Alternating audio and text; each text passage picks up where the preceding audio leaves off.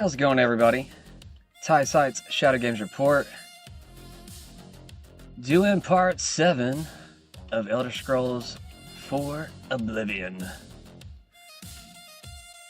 I'm actually going to be finishing up at least as much as I can of this game today. I probably won't beat it. I don't actually know, though. But yeah, this is like my last day, I think, with Game Pass.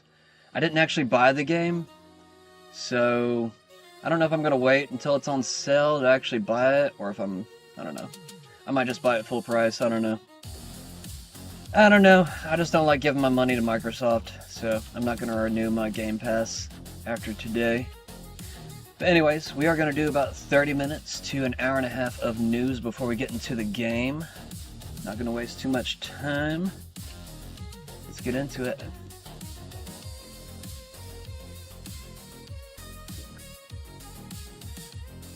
As much as I like this song, I'm going to go ahead and pause it right here. Gonna get through these headlines real quick. Old video of West Bank cache seizure circulates as new raid footage. I'm not sure what that's about. That looks like it might have just popped up or something. Mark Levin defends Judeo-Christian roots amid conservative clashes. Yeah, there's lots of strange clashes between Megyn Kelly, Trump, and Mark Levin right now. I haven't actually gotten too privy towards the whole situation. It just sounded like, I don't know, a bunch of drama. So I just kind of ignored it. Mark Levin just basically calling everybody a Nazi from what I could tell. Netanyahu debunks death rumors with cafe visit Farsi video. Bunch of people still out there saying that these are AI fake videos as well.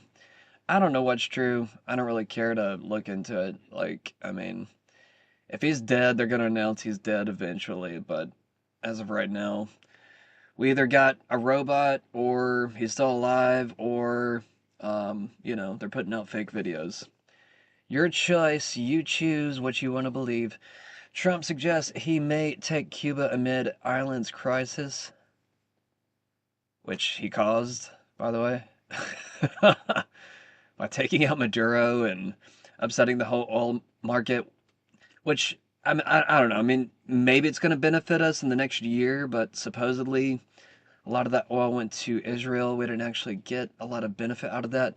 Now, if there's any type of update, I would love to hear that. I haven't seen any type of, news that we have additional oil coming from Venezuela to our economy to offset this burden from Israel, but we might also have a pipeline that no one else is talking about. Strangely enough, I heard about this from a Mossad account. It's an official Mossad account, supposedly, so I trust it, but at the same time, could it be propaganda? Does the pipeline actually exist? Well, according to Grok, it does exist. I never heard of it before, though, so um, whether or not, these things exist, I mean, can we build additional pipelines so that we don't have to deal with the Strait of Hormuz anymore? I mean, that would be, I mean, if Israel can do anything for us, can you at least do that? Can you at least get that oil flowing through that pipeline and make everybody's gas cheaper? So then even the whole world is not reliant on Iran. I mean, that really is the choke point at this point. They really have a stranglehold on the entire world economy through this tiny little strait, at least allegedly. I mean, at least that's how they make things appear. We do have new additional oil coming from Russia to different locations, but there's also been threats of, being cut off, or like certain countries being cut off, like Europe being cut off from Russian oil while they serve everybody else.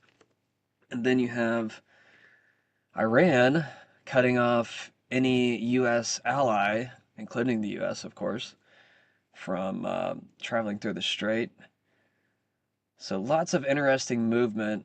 There's even speculation that the British are actually controlling a lot of the financial um, systems over the oil networks in the region.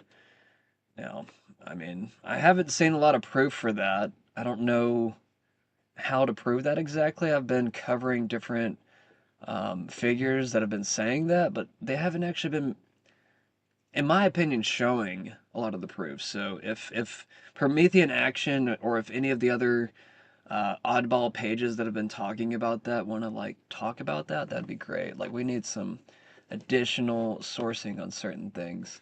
But anyways, Trump defends Lebanon fiery clash with heli amid Iran war tensions. A lot of these headlines have not changed throughout the day today. I've noticed a much slower pace in the news here lately. Has anybody else noticed that? Seems like X is like slowing down the algorithm or something, because I feel like a lot of people want to talk about certain things, but we just can't for whatever reason. Trump signs order for task force to fight federal benefit fraud. This entire screen just refreshed. Let's see if there's any fresh news. Rand Paul leaves door open for 2028 presidential run. Tucker Carlson questions U.S. leaders' devotion to Israel amid Iran war. We even have the CIA looking into Tucker Carlson. I might have talked about that on Saturday. I had a random Saturday show where I basically covered a lot of this news already, it seems like, because it doesn't seem like the news has really changed that much. Um, Netanyahu shares Nowruz greetings and cafe visit amid death rumors. I don't know if any of those videos are real though. I mean, the AI has gotten just so good, it's really hard to tell like visually, but once you run it through like a AI encoder scanner, usually they can kind of like pick apart whether or not it's like actual um I forgot the word for it, but there's actually a word for it. It's like freeze encoded or something like that. I can't remember exactly, but it's basically like where they capture the video straight from the source rather than it being rendered, if that makes any sense. But I don't know, sometimes the process is different depending on like digital encoding, like how that is processing in the system. So it really You really have to be like super technical and super like capable to actually analyze these things to, you know, even tell if even the AI scanner is being accurate or not. I mean, a lot of those don't even seem like they're legit half the time. So just be wary of anything lying to you right now. Old video of Israeli raids on West Bank money changers resurfaces as breaking news. I don't know what that is. It keeps popping up though, so I kind of want to click on it. U.S. judge blocks efforts to reshape childhood vaccine policy. Number of U.S. troops wounded in Iran war surpasses 200 across 7 countries. Trump says Israel won't use a nuclear weapon in Iran, which strangely enough is actually admitting that they have nukes. Hello. Which also means it's illegal to give them additional funding if they have that capability. At least, so I've been told. Mic check 1, 2. Just doing a mic check real quick. Making sure. Am I loud enough? I don't know. They just like updated OBS, so I'm just like looking at it and I'm like, the bars were horizontal, now they're vertical. And it feels funny. I don't know, maybe it's cleaner.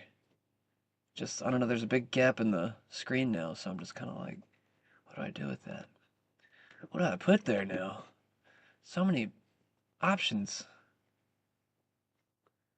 Israeli soldiers are storming banks and currency exchange shops in the West Bank, literally stealing as much as cash as possible. So I guess like Grok was saying, this is a old... Is this fresh? I don't know. Is this fresh news? Parody Jeff is posting it like it's fresh, but you have Grok up here saying that a satire account shared a August 2025 video of Israeli soldiers seizing about $450,000 from Ramallah money changers. They actually call them Ramallah money changers. Are they really that like out in the open?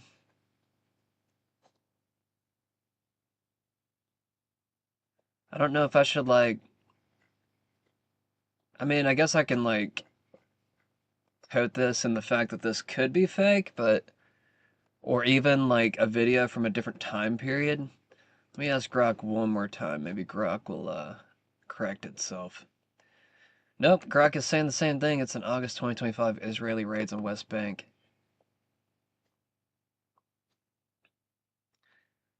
So they seized $450,000 in suspected Hamas funding, reportedly by the Times of Israel and Al Jazeera. So, I don't know.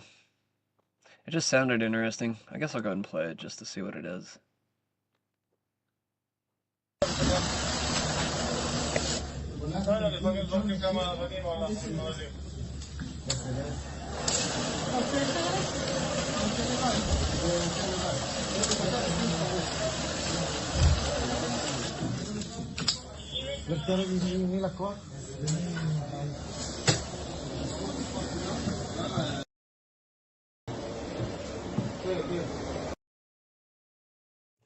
Okay, anyways, moving along. Trump reveals GOP Rep Neil Dunn's terminal diagnosis in emergency surgery. Neil Dunn. Who's that again?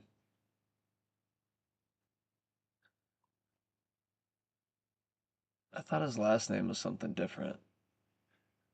The Kennedy Center, Performing Arts Rep Neil Dunn, a Florida Republican, had a terminal diagnosis earlier this year. Doctors warned he would die by June without treatment.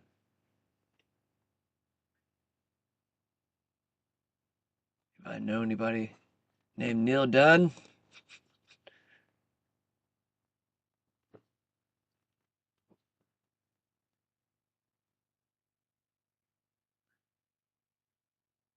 okay. What is that? Teen files lawsuit alleging Musk Grok chatbot made sexual images of them as minors. What? That's weird. Number of U.S. troops wounded in Iran war surpasses 200 across 7 countries. Interesting. Are we starting to see some of the real numbers come out? Remember, I think it was on Saturday, I think I said the numbers are between 7 and 1,000, just depending on who you want to believe. So, I don't know, maybe we're going to see this number climb as everything moves along. And now we're wanting to send somewhere between 2,500 and 5,000 troops to Iran, which I think 2,500 have already been deployed. I don't know if the second set have yet.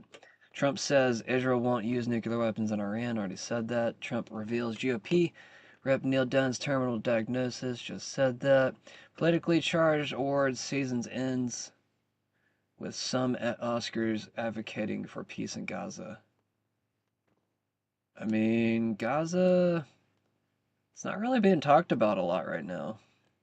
Like we got everything going on with the war in Iran, so it's hard to really even bring up Gaza at the moment just because of that, which is kind of scary. It's like this is the moment, if there aren't any people left in Gaza, it's probably horrifying.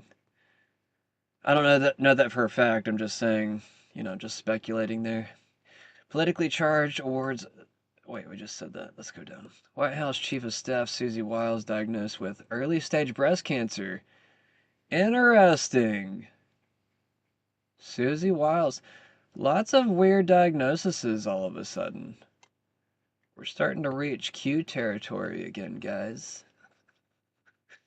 I'm just joking, but at the same time, Q did mention, like, watch for all the early resignations, watch for all the terminal illnesses. Q said a lot of those weird things. I don't know. I don't know, man. We don't got a lot to be hopeful for right now, so if I get weird sometimes where I talk about Q, like being our only hope, it's because, well, you guys ain't doing shit, are you? To save the world? Like, come on now. When are we gonna start gathering forces to take some of this stuff on? When are we gonna start forming legal groups? Start forming, I don't know, some peaceful gatherings of sorts where we can educate people on, firearm safety and just, being friendly with your neighbors, forming, small, let's just say gun clubs or something, or maybe just like, you don't even have to call it a gun club. You can just have friends and, you all have guns. Okay? Don't even have to call it a club. Don't even have to like put a target on yourself, you know. Let's make all these assholes that stalk people every single day a little bit nervous. I'm not saying, threaten them in any type of way, but we have lots of assholes out there, pretending to be our protectors, but they really are tyrannical. What would you call them? Wardens? I mean, that's what it feels like. Like, they just feel like the warden chief or whatever the hell you call those people over the prison.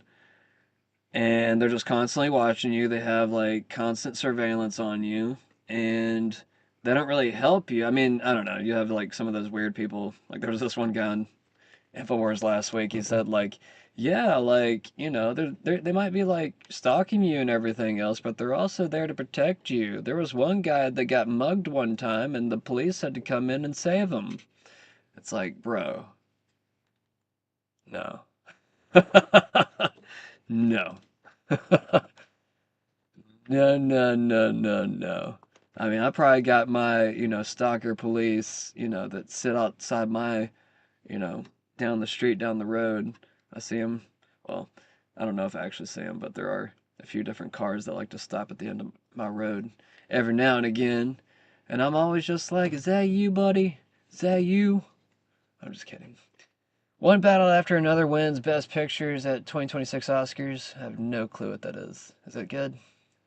Pentagon identifies 6 Air Force airmen killed in KC-135 refueling aircraft crash in Iraq. Damage to U.S. Air Force planes in Saudi Arabia revealed. Yeah, there was quite a, yeah. I think the number is actually between 7 or 8. of these KC-135 refueling aircrafts that have been hit. Because there was one that was or had already gone down, and then there was another two, I think, that collided with each other, and then there was like another five or six that got hit by ballistics on the ground. Anyways, in better news, it doesn't really seem like it's going that great for the Americans right now, and I do wish them the best. Like, God bless all of them. Like, I do pray for them. I do hope that there is a way out of this without, all out war. Um, which kind of brings me to another point. I think we need to talk about, what this might could possibly actually be, ideologically. I mean, I've been mentioning it on and off throughout the past few months when it comes to the whole, I guess, Zionist issue, growing issue of Zionism. Um, Something I've really kind of deemed to be a false branch of Christianity, and I hate to be like that, but if you become violent, if you become everything that's against your God or your leader of that religion, and you start making out all the other Christians as like, bad, but I mean, it's what's worse about this whole situation is that they have power, so they can make us feel that way. But really, we have the numbers. We literally have every single branch of Christianity fighting against this particular branch of Christianity. But I mean, it's not only Christian, it's also Jewish. And I've also heard that there's Muslim Zionists as well. There's probably a lot fewer of them, but um, it's like, what do we actually do about this to confront this? And, you know, I think one of the most effective has really just been debating a lot of these people out in the open. I mean, that's really why they want to shutter our speech to begin with. We've been winning this information war the entire time, and that's why they're starting to create laws so that we can't speak against these particular issues, obviously. Um, and the crazier part is that they all said that they're for free speech and anybody can, say certain things. And here's the thing, it's like all this talk about anti-Semitism, I've been saying it all day.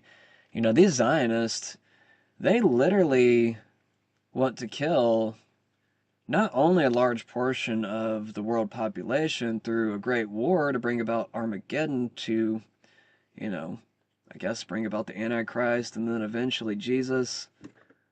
Um, they also want to kill 6 million Jews to fulfill the prophecy to get there. And this is all a part of their Talmud, allegedly. I'm actually about to show you that. Did I say all this crap on the screen real quick?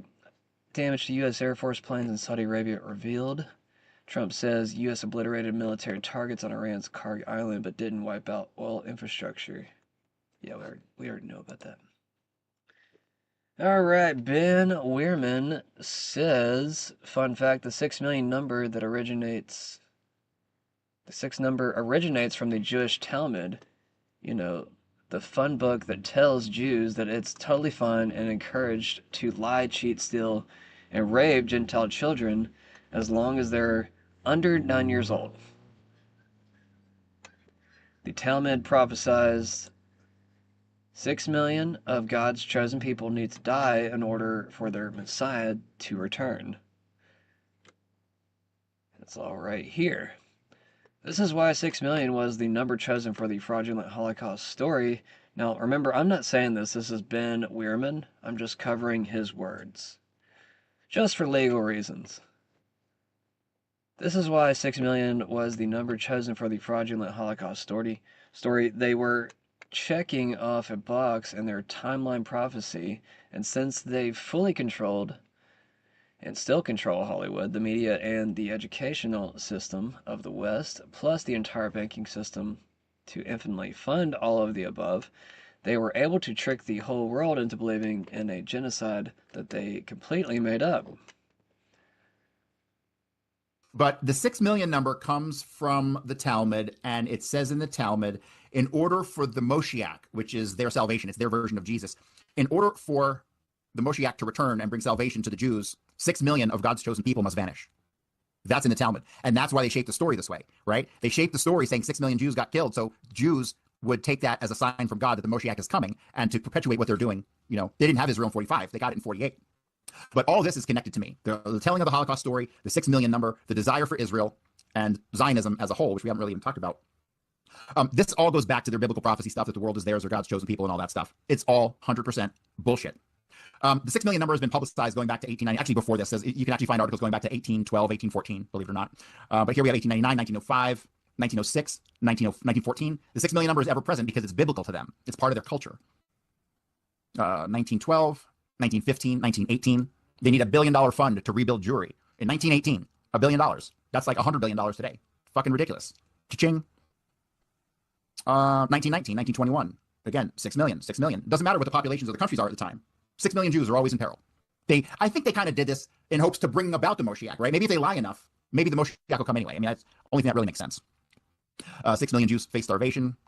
39, 40, 44. You see, this number is just ever present. And then 45. And then obviously that number disappeared after the war and didn't reappear until the mid-1960s, because that's when the Holocaust was really born. It was really born in the 60s. It didn't exist in the 50s. You'll not find a single reference to the quote-unquote Holocaust until after Hilberg's book on the liquidation of European Jewry. Crazy. Rep. Thomas Massey says FBI directors, including Kash Patel, unconstitutionally snoop on Americans without getting a warrant. Talked a little bit about that last week. Dr. Simon Godik says, hey, Laura Loomer, genuine question, why do you go after Tucker Carlson nonstop, yet stay completely silent about your fellow Jew, Jared Kushner, who openly admitted to doing exactly what you accused Tucker of? Jared Kushner says $1.5 billion from Qatar, UAE came from irrespective of Trump win. So did Kushner take money from Qatar? Is that what I'm hearing here? Wasn't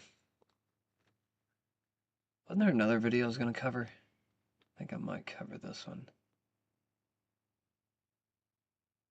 Yeah, I think this is talking about the same thing. Only talk about 6 million Jews, 6 million Jews, 6 million Jews, 6 million Jews. And that 6 million figure was used like 256 times in newspapers, New York Times, all these reputable newspapers before World War II even started. It was 6 million Jews, 6 million Jews. It was like, and then you look at the Census Bureau, and there's more Jews 2 years after World War II than there was before.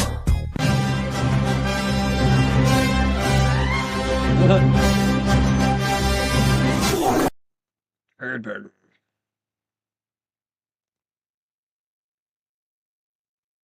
Where do the 6 million come from? They come from the imagination of the Jews.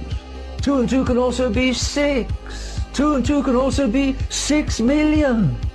And the Jews run the newspapers and they run the television by the stupid permission of the Gentiles. The Jews today are now convinced that they're coming close to their Messiah. The stupid Gentiles, the godless Gentiles, will swallow it down because they've got no God any longer. They've lost all sense of truth, objective truth, historical truth. And they swallow the Jewish myth. Why do they swallow the Jewish myth? Because the Jewish myth is a substitute religion. Gentiles today are people godless and without religion, and the Jews give them a religion. Golgotha is now Auschwitz. The cross is the gas chamber. The Redeemer is the 6 million. Therefore the Jews are God. And the stupid, godless Gentiles are swallowing it down.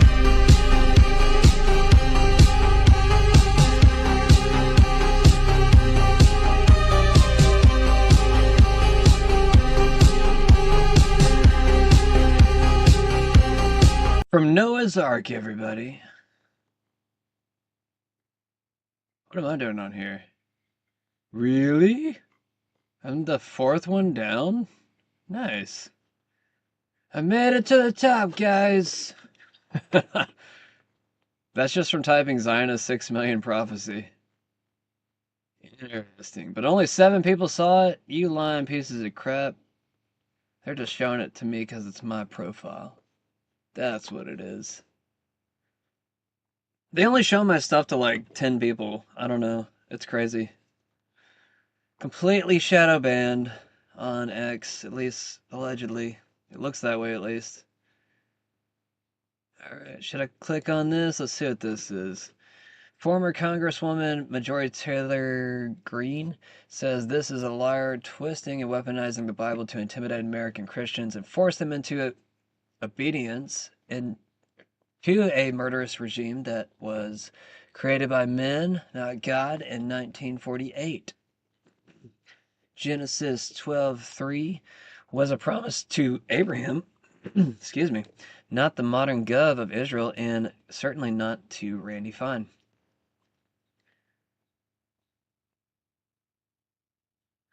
Laura, why?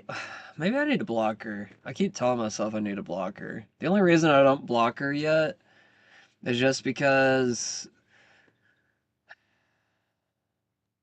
I don't know, I mean, she keeps forcing herself to the top on the algorithm, so I kind of have to see her, and like I feel like I'll miss something if I like block her. I don't know. Should I just block her? I don't like seeing her. I really don't. I just wish everybody would block her at the same time. Like, can we have like a block Laura Loomer day? Like where everybody just blocks her and then like we don't have to like deal with her anymore. She'll probably like, manifest in a different account, but still.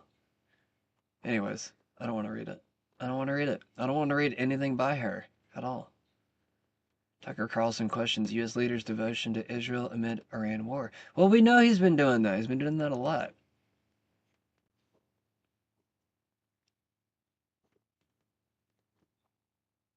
There are a bunch of people in the U.S. government who do not put the United States before the interests of Israel, period. And you saw that very clearly with Mike Huckabee. We interviewed him last week, and there was no sense at all that he represents the United States or has any interest in what happens to the United States. His party is in defending Israel. Now, Huckabee is not Jewish. Who knows what his religion is? Mike Huckabee's loyalty is to Israel over the United States. It's not anti-Semitic to say that, it's just a fact. But he's hardly alone in that. How could there possibly be, in 2026, a dual citizen sharing citizenship with any other country, including Israel, at a high level of government? You can't serve two masters.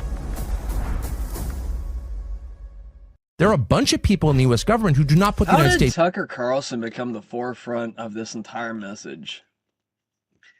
It's just not the people you expected. I've known lots of anti-Zionists over the years, so I'm just kind of like, where are you guys at? I don't see any of y'all. I mean, is Tucker just controlled opposition? Why does Tucker get to talk about this, but like half of America doesn't? It's just very strange. Very strange to me. I guess I'll repost it from here. I'm not going to repost it from Laura. Get away from her. Trump signs order for task force to fight federal benefit fraud. Well, I guess you need to cut out all those lobster dinners to Mr. Hegseth. What was it, like $41 million or something crazy? How many lobster dinners are you buying? Where's it at? Sign an executive order creating the task force to eliminate fraud. Didn't you already do that 10 times this year? Didn't JD Vance, isn't he gonna head the fraud force or some bullshit? I feel like I've covered that 3 or 4 different times this year. I'm like, okay, can you guys get on that? You keep talking about it, but it's just you'll go off and go to war with Iran and then you'll stop talking about it. It's just dude, I agree with Owen, it's you're just doing way too much, all the time. Are just people just constantly bringing you shit to sign and just constantly distracting you from what you should be doing? That's what it seems like. It seems like there's just so much crap being brought to his desk to sign that he'll just do it. I don't know. Is he just too trusting? I don't know. I need to shut up. Andrew Ferguson, we're going to see the first ever effort in American history to reclaim the ultimately trillions of dollars that were stolen from taxpayers. I believe, I know President Trump believes, that when this theft is exposed, we will see that if all of it were stopped, it will be enough to balance the budget. The extraction of wealth from American taxpayers to people who don't belong here is the primary cause of the national debt, and this is the first ever effort to shut that down. Thank you, Mr. President. First ever. And everyone else, they've been cheating for years. It's the first ever. And it's got to be stopped. I mean, it's got to be stopped. Think of it, Somalia is a third world, maybe a fourth world nation. Trump just said that Ilhan Omar is the ringleader and said she married her brother. There's a lot of documentation, which means she's here illegally. One of the most dangerous. They don't have anything. They don't have councils. They don't have government. They don't have police. They shoot each other all over the place. They come here and they steal $19 billion. That's crazy. And Ilhan Omar, I hope this is go arrest her. Why are we even talking? I mean, there's a lot of documentation. That means she's here illegally and she's a congresswoman. And I hope you're going to be looking at that or something. We've been saying this shit for months. This is just like more distraction bullshit. Like, has anybody noticed that today? Like, everybody just does not want to talk about the Iran war except for, like, maybe Redacted. Actually, I didn't watch Jimmy today, but he probably talked about it. But there's just, like, so many people that are not trying to talk about this right now. So, naturally, it just makes you question, why are there so many conservative pundits that are trying to dodge the whole Iran war and talk about other things? I couldn't even watch InfoWars today. That was awful. Alright, did I finish that? Basically. I basically finished it. So is this the same video? President Trump now speaking in the Oval Office alongside the Vice President. Let's listen into this right now. This is going to launch a whole-of-government approach to rooting out the very serious problem of fraud in federally funded programs around the country. As an example, you know, you've been seeing it and seeing it pretty big in Minnesota, $19 billion. But that's only for one little aspect of the fraud. It's $19 billion, and California, as they say, is 10 times worse, and other states are 10. And this is not a Republican-Democrat thing. This is wherever it's taking place. It seems that it's usually in blue states. If it's in a red state, we're going there too. But it seems that it's heavily, heavily, heavily Democrat. And what they... Alert President Trump now speaking. Anyways, what is this? What we found since President Trump took office is that the Democrats have set up a system to funnel hundreds of billions and ultimately trillions of dollars to migrants that are in our country. They were saying this last night.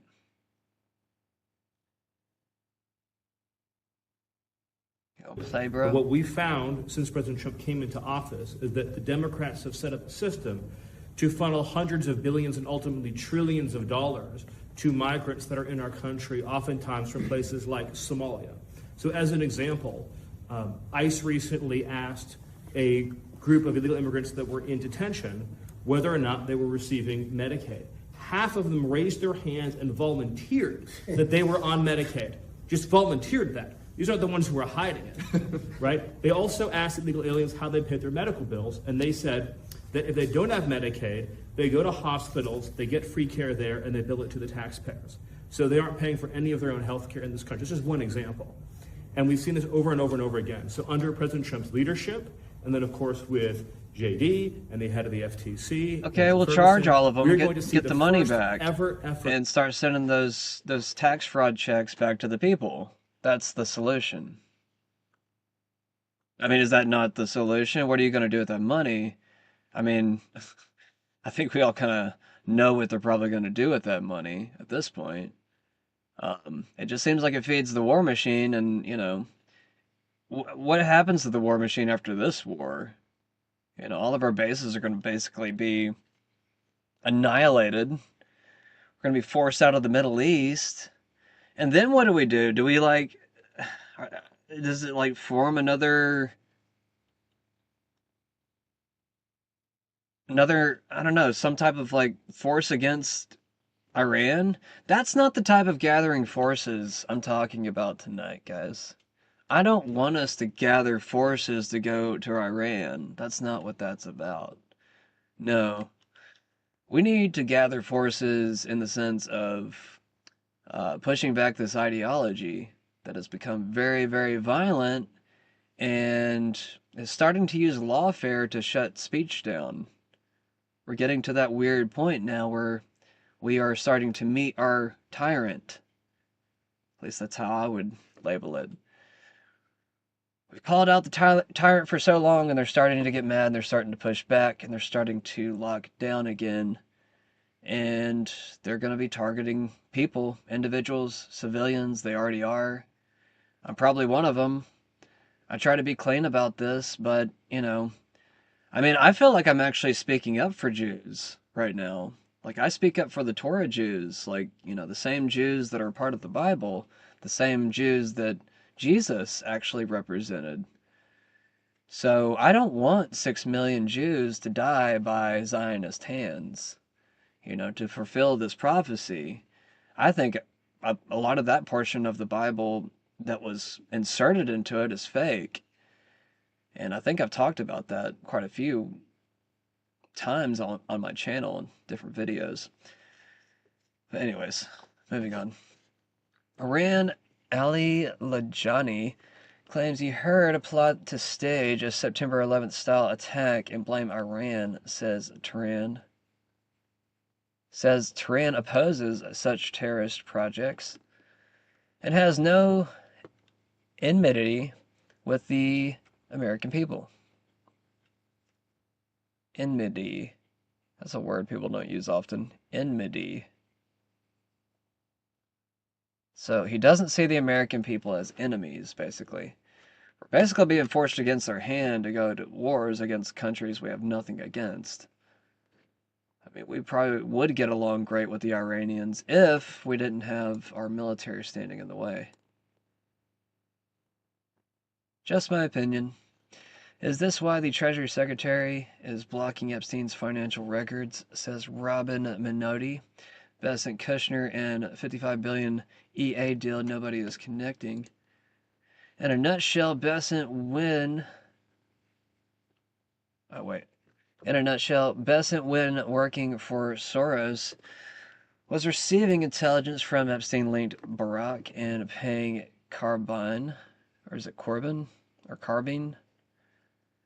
Kushner, 5% acquisition of EA for Saudi's needs of Besant's regulatory approval. Epstein financial records would link Besant's to Epstein via Barack and throw Kushner deal in question.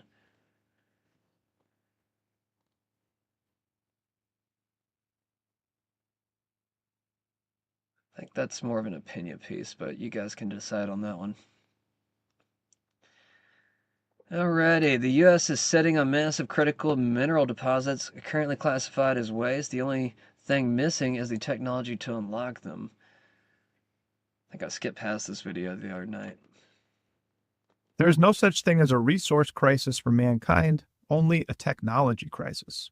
As we'll see with the Trump administration's extraordinary efforts to address the critical minerals challenge, the raw materials we need are there. The real bottleneck isn't geology or resources, it's the technologies required to process and develop those minerals. And as those technologies advance, what counts as a quote-unquote resource changes entirely. Since the 1960s, a radical environmentalist movement has insisted that human technological progress and population growth will inevitably exhaust the Earth's so-called natural resources and collapse society. This pseudoscientific dogma was given supposed credibility by the infamous Limits to Growth study of the 1970s, and it continues to shape how many people think about resources today. But the reality is quite different. Unlike animal life, mankind does not have a fixed ecological relationship to the natural world. We continually redefine that relationship through science, technology, and cultural advance. And the critical mineral crisis is a powerful example of that. I'm Ben Deniston with Promethean Action. This is the second in a new video series on how President Trump is tackling the critical minerals challenge threatening our nation. Last time we looked at frontier, high-energy density processing technologies. And in future videos, we'll continue to focus how we can solve these and other challenges by embracing a positive image of human progress as a creative force for the good. So make sure to follow, like, and subscribe if you appreciate this perspective. So, from what I'm getting from this, it kind of seems like we can transition certain materials into metals. I mean, I don't know the whole process, so I can't really tell you too much, but I mean, just going by this image, what he's talking about, and trying to get around the whole critical mineral problem from China. Today, we're going to look at how the Trump administration is pushing to expand domestic mining. Then we'll explore why so-called natural resources are really a product of human technological development. And finally, I'll show you the massive new resource deposits sitting right under our noses, currently classified as waste, just waiting for the technology to unlock them. As we discussed in the last video, critical minerals are the raw material inputs that are indispensable for our economy, but where our supply chains are dangerously vulnerable to disruption. The USGS currently designates 60 minerals as critical. Last time we focused on the processing side. This time, let's look at the resources that are available to us. America's dependence on imports for minerals has grown for decades. For example, the USGS reported that in 1954, the US was 100% import reliant for only 8 minerals. By 1984, that had grown to 11 minerals. And by 2014, the US had 19 key minerals that were 100% foreign supplied. Similarly, the minerals where we were more than 50% reliant on imports increased from 28 to 38 to 47, meaning in 2014, we'd become over 50% import dependent for half of all the different minerals used by the US economy. You can thank free trade and globalization for that insanity. The Trump administration has launched what is arguably the most aggressive critical minerals campaign in US modern history. We're talking about multiple executive orders targeting minerals directly, billions in Defense Production Act investments, equity stakes in mining companies, bilateral agreements with friendly nations, a new $12 billion strategic mineral stockpile, and well over 37 mining projects placed on a fast-track federal permitting dashboard. For example, the administration has pushed to fast-track major new projects across the country: copper in Arizona, gold in Idaho, lithium in Nevada, and expansion of the rare earth operations in California. All of this within the first 14 months of President Trump's term. This work is critical. These are inputs the economy simply cannot function without. Take copper. It's used in everything from cars to electronics to power transmission, but we only produce about half of what we need. Losing access to foreign supplies of copper would be simply catastrophic. But here's where things get really interesting. Expanding mining is essential, but the deeper point is this. What qualifies as a resource isn't a fixed feature of the planet. It's a function of our technology. Resources are not something nature just hands us. For mankind, they are created by science, technology, and culture, with an emphasis on the overall energy intensity of the economy. For example, just take uranium. Before the discovery of nuclear fission, uranium was essentially worthless, a mineral curiosity with negligible economic value. After fission, it became one of the most strategically important substances on the planet. The same rock, the same atoms. What changed wasn't the geology, it was human knowledge. A scientific breakthrough created an entirely new resource category. And this is not a unique example. This is what mankind does as a creator, and it's what separates us from the animals. We can also look at cases where low-quality, seemingly worthless ores for the same mineral can become useful through better technology. As an example, for most of the 20th century, America's steel industry ran on iron ore called hematite, a rich ore that's over 50% iron, so pure you could dig it up and ship it straight to a furnace. By the 1950s, hematite deposits were running out in key mining regions of Michigan and Minnesota, leaving behind taconite, a very hard rock with only 25% iron content. Taconite was considered worthless. That was until we developed higher energy density technologies for grinding and processing the ore, and today that supposedly worthless taconite supplies the majority of America's iron ore. And we can look to the future. New modes of higher energy density processing can open up additional ore types and deposits that we consider worthless today. There are sub-taconite grade ores with only 15% iron, and there are complex ores where the iron is locked into titanium structures that can't be separated with conventional blast furnace technology. With frontier, high energy density technologies like the ones we surveyed in the last video, pulsed power systems, plasma processing, flash joule heating, these worthless deposits can become economically viable resources. And the conceptual endpoint of this trajectory is the fusion torch, a design that exists in concept but depends on the development of commercial fusion power. Once commercial fusion is mastered, systems can be designed to use the 100 million degree plasma sustained by fusion reactions to break down essentially any material into its basic elements. Not only would the lowest grade ores become economically viable, but landfills would become valuable resource deposits. The point should be clear. Resources we're in the deepest sense wizards are now, created by basically. human scientific and technological That's advancement. what I get from that. So securing U.S. strategic mineral supplies requires continuing down this path of higher energy density technology, ensuring we can not only process existing deposits more effectively, but we can continue to open up entirely new resource bases that didn't exist before. And this isn't hypothetical. If we survey the critical mineral landscape in the U.S. today, we find massive new resource deposits in what we currently classify as waste, just waiting for the technology and energy levels to make them viable. I'm going to pause right there. Interesting that there's no criticism of the United States, our country, that is banned or even discouraged, only of a foreign country. Is that correct? There are no bans on your ability to criticize the American government, American wars, the American founding, and that's what's remarkable. I was obviously vehemently opposed to the kind of tsunami of left-wing censorship that happened in our elite university. I was on your show many times to talk about why that was so dangerous.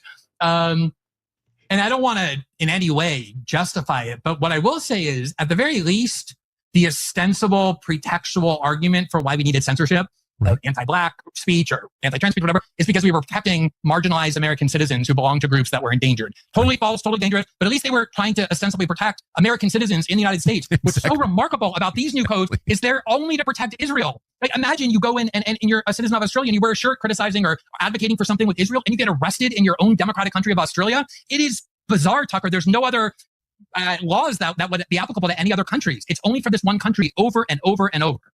And it also sends a very unsettling message because censorship, is always levied on behalf of the people in charge. Of course, the people with the power are the only ones who ever pass laws telling you can't criticize them. I mean, of course.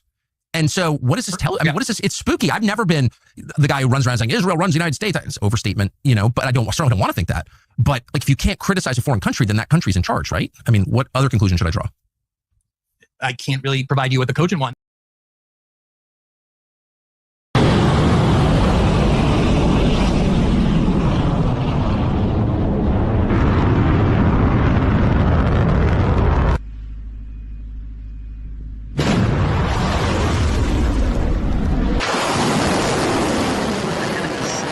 Starting to take out its fat missiles, says Megatron. 1,000 kilogram warhead.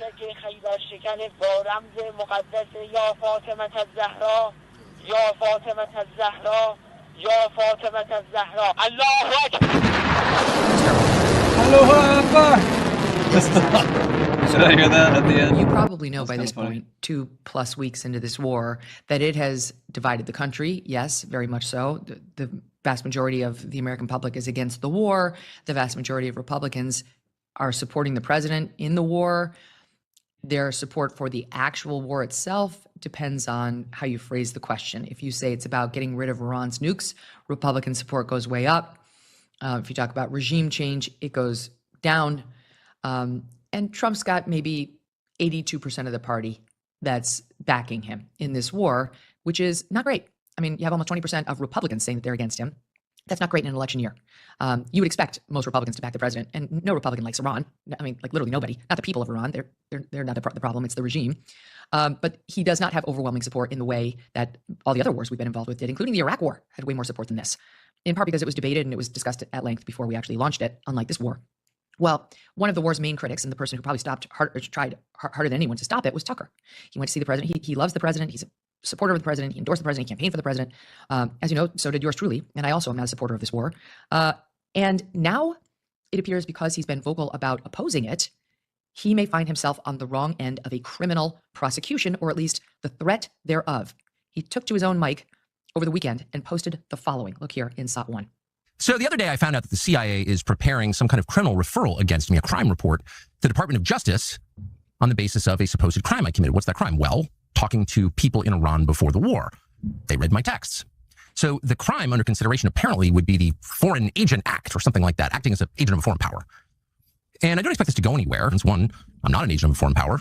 Unlike a lot of people commenting on U.S. politics and global affairs, I have only one loyalty, and that's the United States, and have never acted against it. I've also never taken money from anybody. Don't need it, don't want it, and that's provable.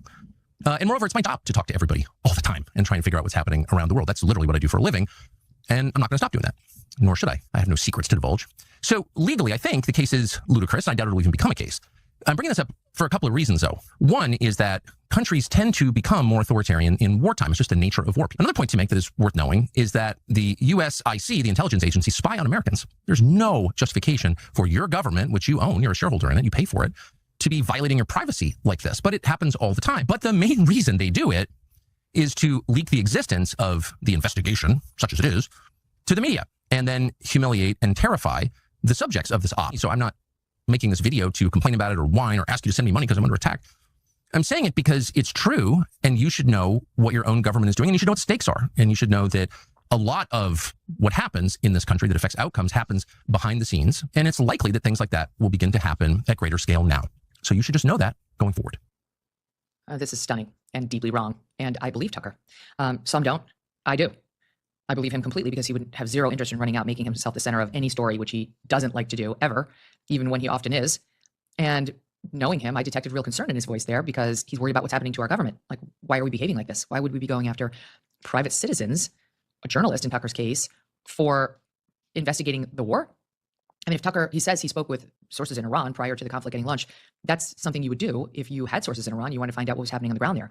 I mean, Yashar Ali, who's a great journalist online, is constantly updating What us happened to on what the reaction journalism? is inside Iran, what people are saying. That's like the whole point. Sohrab Amari, who we had on the program recently, has connections You there. like talk Tucker apparently to does too. both Why as a sides journalist, of would the you not call war. your sources to say, what are you guys hearing? What's the You reaction? don't What do the people want? share How do you think we're seeing all these special opinion pieces and intelligence. news You updates just in the New York Times get and the their Washington Post and the Wall Street Journal? They perspective, call sources in Iran, in Israel, get the in Lebanon, information and all they're these places, willing and to they report on what give. they're saying. So I'm like, in order to violate the Foreign Agent Registration Act, you have to be acting on behalf of a foreign principal. You have to actually be like doing their bidding in an actual relationship, not just like, you know, the way. Yeah, just because he's talking to way them, that's not somebody over here like benefiting them. Like, what could Tucker possibly even give away that would benefit them, anyways? I don't know. Moving on.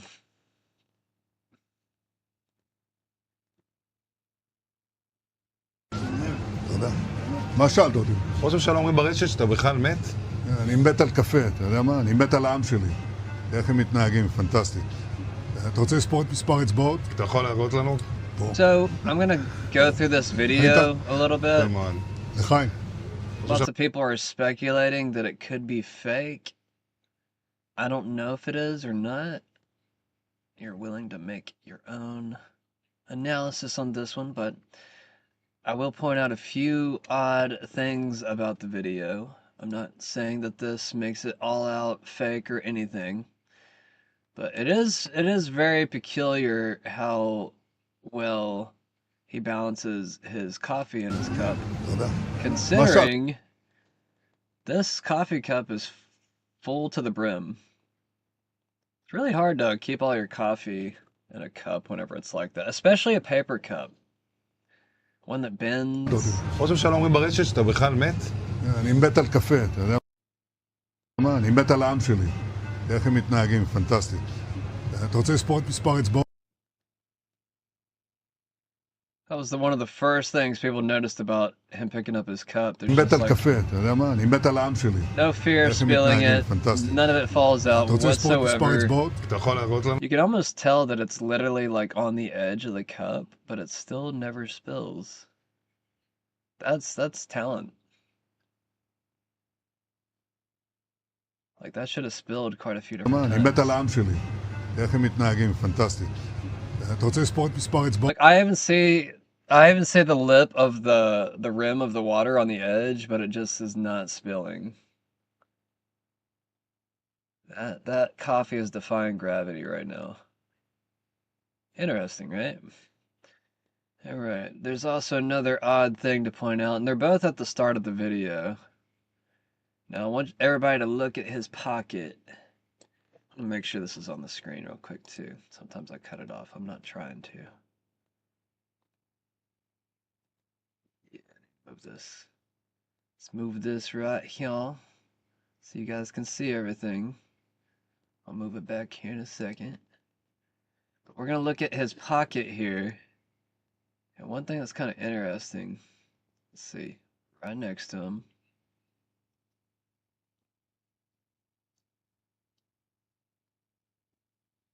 Now, people say that whenever he puts his hand back in his pocket, they think that his pocket is like moving unnaturally. So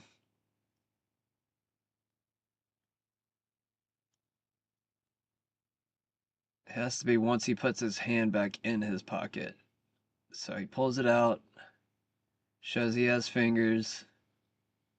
Maybe it's later in the video.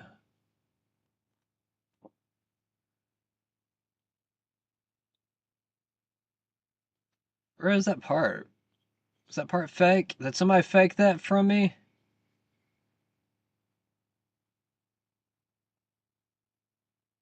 So he never put his hand back in the pocket? I bet somebody faked that other video that I watched then. I might have to show that other video now just to show that people are faking. They're faking the fakes. Oh, wait. No. Okay, this is it. This is it right here.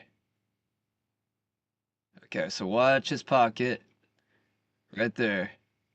You see that? pocket is literally like, it's opening up unnaturally, and it's almost like helping his hand get into the pocket. See? Watch it. Watch the pocket just slowly move itself over his hand before he even moves his hand. So he puts his hand in.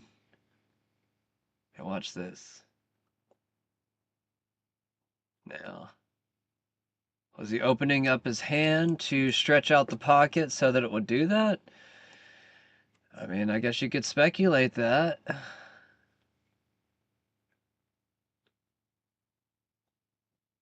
But it looks pretty unnatural to me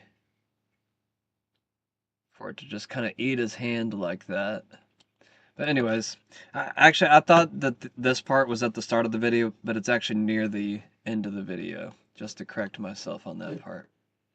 So yeah,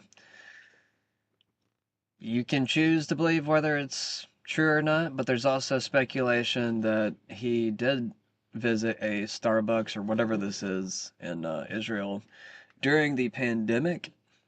A lot of his bodyguards have masks on, so lots of speculation there.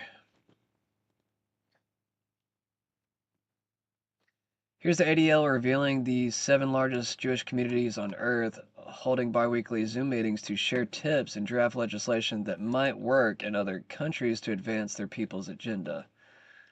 Referring to the Jews. Now, just last week, leaders of the world's 7 largest Jewish communities convened in Australia as part of the 2025 J7 Summit.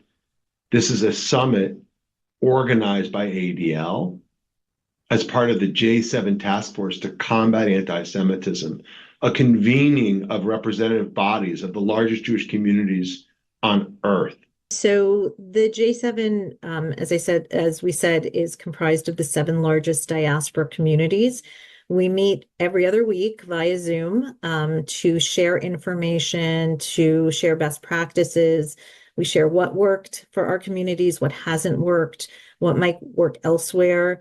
We have shared tips or draft legislation that might work in other countries or spoken of different litigation. A lot of what has been very important has been this consultation where we can learn from each other, learn the trends that are coming in, learn the techniques that others have used successfully, and what might be coming our way. Because what happened in Montreal could happen in Melbourne, and what happens in New York or London or Paris will make its way to Buenos Aires.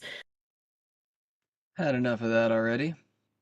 Trump calls on allies to reopen Strait of Hormuz in Iran war. Which it seems like most of the nations have actually rejected his call. So, guess it's just U.S. and good old ally Israel. Which they kind of, in some people's minds, forced our hands to actually be there. So, you can, yeah.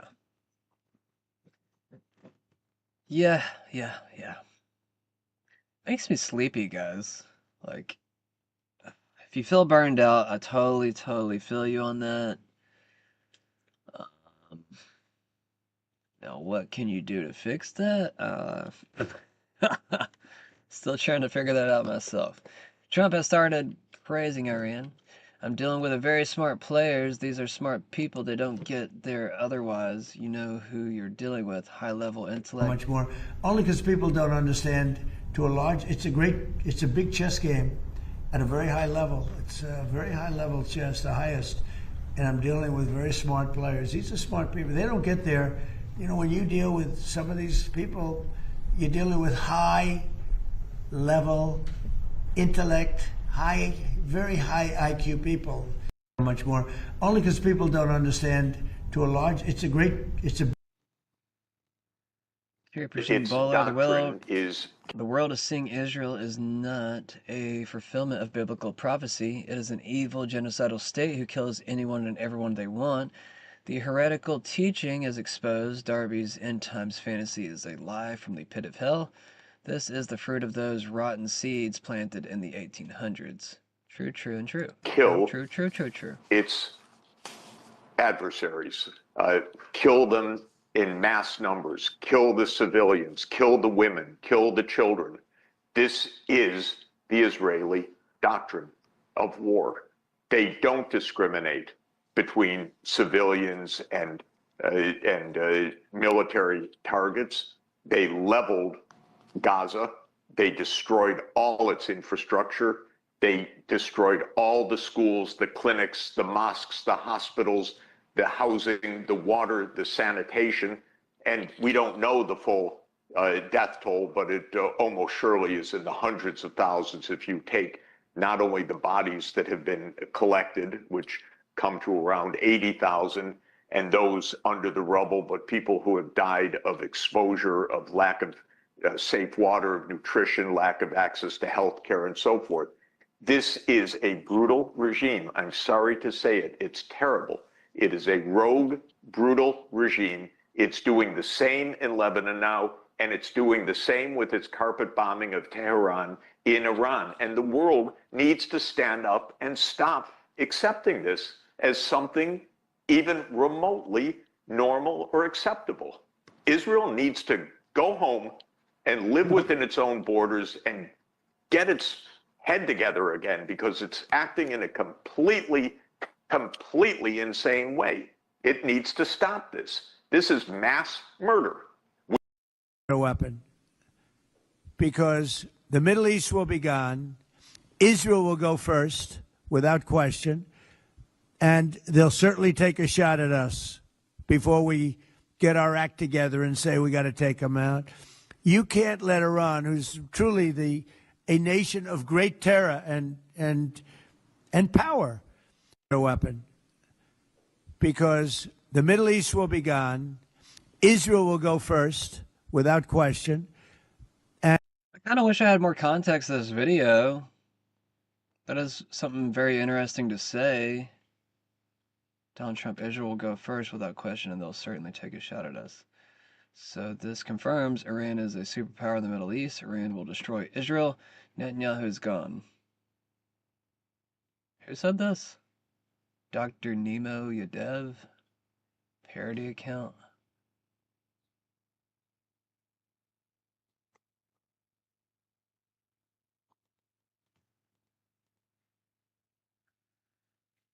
Thought the stock market was going to go down much more. The stock market go down? Start letting them hit you with nukes, okay? I think, I said it this morning, I think it's a very small price to pay. And frankly, I thought it was going to go down much more, if you want to know the truth. I assumed that it was going to go down much more. All of these people don't understand to a large, it's a big chess game at a very high level. It's a very high level chess, the highest. And I'm dealing with very smart players. These are smart people. They don't. That's our military robot. You deal with some of these people. That's what we get. High level intellect, very high IQ people. I already saw that part of the video.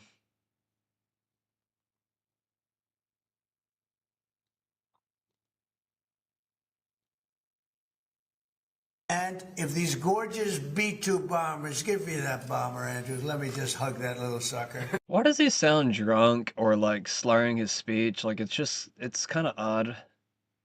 I've been trying to figure this out the past few weeks, or like past week or so, and I'm just like, is he like sleep deprived? Is he under the influence of something? I just don't understand. Give me that bomber over there. Thank you. You knew immediately which one. This looks small, but in person it's very big. It's like, the only if you were a cop and you were like 200,000-pound bomb, and you were like analyzing this man, wouldn't you like question if he needs like a sobriety test or I don't know, something like that? I feel like a cop probably would. If a cop saw that type of behavior after you just got pulled over and you just like, I don't know, talking about stupid shit and like slurring his speech and being kind of slow, I probably would want to test him a little bit. Okay, well, I'm done with that. Got robots now. This one doesn't seem very advanced, if you ask me. China's robots seemed more advanced, but I don't know. I don't know. I swear if that's who we're going to compete against technologically, that's who we need to compete against. Speed tape on Spirit plane sparks refund demand and expert clarification. I don't even know what that is. ADL CEO Jonathan Greenblatt says anyone identified as anti-Semite should be targeted with exploding pagers, similar to what the Israelis use to target members of Hezbollah. Start doing things differently. And the same goes here in Israel. This means that the problem won't be solved by yet another new Knesset task force. It won't be solved by the government just throwing money at the problem. It won't be solved by the IDF spokesperson's unit issuing updated talking points or suddenly using TikTok. Like us in America, you need to adopt new strategies, to experiment with creative tactics, to study the results and scale what works. Maybe it's a whole new IDF unit, call it 8300, to lead this fight. But we need the kind of genius that manufactured Apollo gold pagers and infiltrated Hezbollah for over a decade to prepare for this battle. We need the kind of courage that executed Operation Deep Layer inside Syria and destroyed Iranian missile manufacturing capabilities to undertake this mission. This is the kind of ingenuity and inventiveness that have always been a hallmark of the State of Israel, that have always been a characteristic of the Jewish people. I know we can do it. Chuck Schumer announces Senate Democrats will 100% block the Save America Act as long as it takes to keep the illegal alien voter fraud going. That's Eric Doherty saying that. That's not bill. It's not Schumer and if saying Republicans that. try to burn time on this legislation here on the floor, we will oppose them for as long as it takes. Donald Trump and Senate Republicans know their numbers are sinking badly. They know the American people are souring on their agenda. They know with each passing day their prospects for November get worse. So what do? Do they change course? Do they try to work with Democrats to lower grocery costs? Stop the Iran war? Help lower the bill? And if Republicans... Matt Walsh says it won't pass because he doesn't want it to pass. They have the means to force it through, but they refuse to. One of the worst betrayals by Republicans in my life. And there's a very long list of them. Report the U.S. Senate is preparing to vote on the SAVE Act on Wednesday. However, there will be no talking filibuster.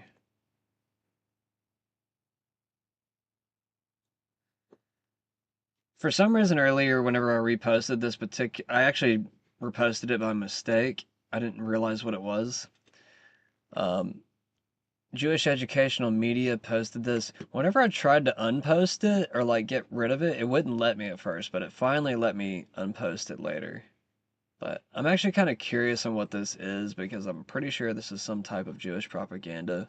Praying for the Third Temple, they say, the Jewish Educational Media.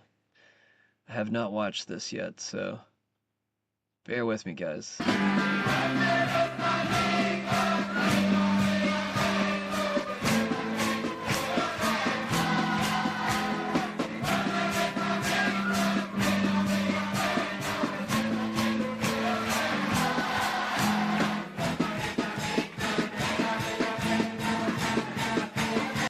Okay, that's enough of that. I don't want to watch anymore.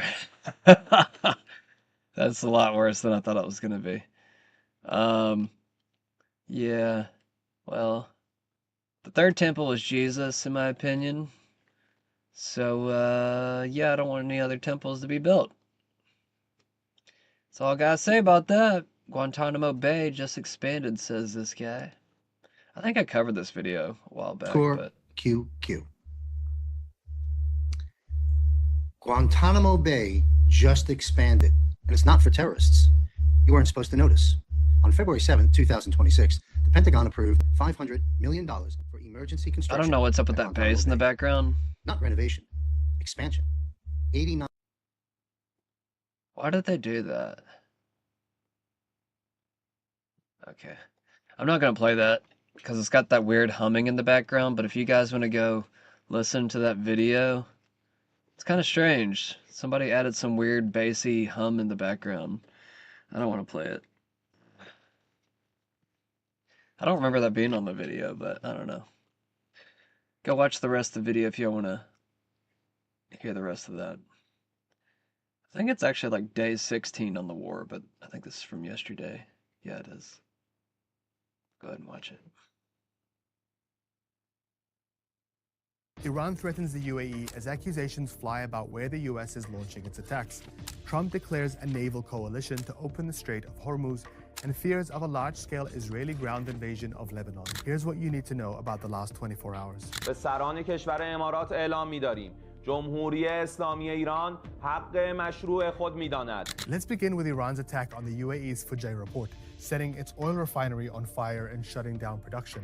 Fujairah exports about 2 million barrels of oil a day and is one of the world's most important refueling hubs for cargo ships. This is the second attack on energy sites outside the Strait of Hormuz, which Iran has shut down for over a week. On Wednesday, the Salalah oil refinery in Oman was hit with a drone attack, shutting down its operations. While Iran hasn't claimed the attack on the UAE, it directly threatened to target ports, docks, and what it called American hideouts. It then warned 3 ports in particular to evacuate, describing them as legitimate targets. So why is Iran doing this? Well, it says this is in retaliation to US bombardment of Haq Island on Saturday, Iran's primary export hub for crude oil. This island is crucial for Iran's economy, and there are indications it was still fueling and shipping its oil throughout the war, likely to its main export partner, China. Iran claims the US launched the attack from Dubai and Ras Al Khaimah using US mobile rocket launchers. This is crystal clear that now they are using the territory of our neighbors to attack us by these kind of rockets.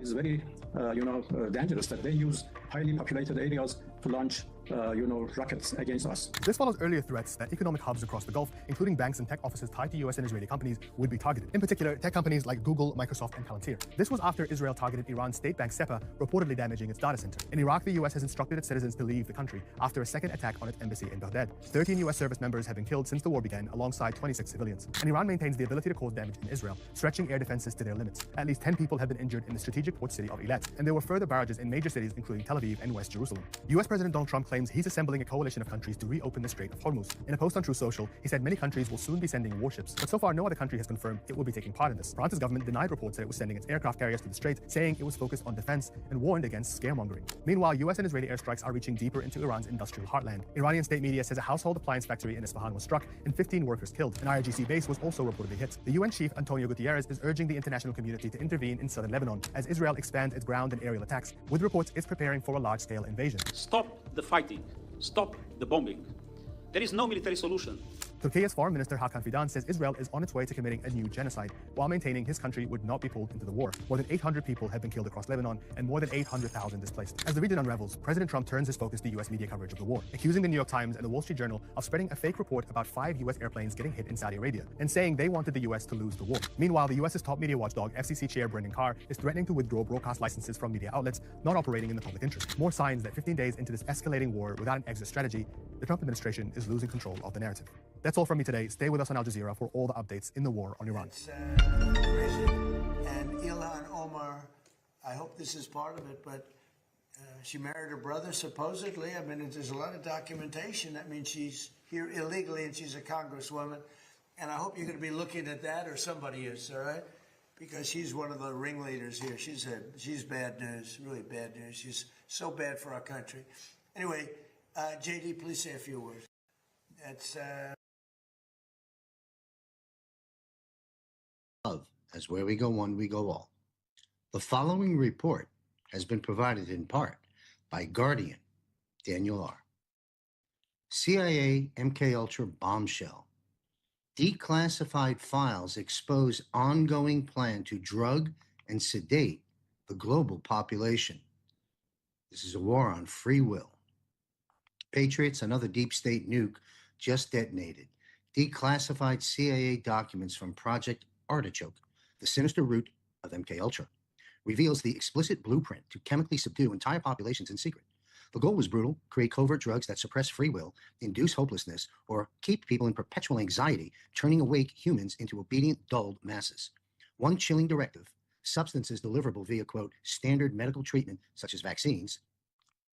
Mass vax campaigns were seen as the perfect silent vector for mind-altering agents. No consent, no detection, just gradual control. They also wanted long-term agents for sustained dosing. One to generate constant agitation, nervousness, and tension. Another to plunge victims into deep depression, lethargy, and despair. How to deliver? Everyday items: food, tap water, Coca-Cola, beer, liquor, cigarettes.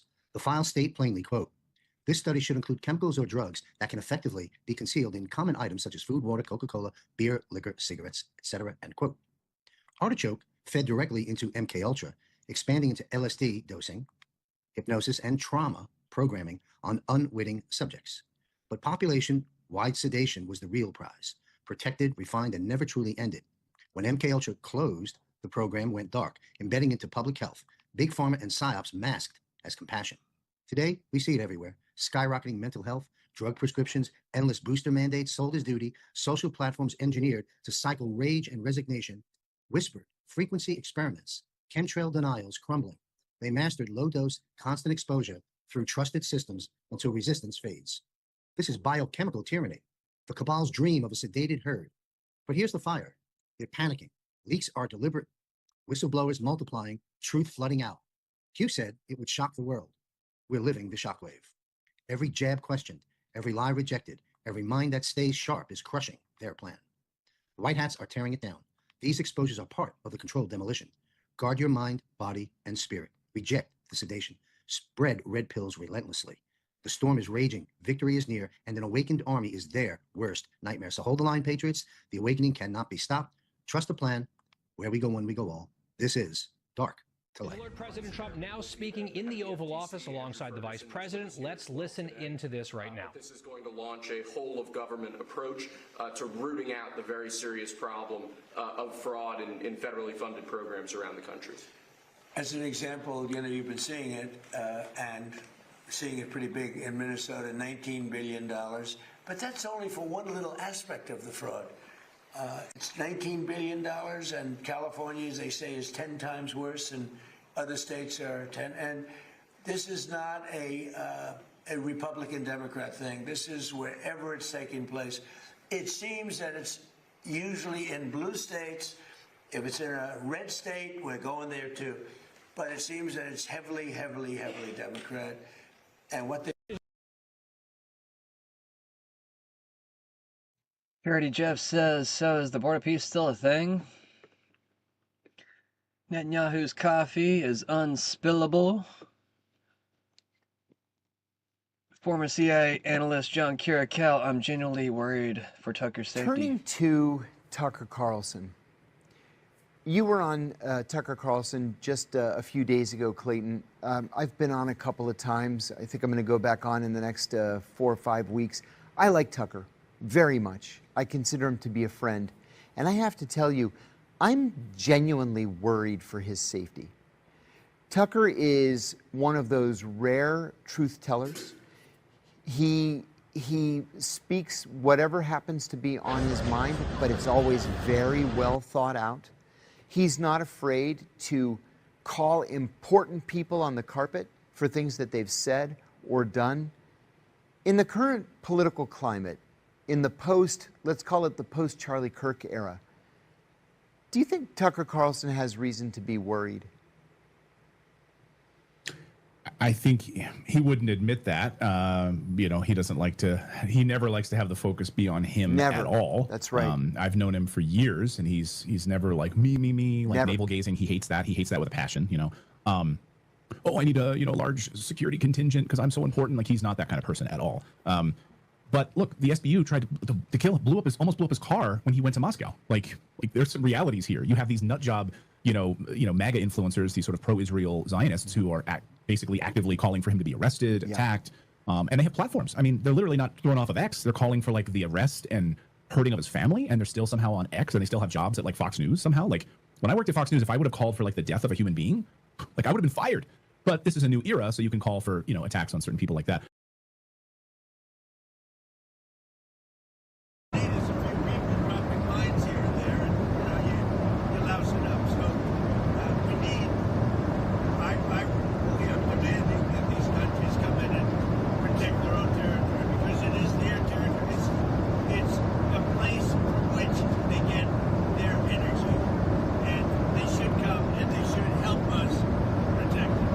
Make the case that maybe we shouldn't even be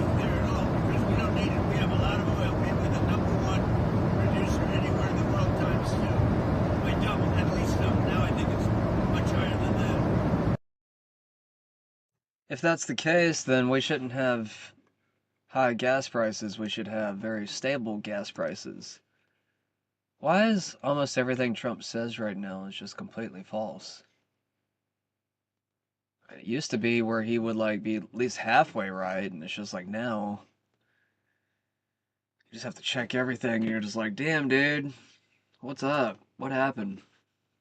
China has surrounded Taiwan with 26 warplanes and 7 warships. That's right, you got China preparing to invade Taiwan while they have the perfect opportunity with the USA being distracted. Now, who knows if the deep state has any type of affiliation with Taiwan? Maybe, I don't know, I guess depending on who you talk to. I mean, if you're more Q affiliated, you probably think that Taiwan is being run by the deep state, and you think that China is actually trying to regain, something that's actually theirs. It really just depends on who you want to believe at this point. I'm not even sure that I actually believe that particular, narrative myself. But these are all the countries that have rejected Trump's call to step in. The U.S. just deployed a weapon that was supposed to stay classified for another decade. The U.S. just deployed soft-kill electronic warfare. I think I covered this actually over the weekend. One of the most dangerous electronic warfare comes from the I'm just going to leave the video playing and I'm going to talk about this over here. Donald Trump has officially called the Arab countries to join Israel and the U.S. in the war against Iran. To keep the Strait of Hormuz open, the Arab Gulf countries in the region will have to join the fight against Iran. The countries that receive the oil are the ones that must participate.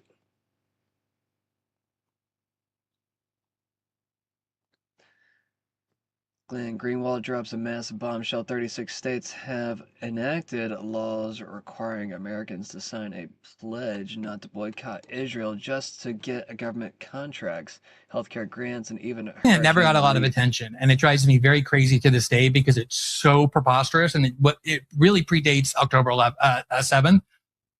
I would say it's now up to 35 or 36 states in the United States, the vast majority of which are red states, but not all, that have enacted laws that make it a requirement, if you want a government contract, that you certify that you do not support a boycott of Israel.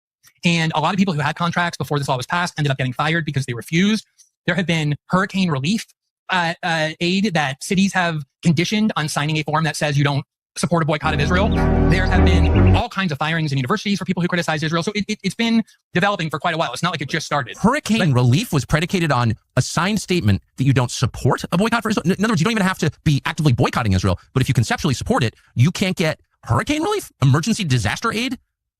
Is that true? First of all, this is the kind of thing that I know people don't believe unless they go look it up. It's so shocking. I know. If I didn't see it myself, I also wouldn't believe it. I think if I heard that, I'd be like, that's a conspiracy theorist saying crazy stuff. No, that actually is something that was instituted in many places. Different kinds of language, but mostly it requires that you certify that you don't participate in a boycott of Israel. In order to get a state contract, or in order to get hurricane relief, there were HHS regulations once RFK took over that were forced on by the administration that said certain grants you can't get unless you certify that you're not supporting a boycott of Israel. Talking about grants for research that would help Americans' health that would then got conditioned on this sort of thing. So this has been something that has been going on for a while. Let me just say one other thing, Tucker. In 1969, there was a Minnesota court case involving a man named Jerome Daley, who was challenging the foreclosure of his home by the bank which provided the loan to purchase it. His argument was that the mortgage contract required both parties, being he and the bank, each put up a legitimate form of property for the exchange. In legal language, this is called consideration. Mr. Daley explained that the money was, in fact, not the property of the bank, for it was created out of nothing as soon as the loan agreement was signed. Remember what modern money mechanics stated about loans? What they do when they make loans is to accept promissory notes in exchange for credits. Reserves are unchanged by the loan transactions, but deposit credits constitute new additions to the total deposits of the banking system. In other words, the money doesn't come out of their existing assets. The bank is simply inventing it, putting up nothing of its own. My bad, guys. I just realized I belched really loud while the video was playing. I didn't realize my mic was on. That was a big, loud belch, and I apologize. Anyways. Except for theoretical liability on paper.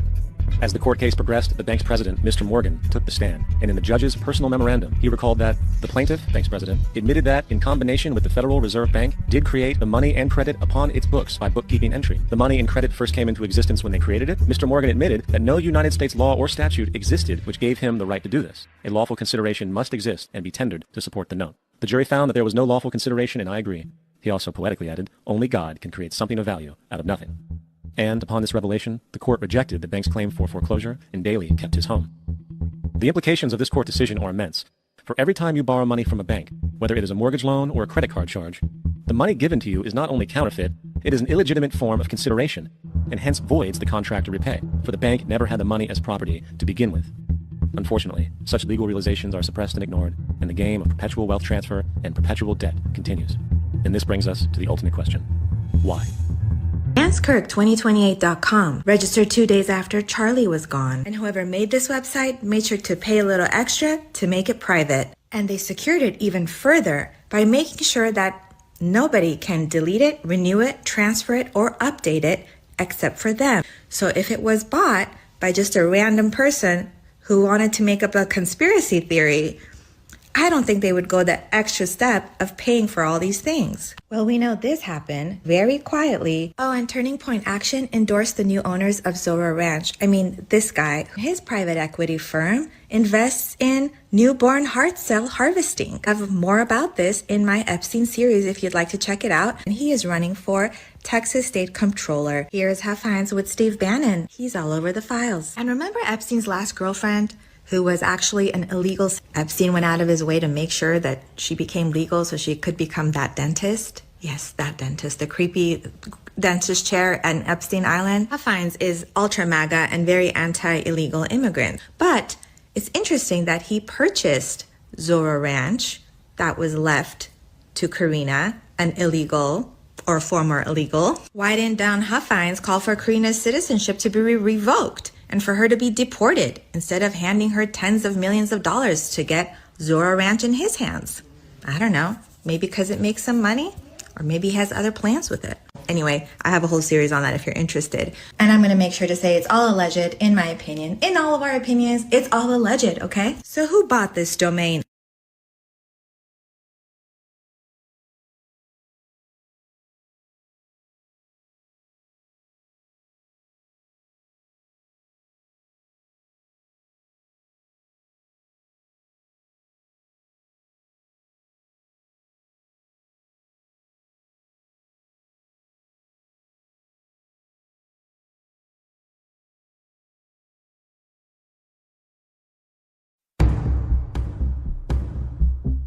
What's fascinating is Del Shao disappeared from history in 1920.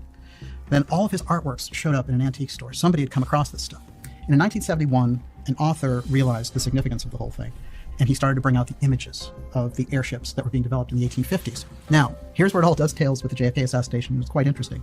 There's a character named John de Menil, and his wife's name was Dominique Schlumberger. She was a major artist and a major kind of humanitarian of the period and philanthropist.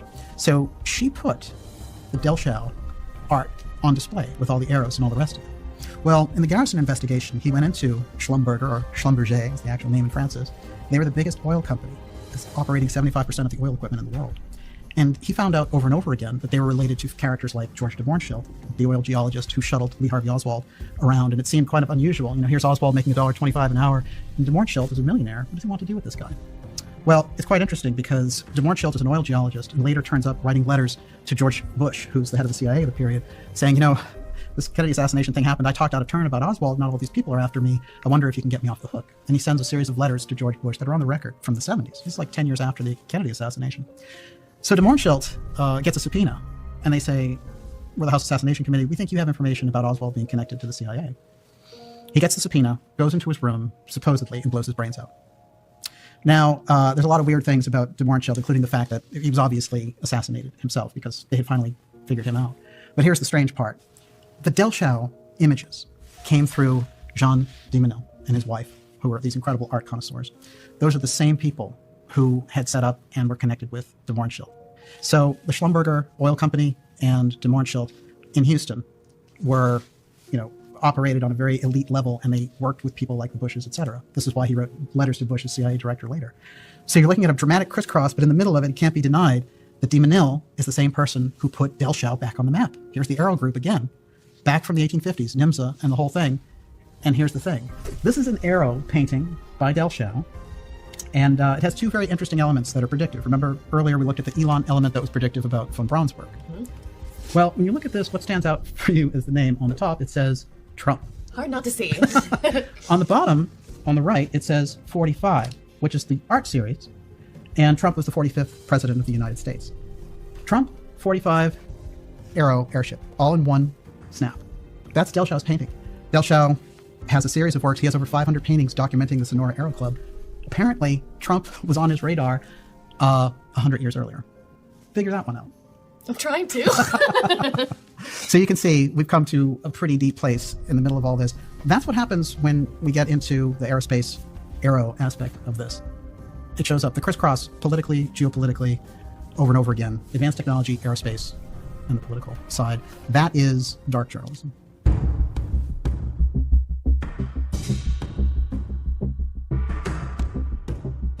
Okay, so we got some problems. We got problems with the game. I don't think I'm gonna be able to play this game tonight. My subscription was supposed to end tomorrow, but I guess they went ahead and cut me off tonight. I don't know what that's about. I mean, I remember seeing 3/17 on the subscription end date last night. So I'm kind of like just confused. But apparently they cut me off, and yeah, I can't play Elder Scrolls 4 tonight unless I buy the game. I guess I could check the price real quick. Let's see how much it is real quick. Maybe they'll give me a discount. Give me a discount, come on. Why does it take you so long to pull up the page? Come on, man. Come on, bruh. $50? Why? Nope, not buying it. Nope. Not for a remade game, sorry. It looks great, but it's not like, you know, it's not like it's a new game. I'll play Skyrim. Technically, that's the sequel to this game anyways. I was actually going to check and see how much is the anniversary edition of that game. If I'll pull it up. It's incredibly slow right now. I'm going to start some music real quick. We need some music. I thought I had that pulled up already. I do.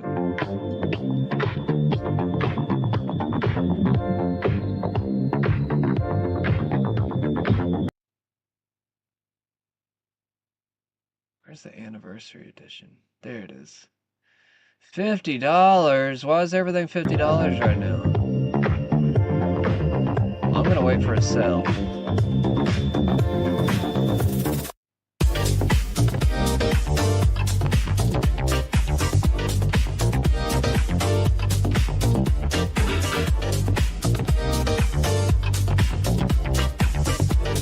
mean, the anniversary does look better.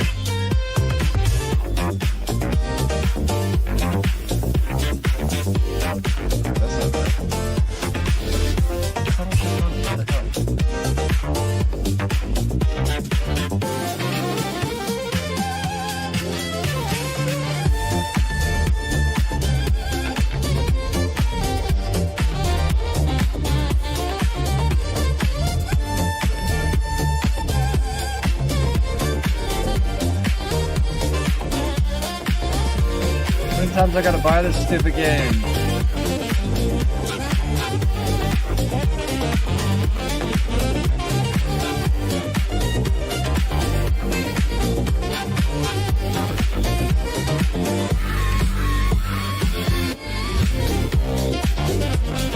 I don't know. I got rid of all of my mods for Skyrim.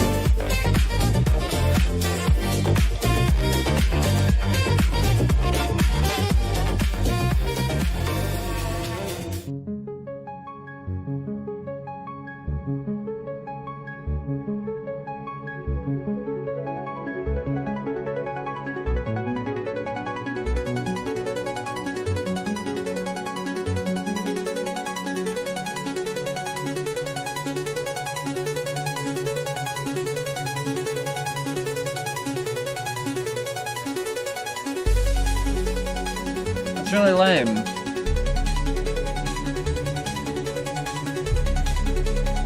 They didn't let me finish out my freaking subscription. I was wanting to play it tomorrow night too.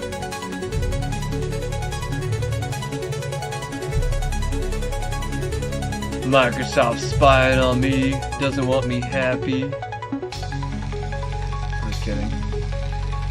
Just kidding, but maybe not, who knows. Guess I can get all these games off my computer then. I don't know, I might pay for maybe one more month. Just to finish off these games. I could wait though too. I got some other games to play. I'm not gonna start.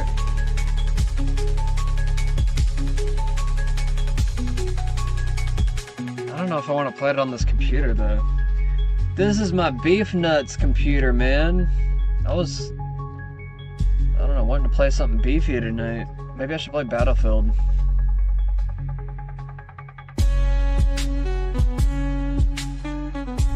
Where's Battlefield at?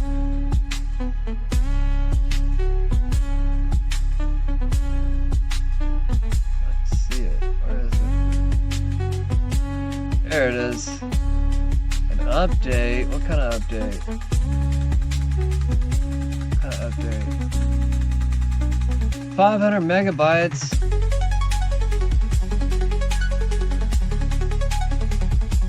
Gotta wait on everything, man. It's still downloading a different update too. It's got 5 minutes left on it. Alright, well, back to the news, I guess.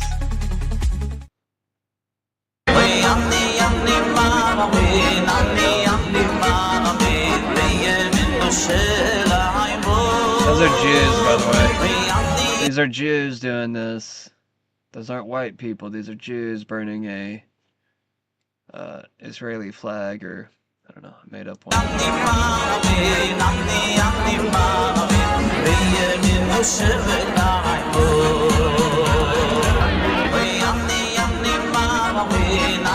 Okie dokie, that's giving me a headache. We would be happy if everyone please support us and share this post from the Jewish Voice. The common message of the Jewish rabbis. Anti-Zionism is not anti-Semitism. Being against Zionism is never anti-Semitism. Criticizing Israel is never anti-Semitism. Zionism is not Judaism. All coming from Jews. God, get away from that music. Israel is doing whatever they can to frighten Jews to immigrate to Israel. The Zionist ideology is that Jews should be sacrificed for the national interests. Ben Gurion, we saw that from Herschel Schachter. We saw that from Shlomo Aviner. That's their religion. Their religion says, send Jews from Paris to Israel, even though it's more dangerous, and you know what? Prepare places for them in the settlements. They interviewed people in the settlements, and they said, yes, we know our children are in danger. But it doesn't matter, because we're living in the settlements. This is so against every value that Jews have in every, and when I say Jews, I don't mean Jews as a nationality or an ethnicity. There's no such thing. I mean Jews, the Torah values, our religious values. And it's so against regular, normal, humanistic values, and it's against common sense. The Zionist ideology is that Jews should be sacrificed for the national interests. Ben Gurion, we saw that from Herschel Schachter. We saw that from Shlomo Aviner. That's their religion. Their religion says, send Jews from Paris to Israel, even though it's more dangerous, and you know what? Prepare places for them in the settlements. They interviewed people in the settlements, and they said, yes, we know our children are in danger. But it doesn't matter, because we're living in the settlements. This is so against every value that Jews have in every, and when I say Jews, I don't mean Jews as a nationality or an ethnicity. There's no such thing. I mean Jews, the Torah values, our religious values. And it's so against regular, normal, humanistic values, and it's against common sense. The Zionist ideology is.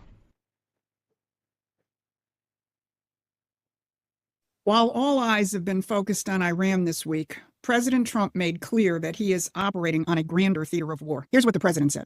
I'm surprised that Zelensky doesn't want to make a deal. Tell Zelensky to make a deal because Putin's willing to make a deal. Zelensky is far more difficult to deal with. The president just told you who is blocking the peace. And this week, Russia's foreign ministry took it a step higher and laid the blame directly on the British. Two great powers pointing in the same direction. That is not a coincidence. That is the sound of the British imperial chessboard being flipped over. So today I'm going to take you out of the fog of the immediate war and all the propaganda around Iran and show you how the strategic map of the entire world is being redrawn in real time by sovereign nations acting in their own interests for the first time in 80 years. Now, the establishment media wants you totally focused on Iran, whether it's the CNN narrative that Trump doesn't have a plan and we're in for chaos, or the Fox narrative that he's out for regime change, or that this is a masterstroke against Russia and China. They want you trapped in their narrative. What they don't want you to see is the big picture. They're reporting from inside the old paradigm. But if you zoom out, you'll see something entirely different. This week, the outlines of a new world order, a real one, not Mark Carney's, began to emerge. Great powers acting in their own sovereign interests, converging against the forces of permanent manufactured conflict. I'm Susan Kokinda. I've tracked the imperial great game for decades. Not the puppet show in the headlines, but the real architecture of power. The empire doesn't fight its own wars. It manages them. It needs great powers in permanent conflict because that's what keeps it in control. What we are now seeing is that architecture beginning to fail on every front simultaneously. So if you want to understand how that is unfolding, please hit the like, share, and subscribe buttons so we can stay in touch and we can reach more people. Here's what I'm going to cover today. First, Trump's identification of Zelensky as the obstacle to peace, with a side note on Israel. Second, Russia's identification of Britain as the obstacle to peace. And third, what Russia and China didn't do in the UN Security Council and what it means. So let's start with what the president actually told us this week. Because in the same 7 days, Donald Trump drew a line on the record in his own words, separating American objectives from the agendas of two of the empire's most important instruments. And most people missed it because they were watching two different stories instead of one. So on Ukraine, you already heard what he told NBC. Putin is willing to make a deal. Zelensky is the obstacle. But there's a second quote from that same interview that is just as important. When Zelensky offered to help the United States intercept Iranian drones, Trump's response was immediate. Zelensky is the last person we need help from. Let that land. The man whose war the entire transatlantic establishment has demanded America fund, arm, and defend at any cost, Trump just told you he's the last person whose help he wants. Now turn to Iran. In the same week at Joint Base Andrews, a reporter asked the president directly whether American objectives in Iran are the same as Israel's. And here's what the president said. Are you speaking with Prime Minister Netanyahu? And are your objectives the same in terms of ending the war? They might be a little different, I guess. You know, they're a different country than we are. Then Defense Secretary Hegseth said the same thing. When asked about Israel striking Iranian oil facilities, which was not a stated American objective, Hegseth said, well, I would just state by saying Israel's been a really strong partner in this effort. Where they have different objectives, they've pursued them. Ultimately, we've stayed focused on ours. So on two different fronts, Ukraine and Iran, the U.S. is pursuing its own objectives. On Ukraine, Trump is saying that Putin is the reasonable party and Zelensky is the obstacle. On Iran, Trump is telling Netanyahu, whose war aims include permanent regime change and an indefinite timeline, that America has different objectives. And President Trump has already acted on that difference, sending Steve Witkoff and Jared Kushner to Israel after they bombed an oil refinery to tell Israel to stop hitting domestic economic targets. The U.S. wants a stable Iran with a functioning economy when the fighting is over. These are not mixed messages. This is a president refusing on both fronts to be managed by the empire's pawns. And Russia just gave the empire a name. But before I get to that, if you're finding this kind of analysis, that is the real architecture behind the headlines, useful, then you need to be subscribed to Promethean Action's free newsletter. We've been tracking the imperial great game for decades, and right now, that work has never mattered more. So use the link in the description to sign up for our newsletter. So while President Trump was identifying Zelensky as the obstacle to peace, the Russian Foreign Ministry took it a step higher. On March 10th, British Storm Shadow missiles struck a civilian district of Bryansk in Russia. 7 people killed, dozens were wounded. Russia's foreign ministry did not issue a generic condemnation of Western aggression. They named the British directly. They said, it is evident that Britain has become deeply entangled in geopolitical games, seeking to strengthen its status as the informal leader of European hawks on the Ukrainian track and as Russia's irreconcilable adversary. And then they accused Britain of sabotaging the American-led peace process. We have also noted that British weapons were used at a time when political and diplomatic efforts to settle the Ukrainian crisis in the trilateral Russia-US-Ukraine format are intensifying. The obvious goal of London and other Western capitals is to stage a large-scale provocation involving civilian casualties in order to derail the peace process and escalate hostilities. Russia is naming Britain by name. Chatham House, the empire's premier foreign policy think tank, came out and bluntly admitted it, with the headline, Europe is helping Ukraine resist a U.S. push for peace at any price. Britain's own brain trust has stated its mission openly, prevent the President of the United States from ending this war. Then look at what Zelensky did in the same week. He threatened the life of Hungarian Prime Minister Viktor Orban, a sitting EU head of state. Zelensky told a government meeting that he would give Orban's address to Ukrainian soldiers so they could, in his words, call him and speak with him in their own language. This was so outrageous that even the European Union had to denounce Zelensky, stating that the type of language used yesterday by President Zelensky is not acceptable. There must be no threats against EU member states. And even Orban's main political opponent in Hungary, who is running against him in next month's elections, demanded that Zelensky apologize to all Hungarian citizens.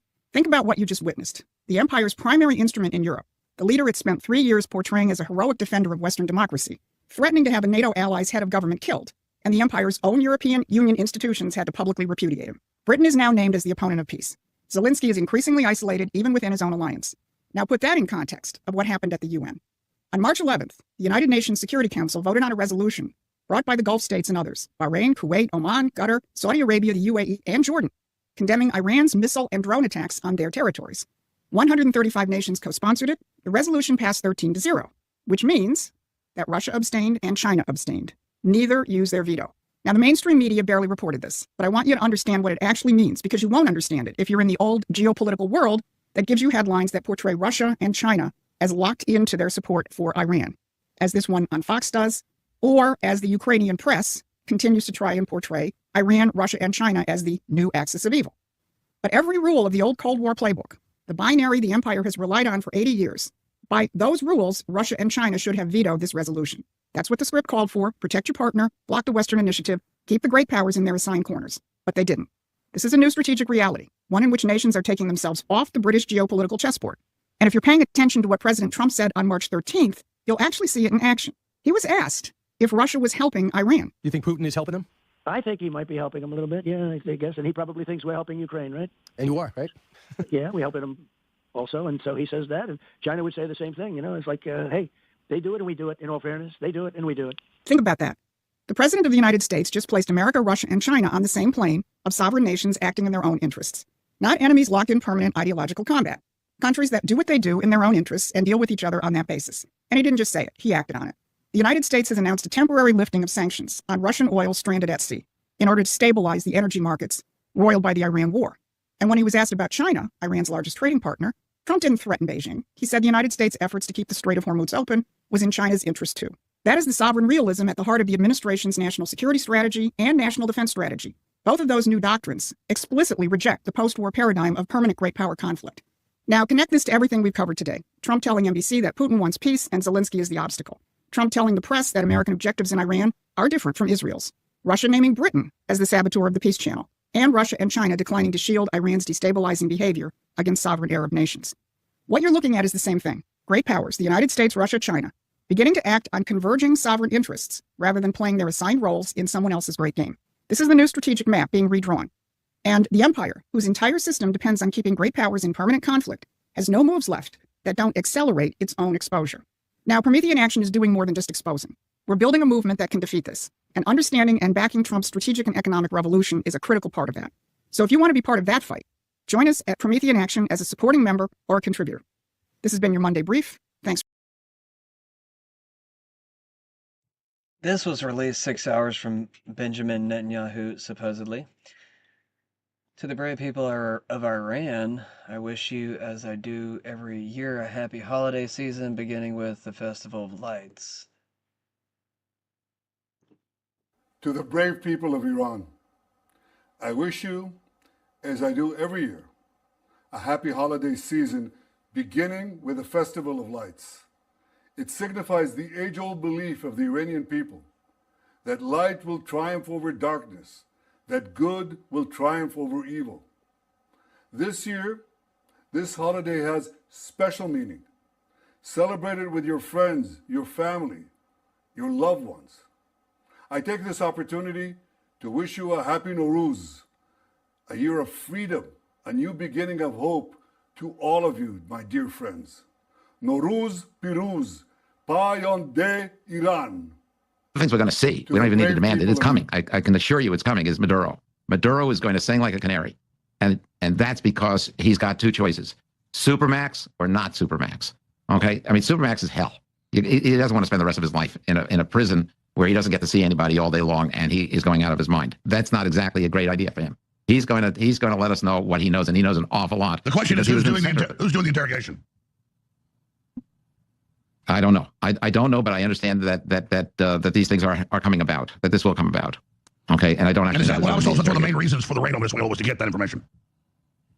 You know, you can't go wrong when you go and you get the guy that's leading up a cartel that's trafficking in cocaine, fentanyl, and election results. They are providing the election results to 72 different countries. So, CIA declassified documents last week, Operation Artichoke, to poison vaccines, food supply, and the water to dumb us down and make us controllable. now new documents about ESP control, how we're really electrochemical systems, liquid crystals, and the pineal gland, and how most people have microscopic to actual large worm infestations, not just from cats, you name it, like Kennedy has one in his brain, and they didn't tell the public most cancer, breast cancer, brain cancer is worms. Ladies and gentlemen, you can look it up, go to the UN's own website, they admit it. Over 2 billion people have cognitive disabilities because they do not have enough iodine. In the 20s they found this out, started putting the salt, IQs went up about 20 points on average, 15, 20 points. Well, we have the very best atomic iodine in the world, has been available in several years, ladies and gentlemen, but we have the original X2 back with even stronger, pure atomic. Atomic isn't radioactive, it means it's on the periodic table, it is absolutely pure. And I mixed that with ultramethylene blue that is also on record good for your pineal gland and reversing the calcification and the rest of it. Well, we've got the best methylene blue, and I just mixed the iodine with the methylene blue with this water. I'm going to drink this. It's just a commercial now. I thought I was gonna like skip past it. یک سال گذشته فکر میکنم در تاریخ جمهوری اسلامی ایران بی‌نظیر هست. ما یک جنگ رو پشت سر گذاشتیم و یک جنگ رو هم در دست داریم. شهدای زیادی رو تقدیم کردیم از مردممون، از کودکانمون و از مسئولینمون، از فرماندهانمون و در رأس همشون مقام معظم رهبری که شایسته رسیدن به این مقام بزرگ بودن. این مدال افتخار در کارنامه Several suspects are now in custody after a Texas police officer was shot in the neck while responding to a call outside of an ICE facility. So it happened in Alvarado, which is near Fort Worth. This was over the holiday weekend, and Jonathan Hunt is following this story for us. Hi, Jonathan. Good morning, Dana. This all played out in the late evening of July 4th outside the Prairieland Detention Center in Alvarado. Police officers responded to a call about a suspicious person outside the center. When they arrived, they saw someone who appeared to have a gun. One of the Alvarado officers tried to talk to that person, and at that point, several other people opened fire on the officer who was hit in the neck. He was treated at a local hospital and has since been released. Officers arrested a number of people at the scene. A motive for the attack is still being investigated, but the Department of Homeland Security said a group of more than a dozen people had slashed tires of federal vehicles and damaged security cameras at the ICE facility. There was also another attack on an ICE facility in Portland, Oregon, Friday night, a facility that has been the site of an ongoing protest for several weeks. Deputy Attorney General Todd Blanche wrote on X Saturday morning, quote, "We are closely monitoring the attacks on DHS detention facilities in Prairieland, Texas and Portland, Oregon, and are coordinating with the USAOs and our law enforcement partners. The department has zero tolerance for assaults on federal officers or property and will bring the full weight of the law against those responsible." Now, both attacks, Dana, happened on the day President Trump signed his domestic policy bill into law, a bill, of course, that includes some $45 billion to expand the capacity of immigration detention centers and $31 billion for ICE operations. Dana? All right.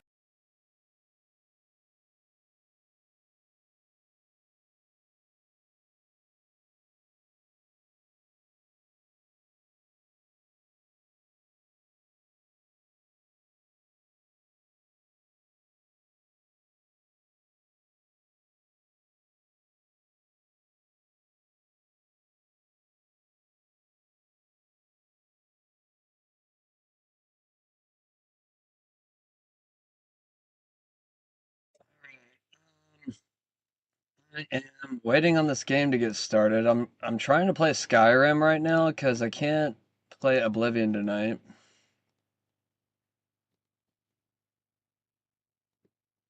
I know, you came for Oblivion. Oblivion's not here. Can't play Oblivion. They turned my subscription off a day early. It was supposed to end tomorrow. And they cut me off today for some reason. Microsoft being cheap.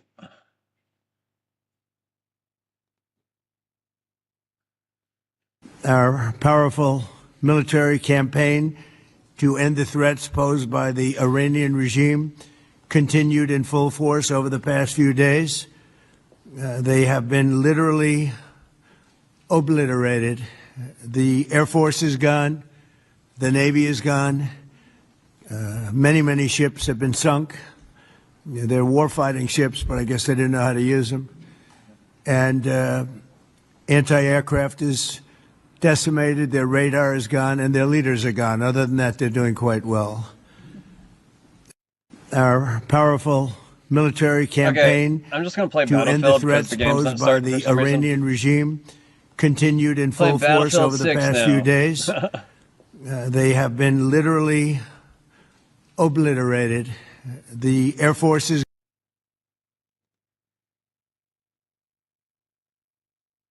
این که ما میگوییم آتش بس نمیخواهیم نه به این دلیل که دنبال جنگ هستیم، به این دلیل که این بار این جنگ باید به شکلی تمام بشود که دشمنان ما دیگر هرگز به فکر تکرار این حملات و این تجاوز نیفتند. و من فکر میکنم تا همین الان هم درس خوبی فرا گرفتند. فهمیدند که با چه ملتی طرف هستند که در دفاع از خودش هیچ تردیدی نمیکنه و آمادگی داره که جنگ رو تا هر کجا که هست ادامه بده و به هر کجا که هست بکشه. این که ما میگوییم آتش بس نمیخواهیم نه به این دلیل که دنبال جنگ هستیم، به این دلیل که این بار این جنگ باید به شکلی تمام بشه. our powerful military campaign to end the threats posed by the Iranian regime continued in full force over the past few days. They have been literally obliterated. The Air Force is gone. The Navy is gone. Many ships have been sunk. They're warfighting ships, but I guess they didn't know how to use them. And anti-aircraft is decimated. Their radar is gone, and their leaders are gone. Other than that, they're doing quite well. They've been a terror for 47 years, and now I guess the world, through the United States, with the help of Israel, is doing what should have been done many years ago. Should have been done many years ago. Since the beginning of the conflict, we've struck more than 7,000 targets across Iran, and these have been mostly commercial and military targets.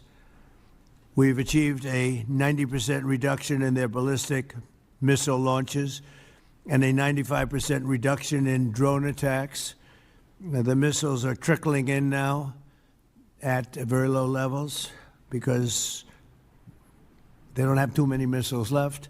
We've also attacked the manufacturing plants, where the places where they manufacture the missiles and the drones, and that's going on today. We just hit 3 of them today. And it's getting very hard for them to manufacture. More than 100 Iranian naval vessels have been sunk or destroyed over the last week and a half. That has to be some kind of a record. Additional strikes continue to launch from all directions every single hour. And as you know, we attacked Carg Island and knocked it. Is the game starting? Knocked it Hello? literally, destroyed everything on the island except for the area where the oil is. I call it the pipes. We left the pipes. We didn't want to do that, but that we will do that. We can do that on 5 minutes' notice. It'll be I over. pressed play already. Now we're starting it.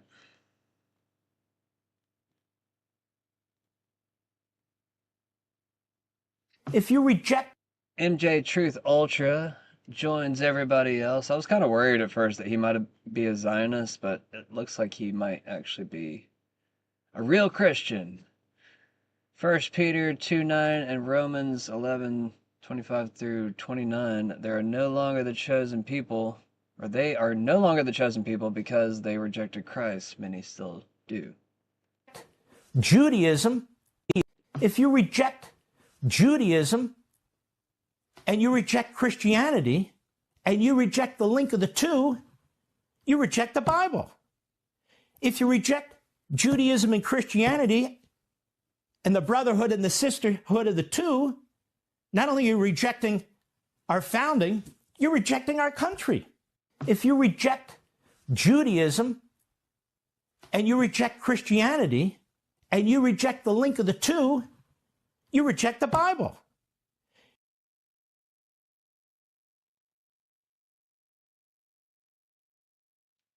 Pan says, we do not rule out the possibility of sending warships to the Strait of Hormuz.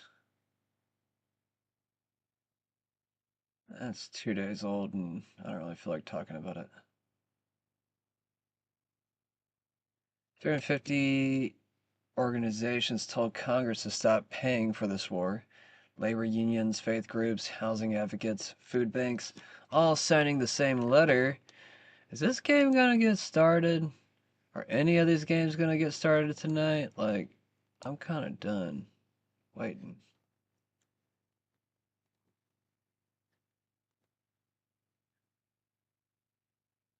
I figured I would see like a loading screen or something by now, but still waiting. It says it's starting it up, launching. Let's go, buddy. I ain't got all night.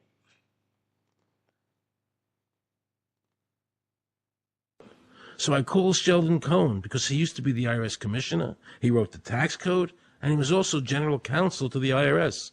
He is Trying to make the video bigger. Guess I can't. So I called Sheldon Cohen because he used to be the IRS commissioner. He wrote the tax code, and he was also... I don't feel like getting into that right now.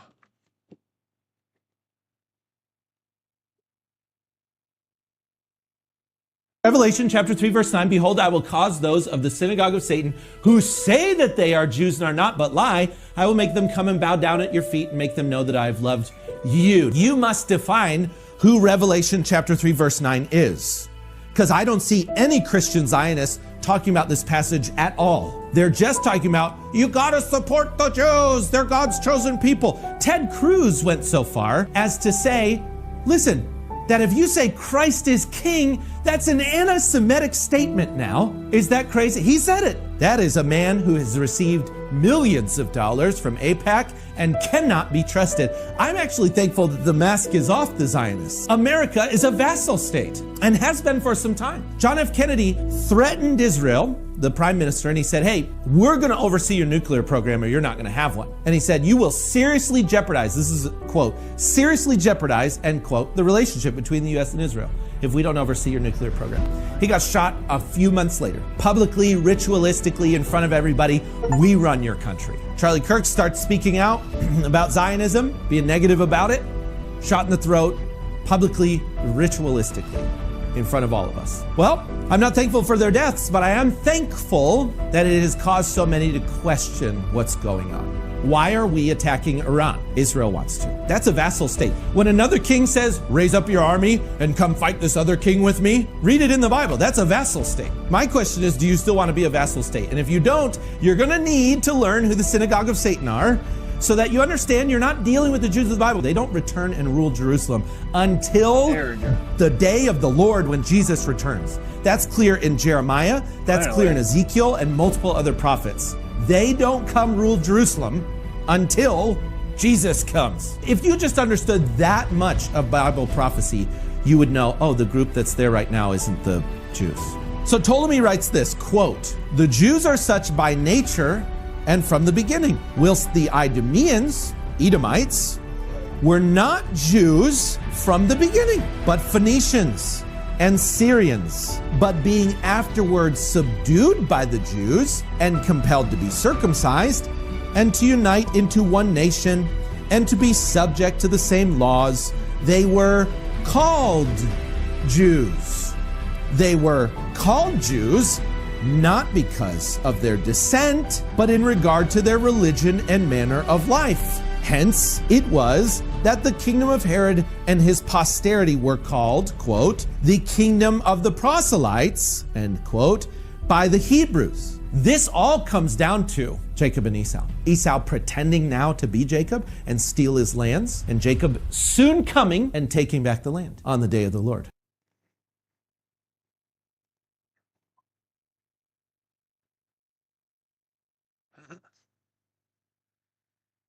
Okay, looks like the game is finally loading in the background. Zero. We don't need, we don't need oil. We have all the oil we need for ourselves. It's one of the great assets that we have. We have more than double what anybody else in terms of oil production. We're at more than double any other country. So we don't need it, but we did it. It's almost, you could say we did it out of habit, which is not a good thing to do. But we did it because we have some good allies there. We have some great Middle Eastern countries there, Israel there. So we did it for a lot of reasons. A team! Sean! We're going to war, soldier! Well, you are, not me. It's time to get boots on the ground! It's Jeffrey's War.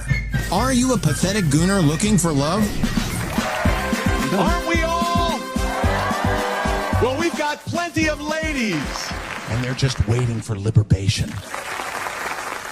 All you have to do is beat our challenge. It's time to roll the die on your lives! Let's see what these boys won. It's crippling PTSD and higher gas prices. A brand new luxury casket. You answered C, and you are correct. Do you have what it takes to play with Jeff Frey? We want you to play Jeffrey's War. Your local TV listings. A team! Jeff Frey.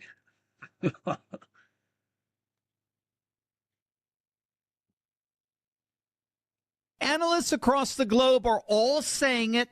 We've simply never seen anything like this.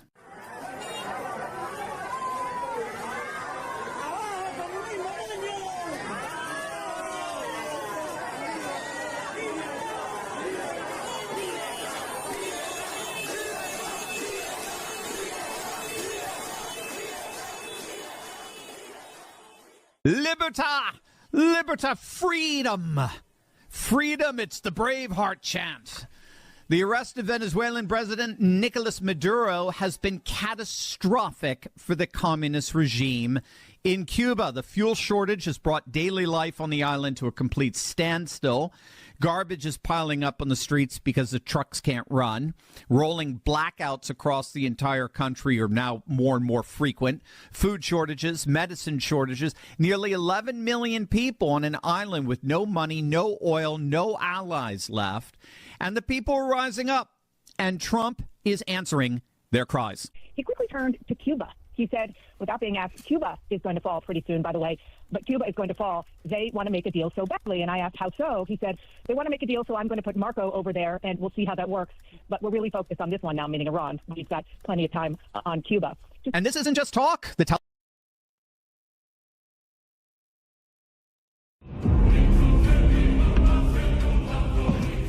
think I played that on Saturday. Did I play this, though? Let's see, we got about maybe a minute So I know a left lot of us loading. watch those Simpson clips that they put on X that kind of show the Simpsons predicting the future way in advance. So do you know how many times they've done that? 57 different times over their 20-year period. They have literally predicted events that will take place 10, 15 years in the future. And this man breaks it down and explains it in a way that really makes it make a lot of sense. Check this video out. Let's debunk the Simpsons mystery right now. They did not predict 9/11. They did not predict Trump's presidency. They did not predict Disney buying Fox. None of it was a prediction. It was a plan. The writing room is stacked with Harvard, math, PhDs, and MIT graduates. These are not comedy writers who got lucky. They are connected intellectuals writing for Fox, now owned by Disney.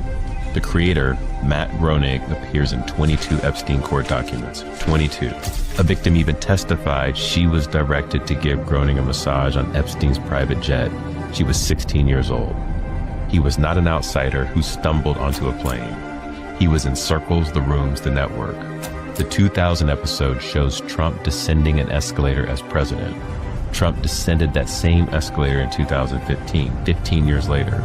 The mainstream says probability. Throw enough darts and you'll hit some bullseyes. That's the cover story. When your creator flies on Epstein's jet, when your writers come from the same schools that fed the Council on Foreign Relations, the Trilateral Commission, and the Bilderberg Group, you do not need to predict the future. You already know the plan. You write it into a cartoon a decade early, and you let the public call it entertainment. This is predictive programming. Seed an idea into mass consciousness through media. When the event happens, no one resists. It feels familiar. They saw it before on a cartoon in their living room. Epstein was the social glue connecting creators to the planners. The architect of influence hides on your television, disguised as comedy. But here's what they showed to you without meaning to. They showed you that reality is not random. Outcomes are selected. Futures are chosen. They proved it on our cartoon for 30 years. They showed you what is possible. The real question is, who is choosing your outcomes? You are the cause creator of your life, not them. It's you. When you love yourself first, when you go within, you access the same creative force that they've been using against you your entire life. They showed you the plan. They showed you what's possible. Now it's time to take your power back. Well, holy shit, Johnny, that makes a lot of fucking sense, no? Were you not just loading? Okay, well, at least we have music now. Is that on the screen, guys? No.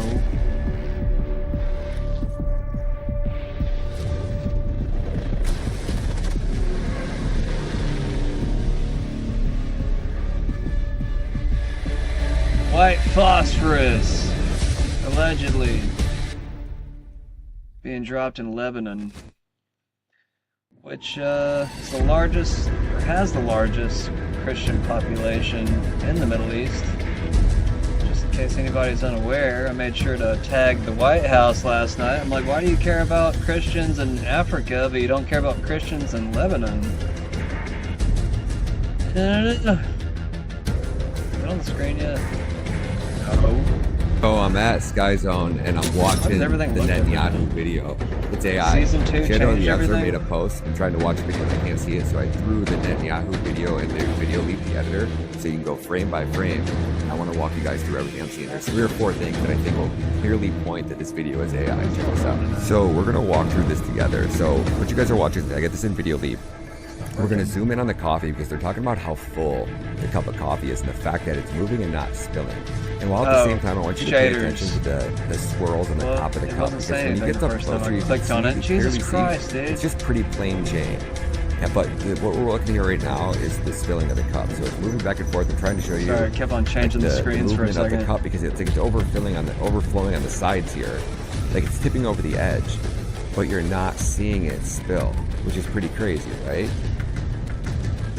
So we can go back and forth here. Now again, pay attention to the top of the cup. I want to show you what you're kind of seeing. Please. Now it's not clearly definitive, but as it gets closer to his mouth, as he comes around me here, horribly the impatient. design on the cup is gonna it gets better.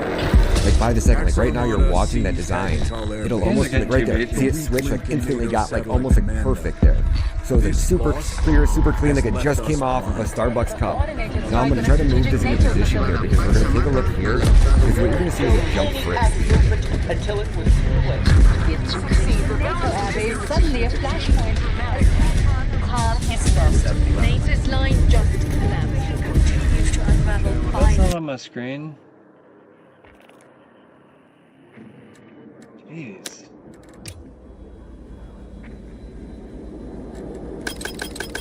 Can you please get past it? Get past this stupid crap, bro. I don't know what the hell. Get off the screen. What is going on? Hello? It's like barely being functional right now. I don't know. I guess I need to restart the game or something.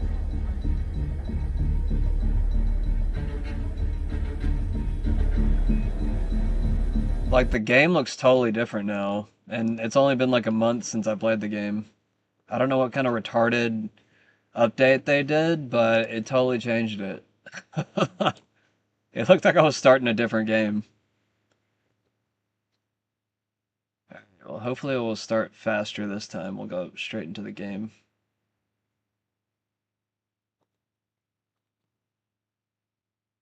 Get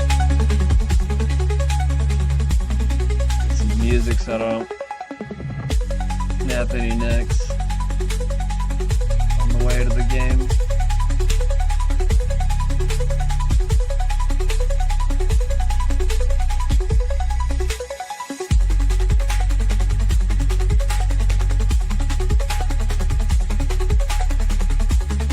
so uncooperative tonight?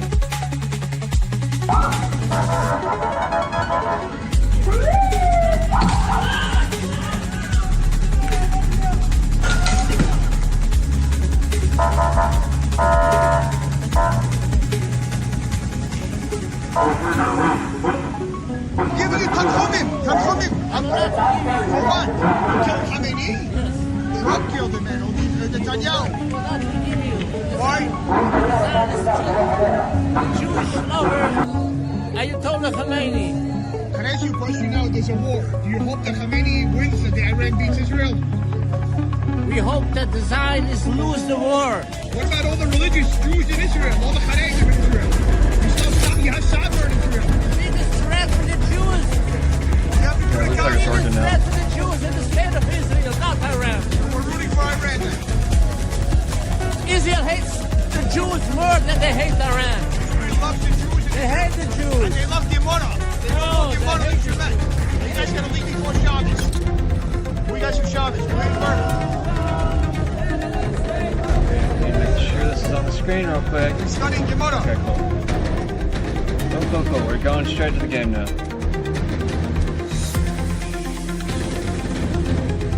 No more breaks, no more anything. Straight to the game.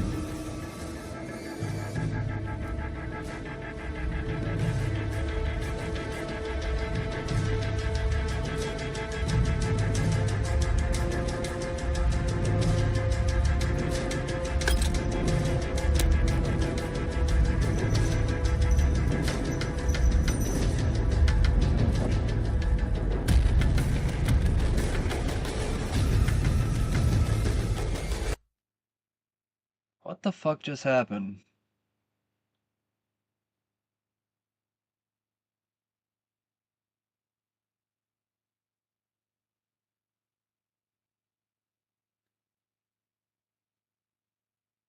Why does it have to like pull out of the game entirely? Like once I press start campaign, like jeez, bro.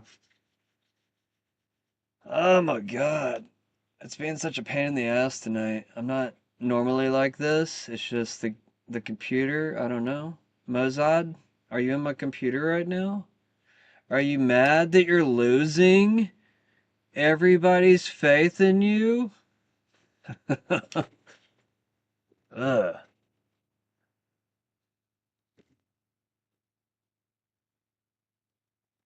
If I have to sit through one more damn shader screen, I'm gonna lose it, guys. Alright. I just stopped the music because I thought we were like starting the game, but apparently not. It is so crazy. Like it makes games like not as worth playing anymore if I gotta like sit through all these stupid screens each and every time. Like what happened to like the games that looked great like 10 years ago that loaded almost instantly, and now, you know, games only look half as decent and it takes forever. I don't know. I thought we were getting rid of loading screens. I thought we were like almost at that point. Alright, I'm gonna shut up. Shutting up. Start this game. Is that on the screen? That better be on the screen. Okay, good.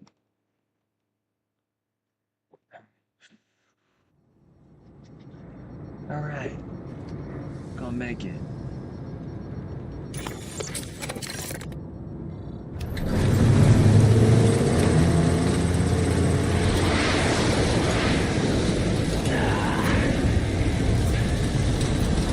Stupid driving mission that I hated. Gecko was right. right. Call of Duty now. You are crazy. I'm making a difference. Ain't no red tape out here. Dagger 1-3 actual. This is Sergeant Ty. We just saw your handiwork. Airspace is clear for our pilots. Alright, now it's the main event. We have 4 hypersonics to disable, each carrying an NXT warhead. These missiles travel at Mach 5 with an intermediate range between 620 and 3,700 miles. Simply put, once launched, they could hit mainland Europe within 30 minutes. Coming up on that ridge is our overlook. Beyond, the Pact's outpost. Right up there. Once Past the outposts, we'll need you to target the base as part of our air interdiction strategy. Taking out Pax's reserve, vehicle depots, and supplies. Once complete, it's a straight run to the base from there. Copy that. You or Ty? Ready up.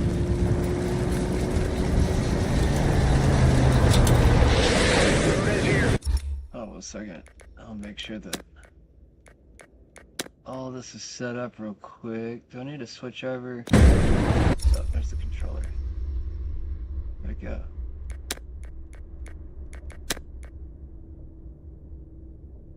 Is it already? I'm in my head right now. It's not letting me look around. All right, shooters, dismount. And walk from here. In the vehicle.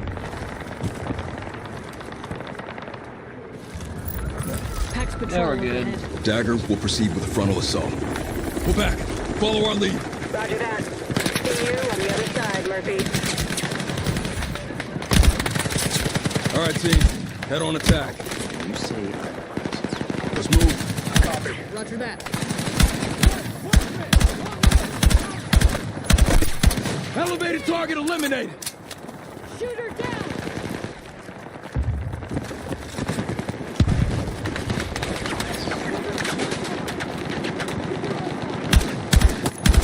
Marksman eliminated.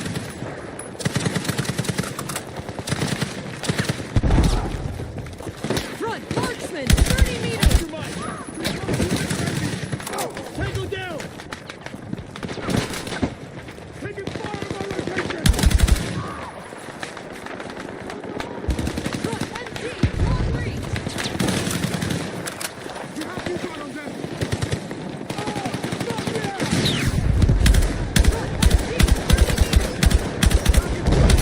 Need a reload. MG down. I'm reloading. Get down. Get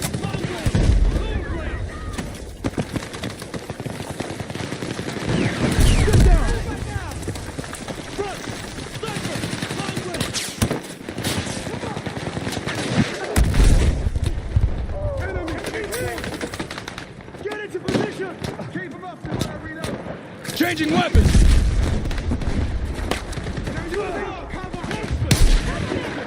That's my guy. I was about to say, like, why does blue thing disappear? Sniper neutralized. Set. Hold the line. Reloading. Is that a guy? That was a guy right there. Is that not a guy right there? Front. Sniper. At distance. Low. Whoa! Shit, he hit me.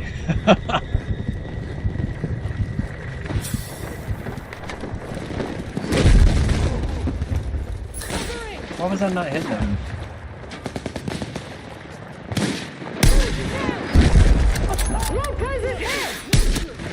Oh, it's because I guess that thing was in the way.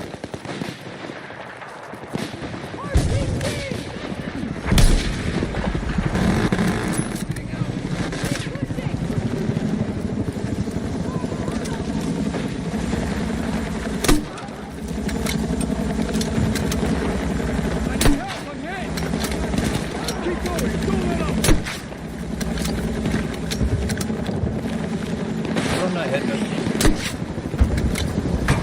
Oh, I got him. Got him once, but still.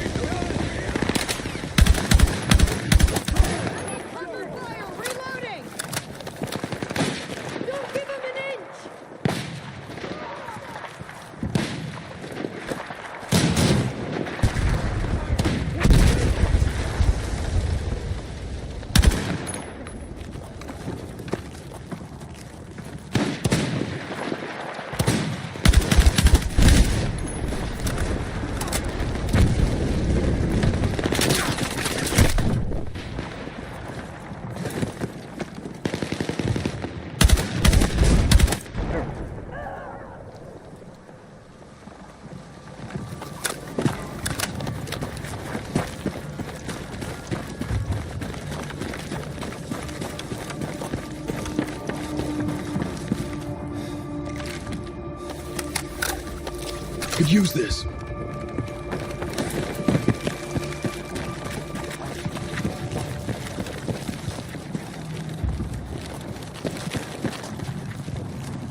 Tackle cover!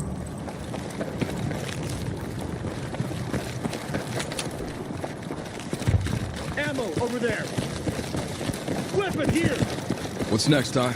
Your team will focus on the silos and the Alpha and Bravo zones. We'll take Charlie and Delta. Roger that. Once they're all disabled, we regroup at the bunker. Good luck, Dagger. Lion Iran. Gecko, call it in. Viper 1-1, this is Dagger 1-3, actual. Targets in place for attack aviation, over. Viper 1-1, Viper 1-2, on approach. Copy that, Viper. Air support inbound. What about the silos? Got a visual? 4 confirmed. Like the briefing said. Doesn't hurt to be sure. You 3-letter guys never do your due diligence?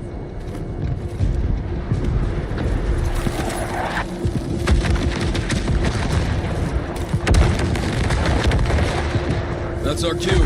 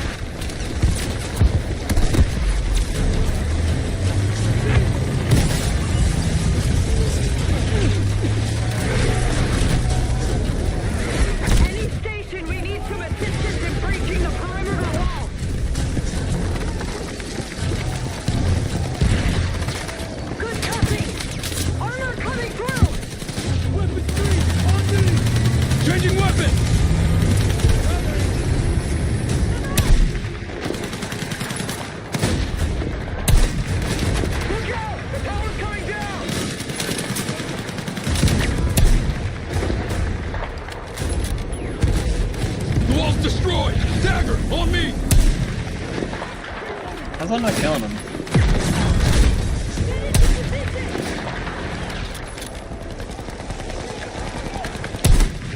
Got him. Sniper neutralized!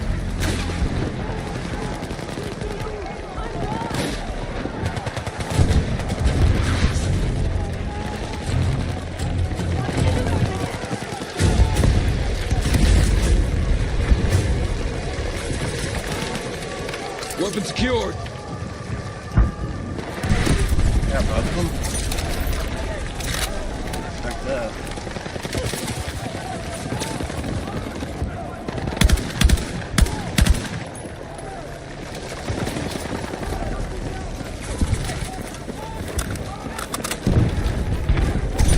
Dagger, we're advancing past the perimeter. Copy. Through the wall!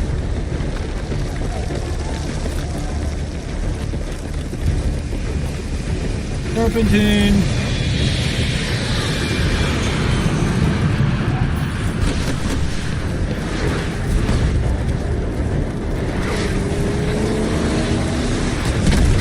Oh, I'm about to take that mofo out. Wait, hold on. No, come back. Got him. One more time. Yo. Did I get him? I got him.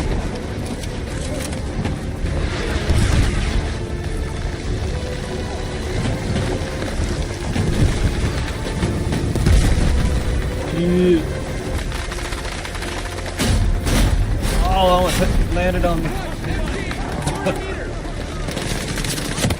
Ow.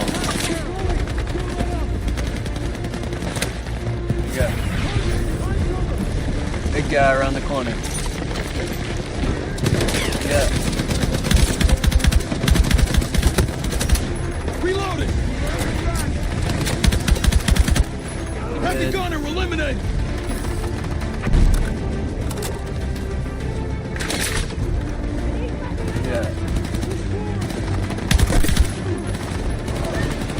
Ty, sit right. Pasts are swarming us. Progress to Charlie is slow. Copy that, Jack. Closing in on Alpha. Copy. Make contact once you've reached the first silo. MG down!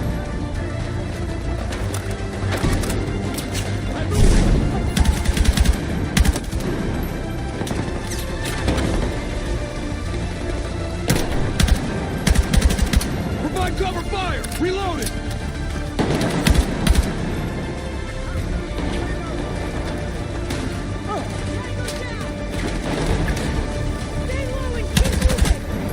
Heavy gunner, eliminate!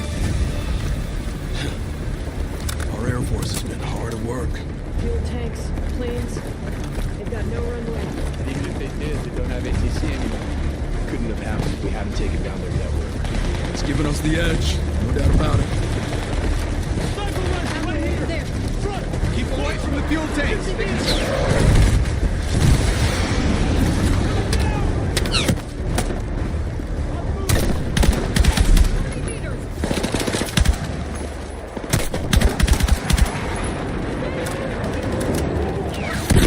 Oh shit. How did I know something was about to hit me? That's why I was looking up.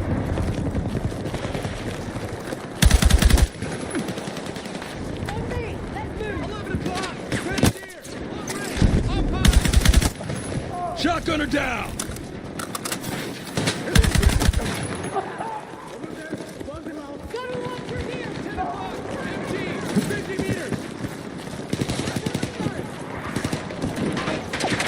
Can't find that.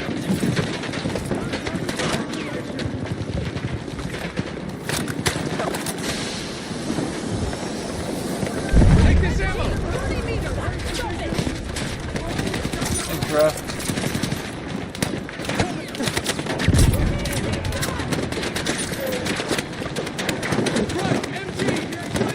Yeah.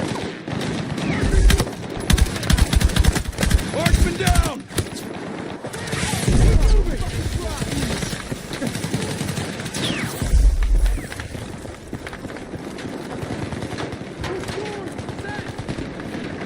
Could use this.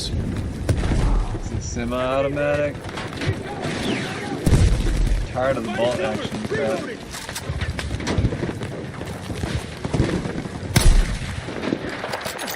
Oh man.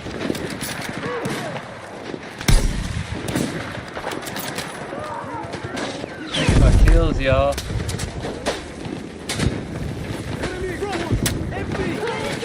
They're like armored LMGs? I guess they are.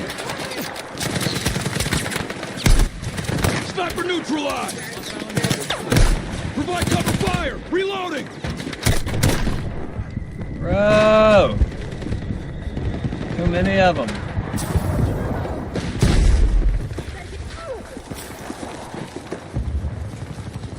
Where'd they go? Wrapping around us? The tower's coming down! Heavy gunner eliminated!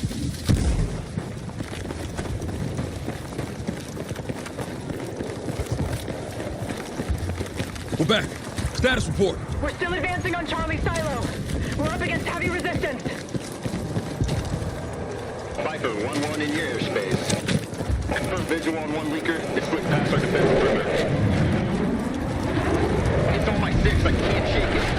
What's gonna be air support over? Mayday, mayday. Viper 1-1 is home. Going down.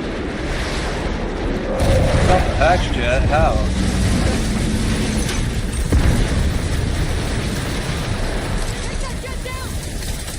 Yeah.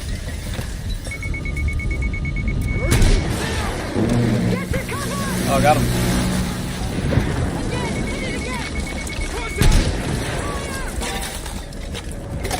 Missed him. Oh no, I got him. Hell yeah, that's what I'm talking about.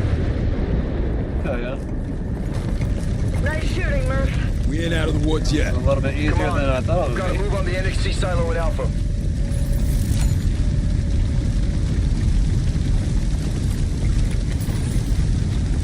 Got any other like sniper rifles around?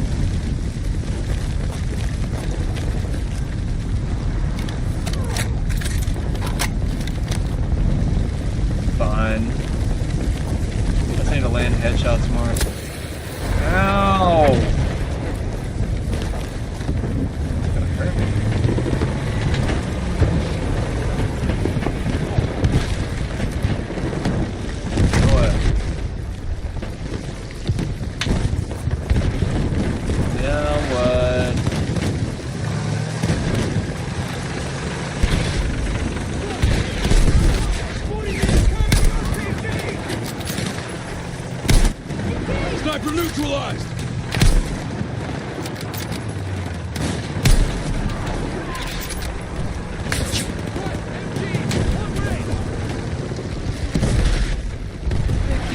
What's up? Oh, you got my way. First silo up ahead.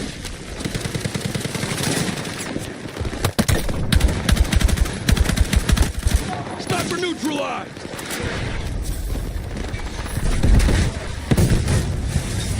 She's like disappeared. Sniper eliminated!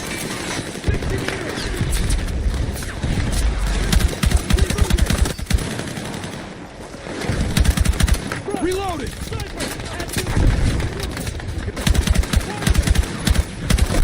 Sniper eliminated!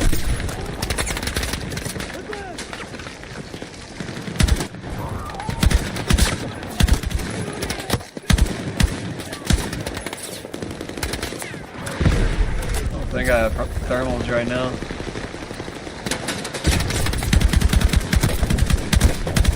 So I'm just waiting for your flashes, bro.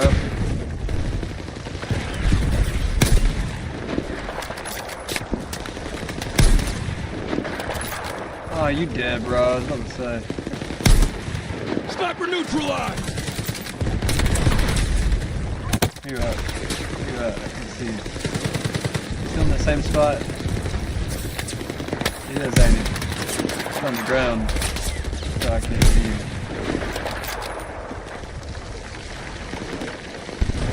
I hate how my freaking ally is getting away like that.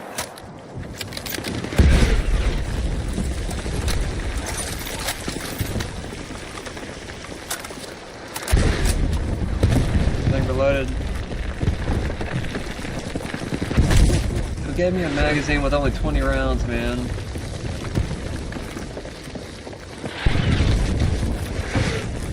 Ammo over there. Hemlock, that's the first missile. Make it fast. Fuck. The NXT's mixing. How long till operational? Not long. Cover me. Covering! I got security. If this one started, sure as shit the other ones have too. We're back. You read? Loud and clear, Dagger. We got a situation here. The Alpha NXT is already mixing. Roger that. We've reached Charlie. We'll confirm once it's down. Is that a thad? Let's move. First I silo know what a downtime. thad looks Moving like. on to Bravo. Pact activity is fierce. They're circling the silos. They know the missiles are our targets. Expect heavy resistance. Copy that. Godspeed. Weapons hot. Packs know we're coming. Viking 5-2, dismount. We need that tank.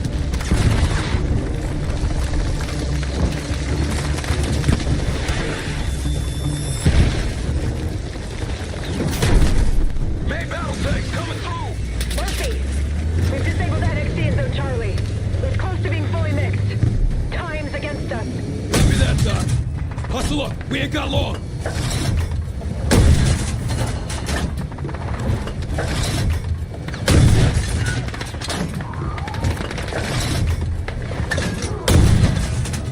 Got him.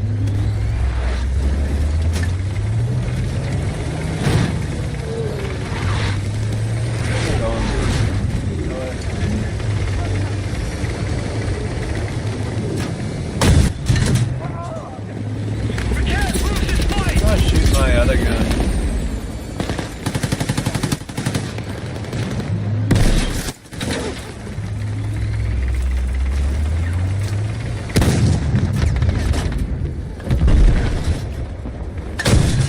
Got him.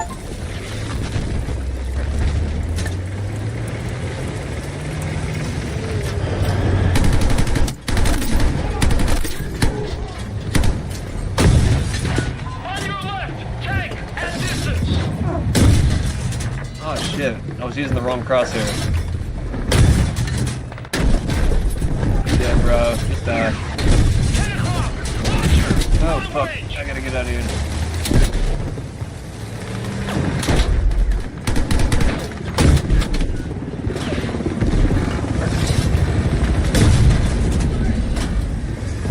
Dead? You dead? Yeah, he's dead. Gotta go. I'm not trying to get over you. Oh man. That's totally the direction I wanted to go.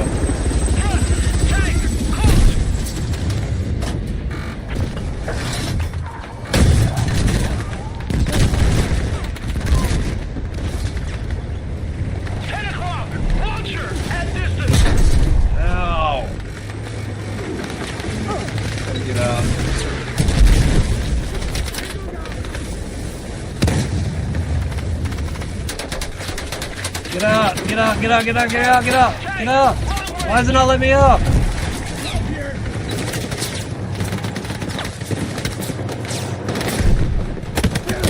Fucking A, what the hell? Need patching up! Patching you up. Thanks. Bullshit. I was behind cover. Good shot, man.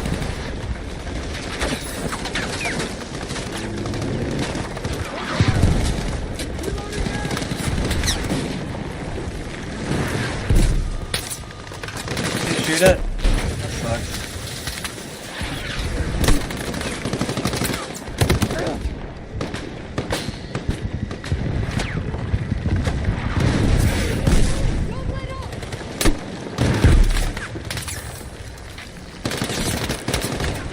All out! I'm reloading! Keep pushing! Heavy contact! Go, go, go!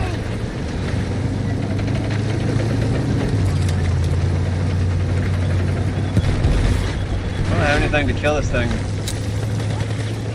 Incendiary out! Tossing incendiary! Throwing incendiary! I think that is hurting it. So much. Deploying incendiary!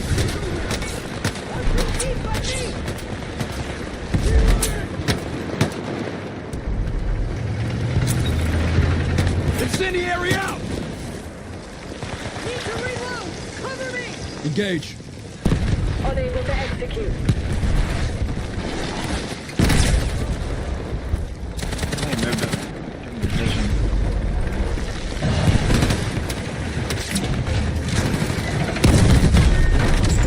Got rid of him. Finally.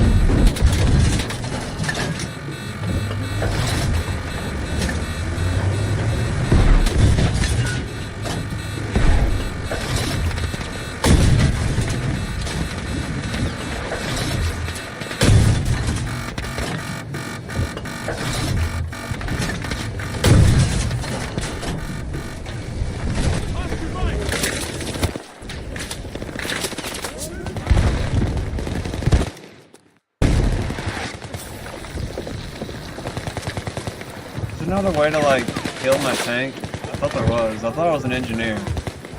I'm not an engineer. What button is it? What button is it? Yeah, it's not working. Gotta go. We're going to the objective, fuck it.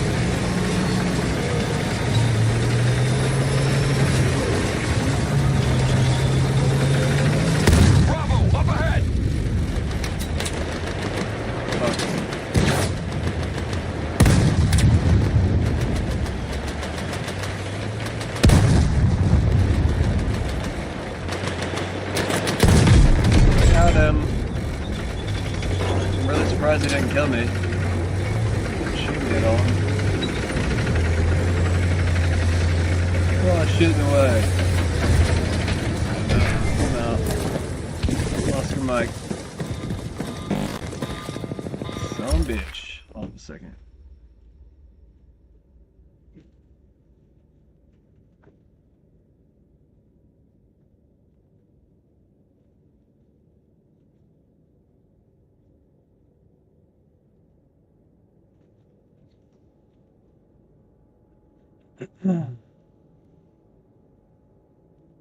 Check everything real quick.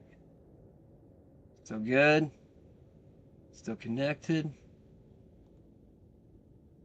Alright. Keep going.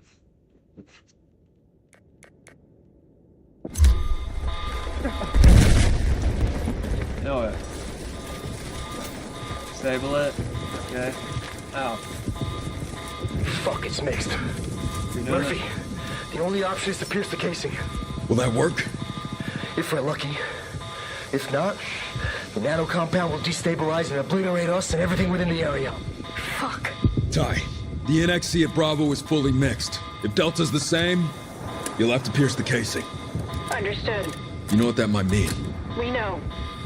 Focus on you and yours, Murphy. Hemlock, lower the launcher. Mark, we got incoming! Dagger, cover my station!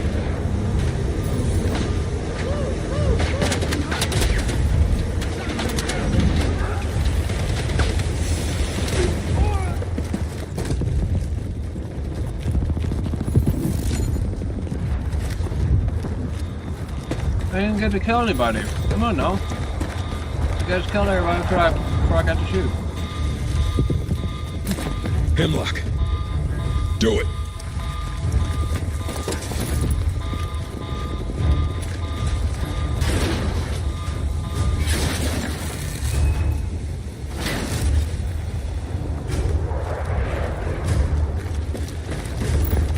Casing is pierced. Bravo down. God, we made it.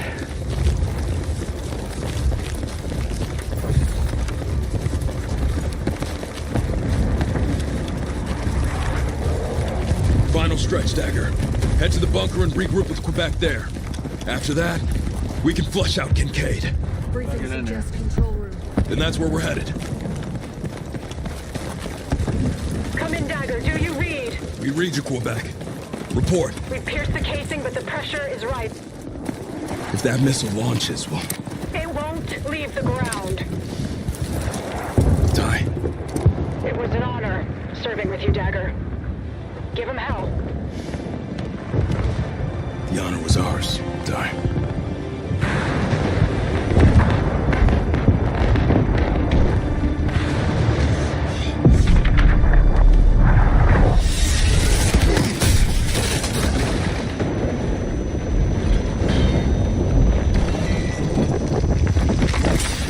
Is that a tactical nuke? Get to cover!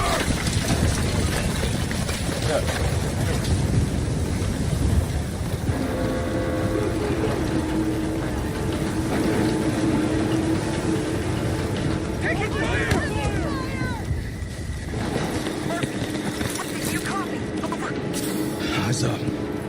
Mills, you're coming in broken but readable. Over. Murphy, are you safe? What the hell's going on? We're back. All KIA. And others. The NXCs? The hypersonics are off the board. Good. Kincaid should be in that bunker. Why not level it? We've already knocked out the NXCs. Negative. I need positive identification that the HVT is eliminated. Mills out. Just went up on my sleeve. Boss. I don't know how that happened. We've run Kincaid to ground. Everything he's done, everything he took from us, it ends here. He's tested us, made us question each other and our place in this fight. The hell we've been through, the people we've lost. Let's not let that be in vain. We decide how this ends, not Pax. Always faithful? Always forward. Always forward. There ain't nobody I'd rather be in this fight with. Y'all ready to finish this?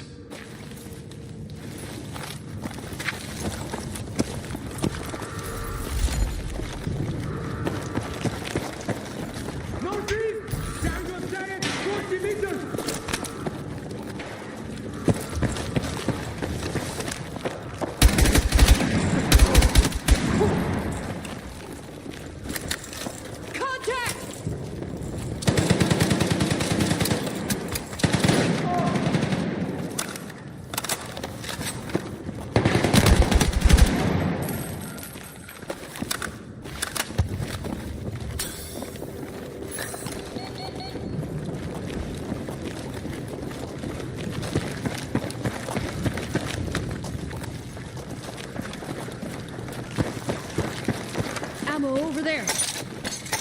Engaging! On my six! On your six.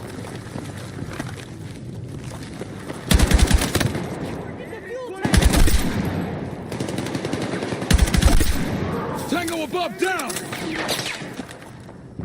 Movement! Weapons on! Tango above down! Weapons free! On me! Whoa. We clear? Clear. Clear this side. Room's clear. Damn it! The way to the elevator's been destroyed. I didn't see that over wall. We can set charges. Might lead us somewhere. Yeah, right into a PAX mess hall. It's worth a Hail Mary.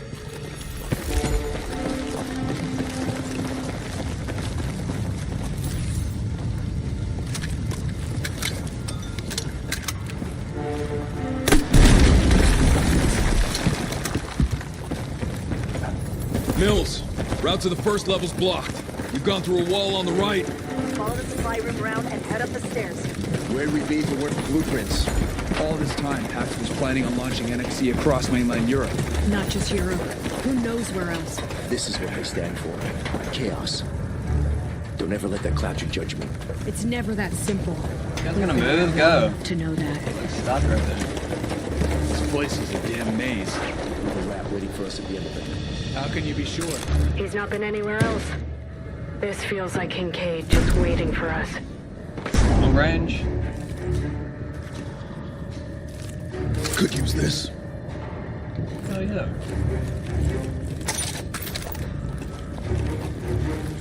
Let's find somebody. Contact! Front! I got thermal. Hell yeah!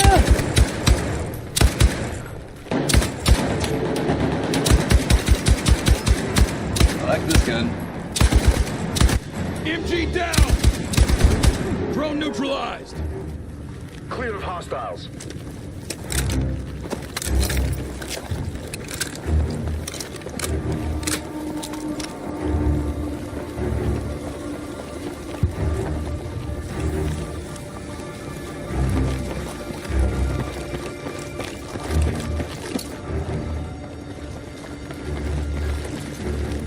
You.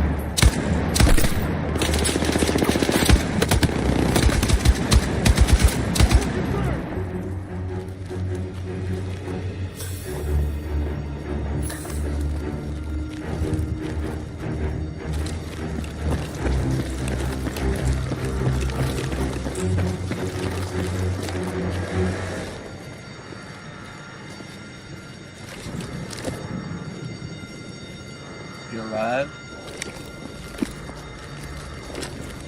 Still warm.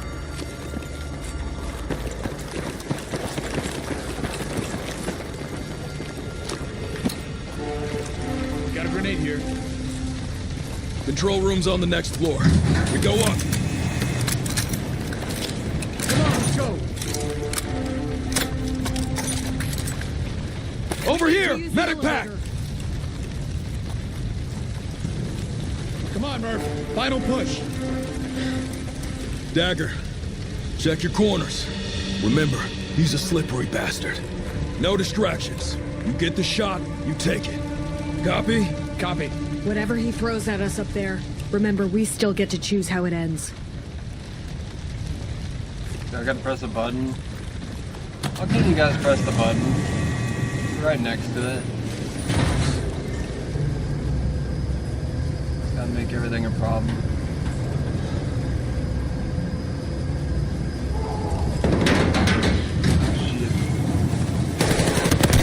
Damn!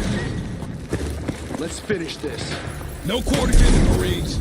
On my Like lead. half my health. Give it to him, Dagger! Yeah.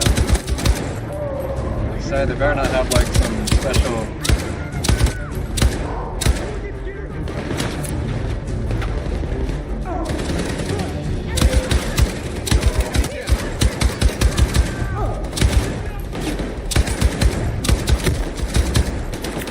You can get out of the way. Heavy gunner eliminated.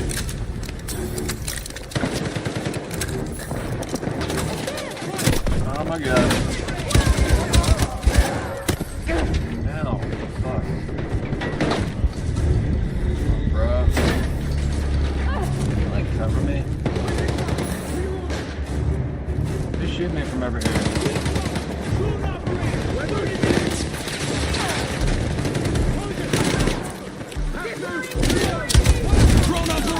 eliminated!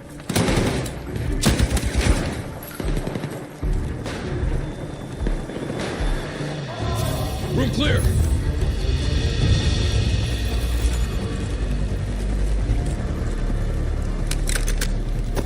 Come on, Murray. He's through here.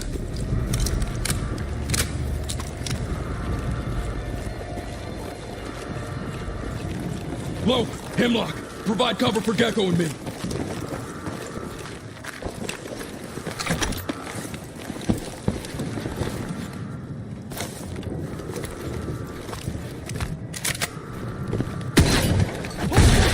What's your flank?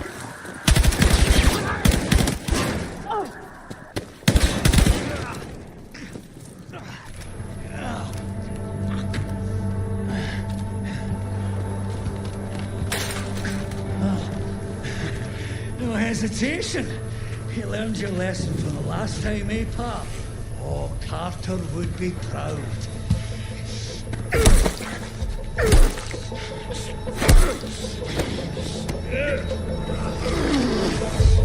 Funny, guess some men just have to play the hero.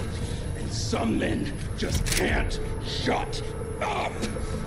Already been burned, pal. Got scars but feel nothing thanks to Carter. Although he got his though, didn't he? Watch this piece of shit. Mills, confirm Jack Bar on Stonegate. Target is wounded but stable. Tell Melissa the Gitter says hello. You were told to shut up! Shut this down, Murphy. We're bringing him in. He can't leave this facility. Ask her why she wants me dead so bad. You're here to clean up her loose ends. He's trying to get in your head. Same as Carter. I'm her recruit. All this time Pat's had the backing of the CIA, you dumb fuck.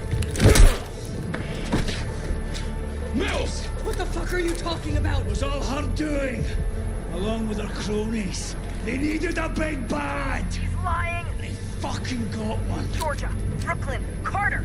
It's because of him. Dylan, we are doing our patriotic duty. This is how we stop this. This cannot happen again. It dies with him.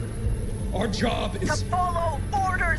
I'm ordering you, Marie, to finish the mission. She'll bin you, just like me. You signed up to be a soldier, not a CIA hatchet man. Don't let patriotism get in the way of logic. Dylan. Secure him.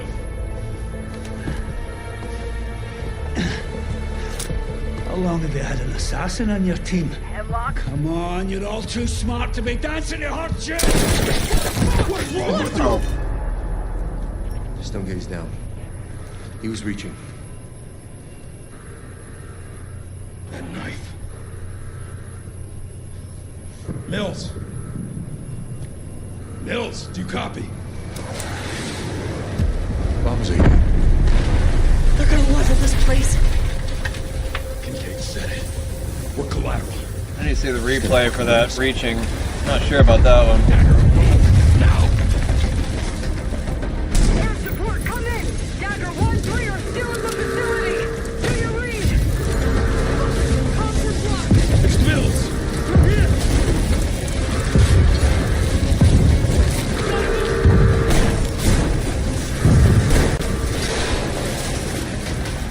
Gotta get the hell out of here!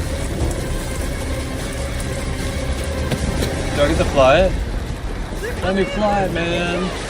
Please. Get in! Please. Oh, man. I'm gonna fly more. Ask me later. We gotta go. Ask you later what? At least get to shoot.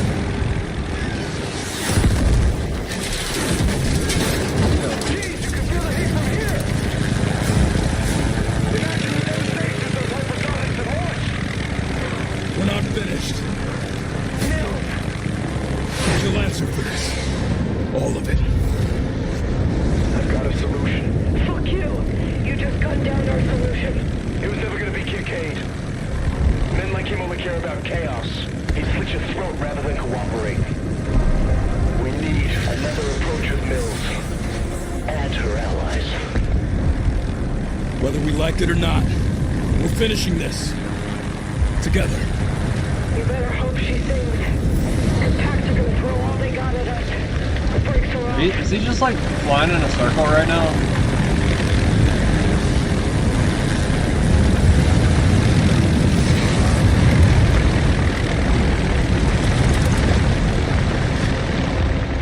It's the next mission. Yeah. I don't like flying in circles. Unless I'm like looking at something. Yes, I have plans within Pax. Nearly a dozen. I'm their only lifeline, and Kincaid knew it. He sent a team to get List and take them out. Maybe. Or maybe the team was coming to extract you. You had a go bag packed and ready. I always have a bag packed! You tried to kill us. No, that's Are you gonna not... deny you sent B-21s to bomb us out of existence? That was the hardest call I've ever had to make in my career. You built Pax. You diverted the funds and trained the operatives to construct your own private army. Not private. It was sanctioned.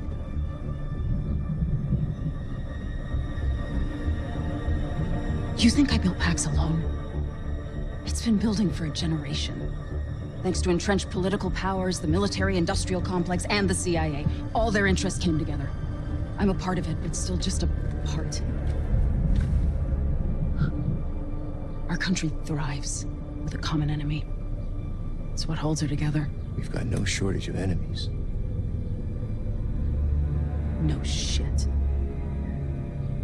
It's too fucking messy.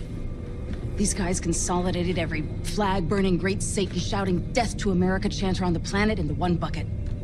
That a whisper of nukes or NXC? And ain't that a bad guy we can all share? Until one of your carefully cultivated assets takes over. You want us to believe that the CIA created Pax? Ask Hemlock. He knows. Kiss my ass. I think you tried to kill us because Kincaid was telling the truth. I think you're just tying up loose ends. She's too dangerous to the country. The patriotic thing to do? Stack her like firewood, leave her for the cleanup crew. I don't do executions. We don't do executions. Wait. Okay, my ops are still my ops. I'm the only one they'll talk to. You sure they even still work for you? Every person believed they were smarter than I am is no longer alive. And I've never had to pull the trigger.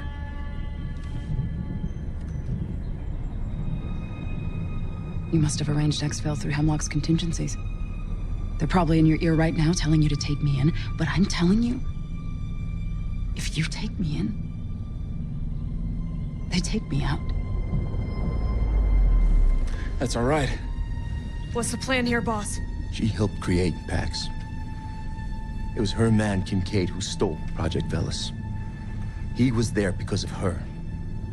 He supplied Pax with NXC, and he tried to kill the president. And he killed Az. Not only did she try to erase us, but she's best pals with the worst enemy that we've had in decades. Every breath that she draws is another opportunity to whisper into their ears. Maybe, if it's just her, but we don't know how high it goes. You trying to start a war with the CIA? No, I'm trying to end one. Then how is she useful to us? That is not the fucking question! Copy.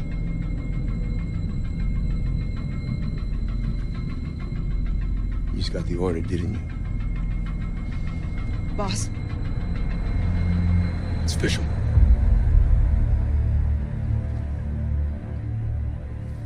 I know what I gotta do. Everybody, move.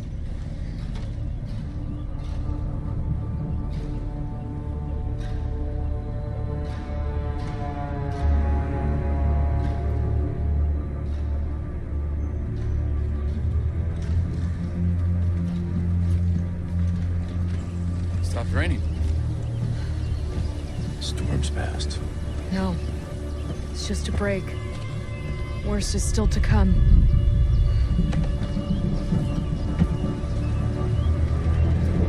Murphy, just... There's nothing left to say.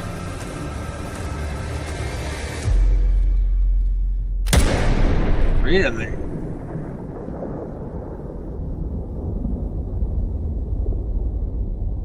Is that allowed?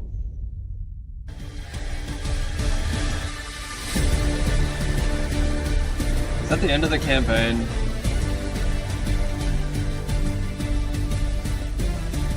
Really? I just beat the game?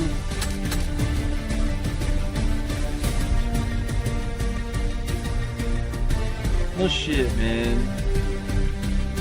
I keep beating all these games lately, and I'm just like, well, I gotta have a game to play. Is there any other good games that came out recently?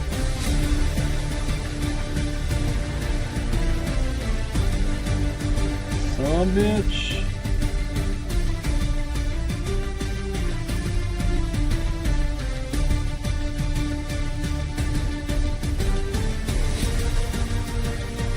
You know what I think I'm gonna do?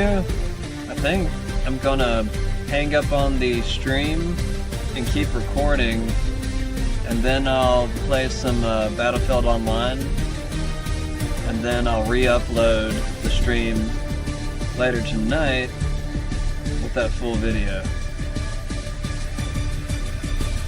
Anyways, I appreciate everybody for stopping by tonight. If you liked tonight's video, go ahead and like. If you're new to the channel, we'd love for you to follow.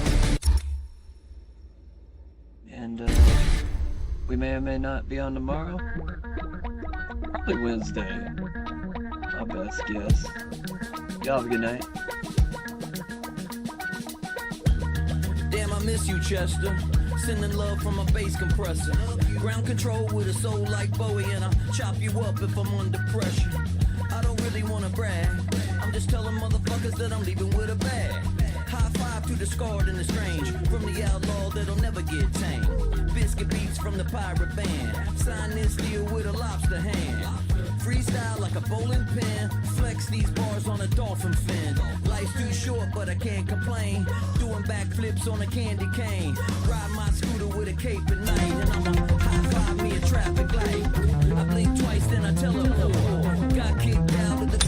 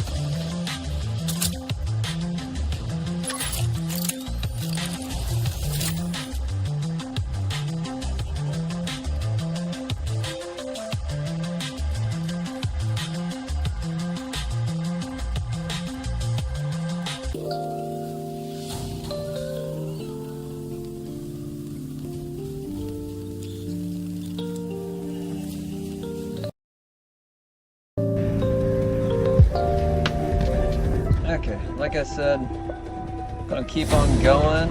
I'm not streaming right now, but I will restream this later with the rest of the video. Gonna keep playing.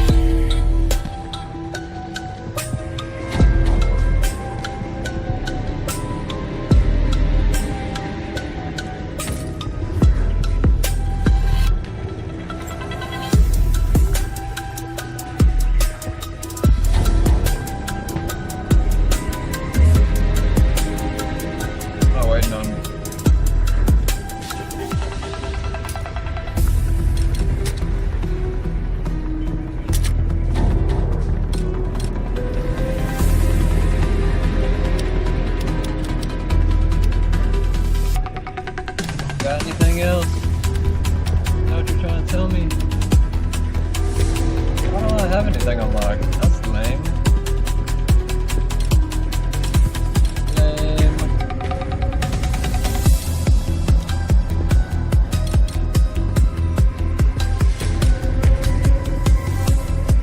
Oh, I'll start the game. Oh, I'm waiting on players.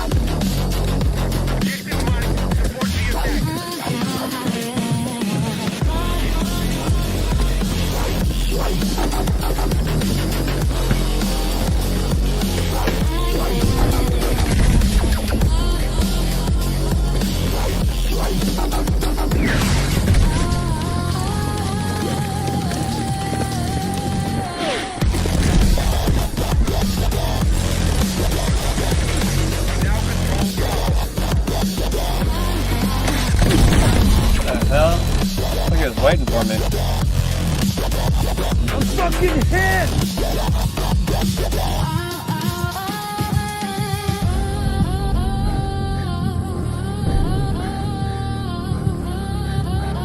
Medic!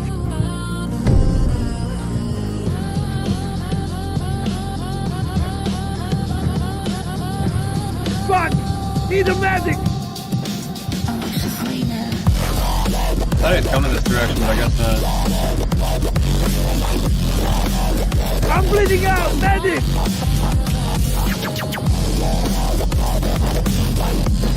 You got me, bro. You got me. You got me. You got me.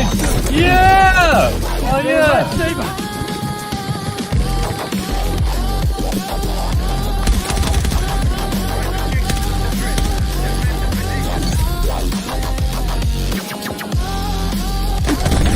Oh, what the fuck? You bastard. He's just standing around with a fucking... Fuck! Magic!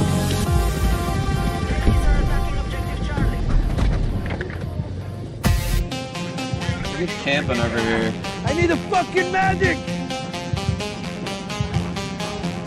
Gonna make it! Hold on! I need a magic! Hell yeah! Made it again. Funny.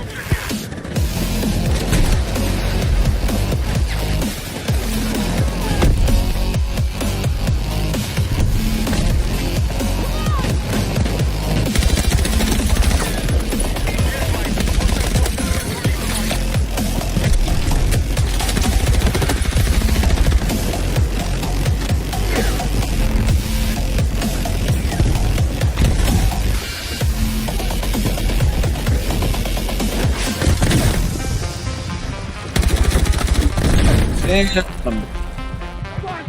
He's a medic!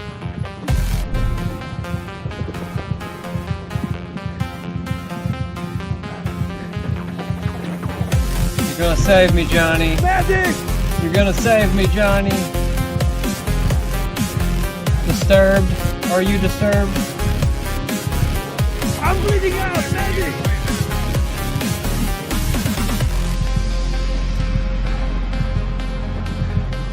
I'm gonna bleed this one out. Need a medic!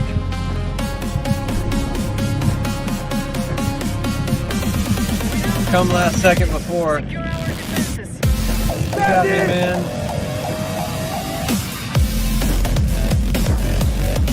I need to start being a medic. He's not gonna make it this time. Oh well.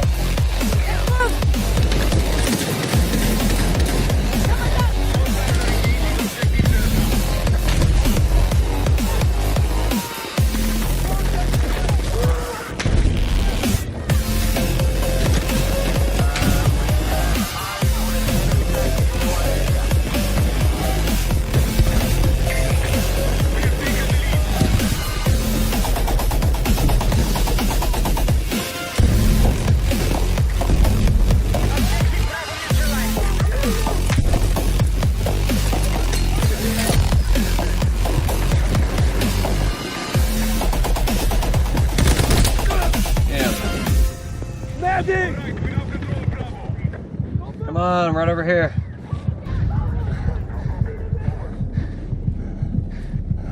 I need a fucking medic! We're ahead of the enemy. My own teammates never pay attention to me. Need a medic!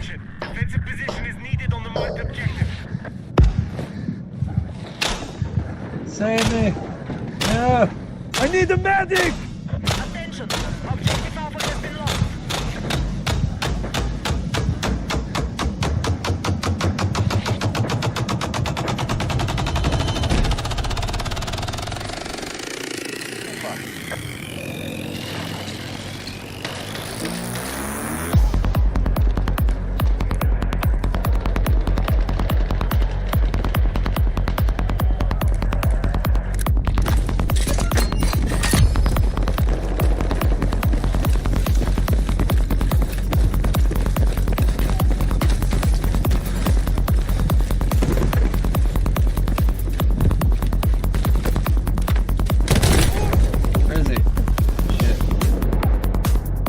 Over there. I'm fucking hit!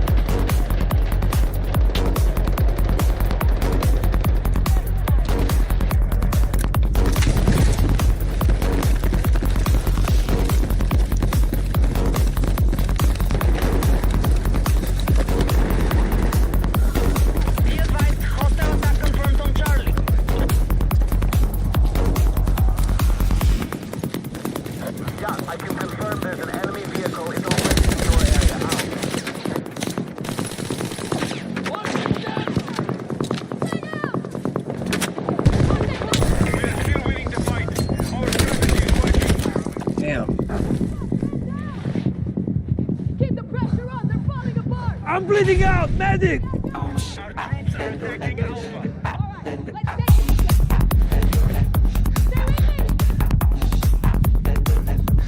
Fuck! Medic!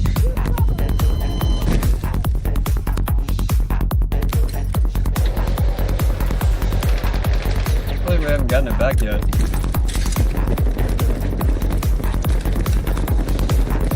Hostiles are attacking objective Bravo.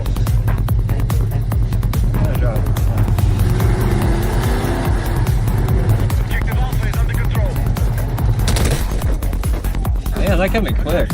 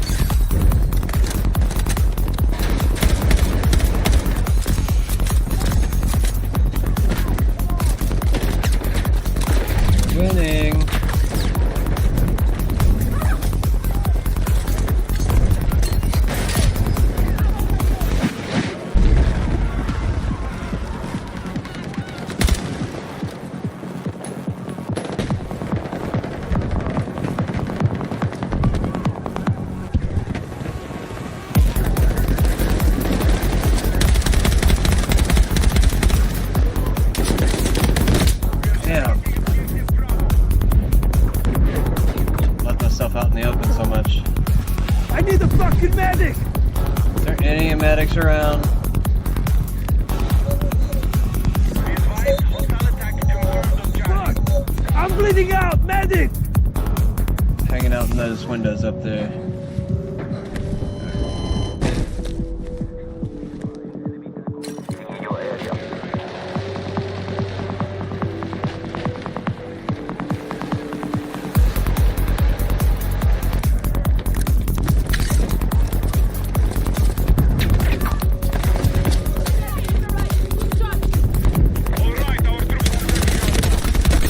Gotcha.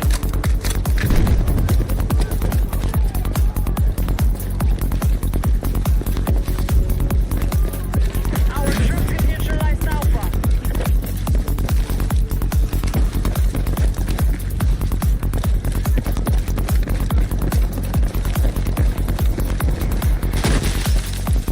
Objective Alpha is under control.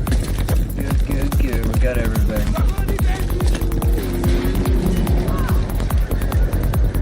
Objective Mike, support the attack.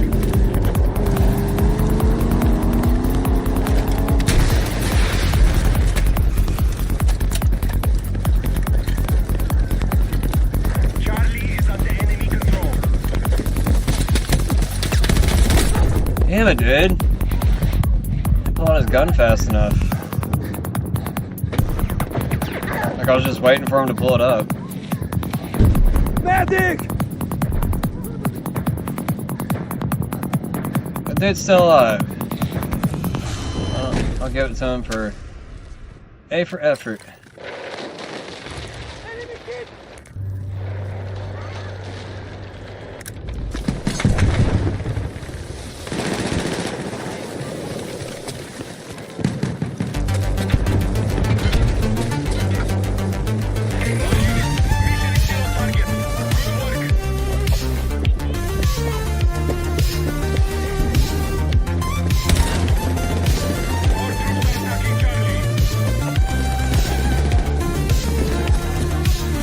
Damn it. Everything's lagging now.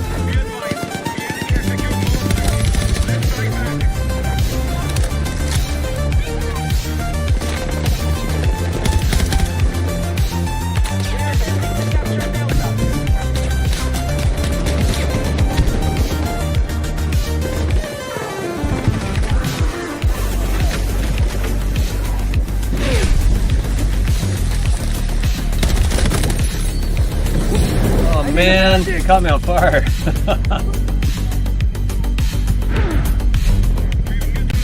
I'm fucking hit!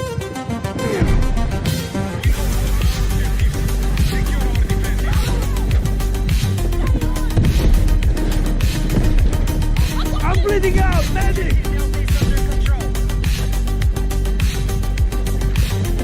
Bye, dead.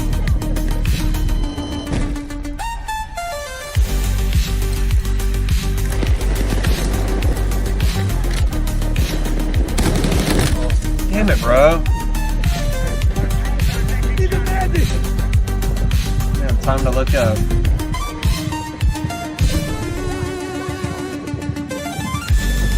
I'm fucking hit!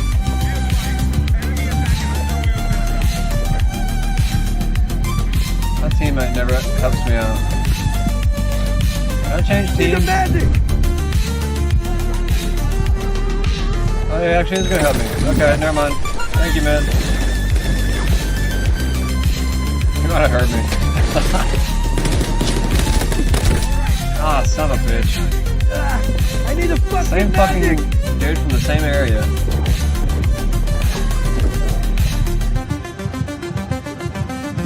I know, man. I'm sorry. I'm sorry. It's fucking in that window.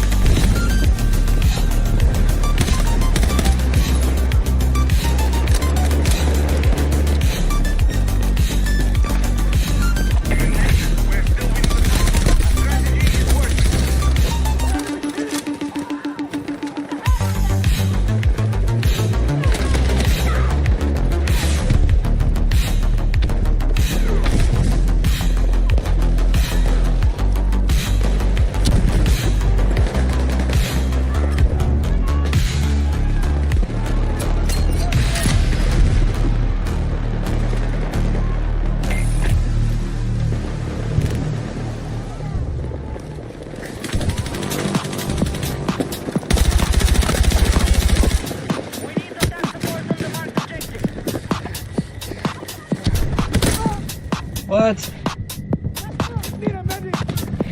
Must have wrapped around me. Thanks, bro. Hey, thank you.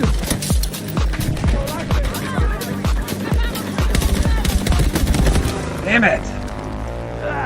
I need a fucking medic.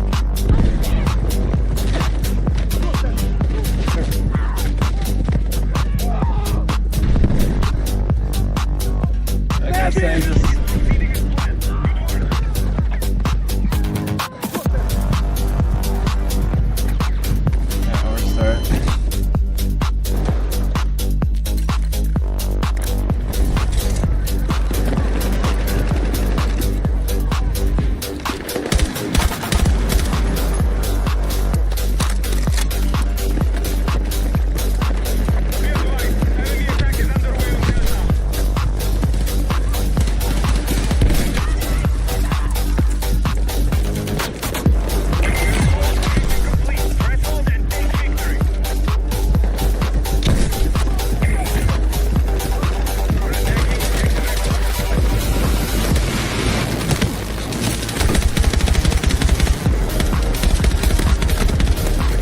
Move back.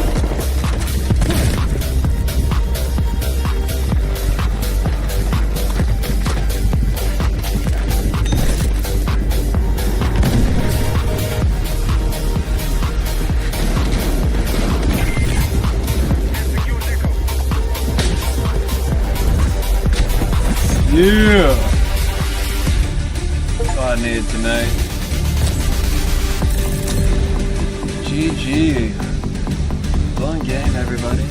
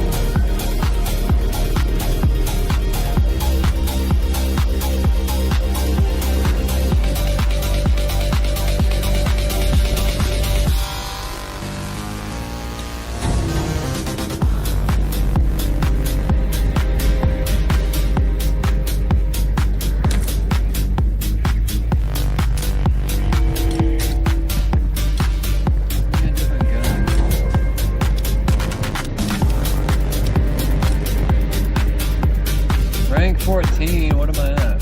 9? Why have these such high levels for everything? Trying to force me to play.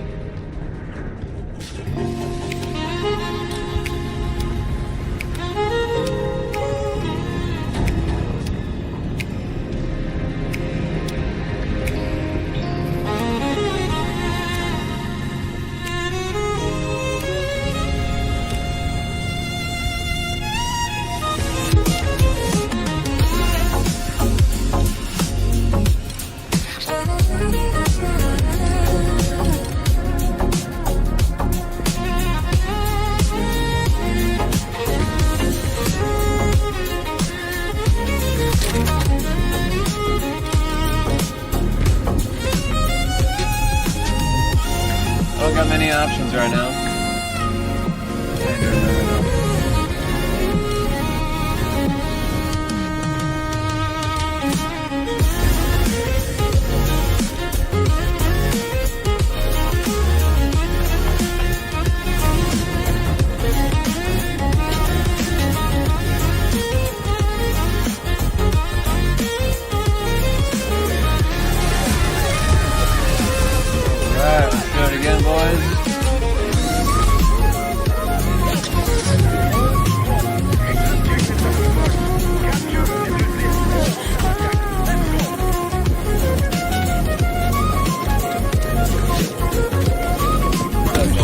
can't go that way. Oops. It doesn't count as a kill, right? I dropped off the map. I didn't know I could go that way.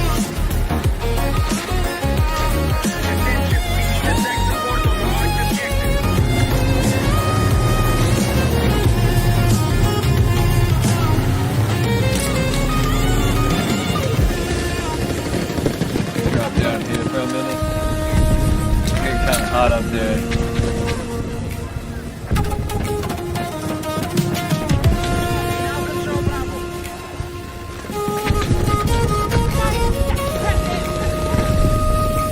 Sniper at.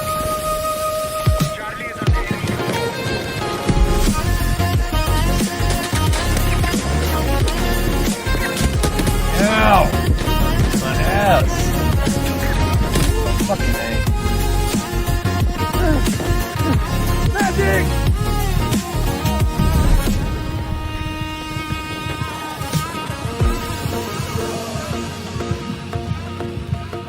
You look like you got balls, bro. I bet you'll come and save me. I bet you will. No, you won't. You might, though. Fucking hit! Come and get me, please. Thank you, thank you. Oh man. You were so brave for a minute. Yeah, buddy! Oh, he was waiting for it. Alright, I'm dead.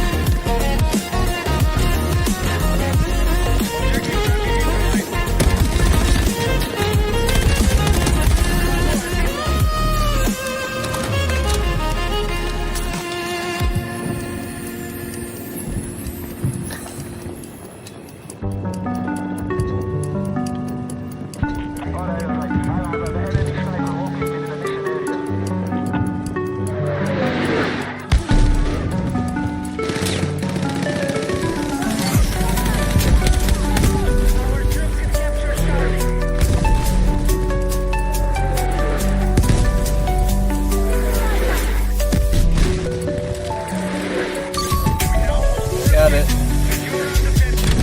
Ow, my ass! Who keeps launching that shit?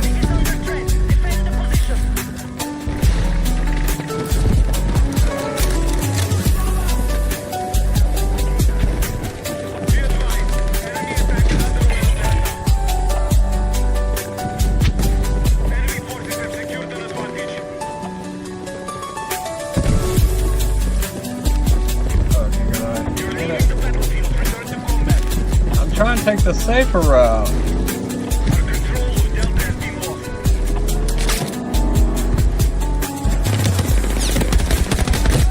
Damn. Fuck! I'm bleeding out! Medic! Stay around me. No.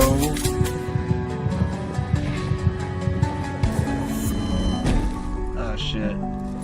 They're actually winning right now, so we gotta pick up the game, guys. Gotta pick up our game.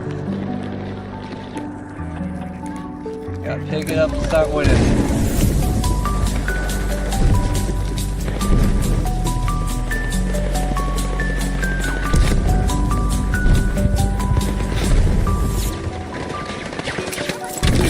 Oh shit. Oh, click that one. No, that's not what I want. Oh, tell him to pick that target.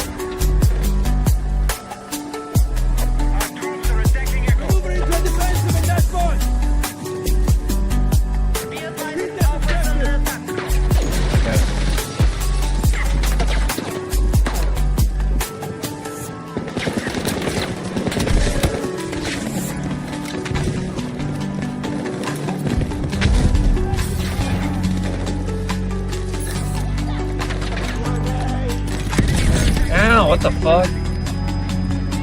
What? Random ass grenade? Can I revive people? I appreciate you.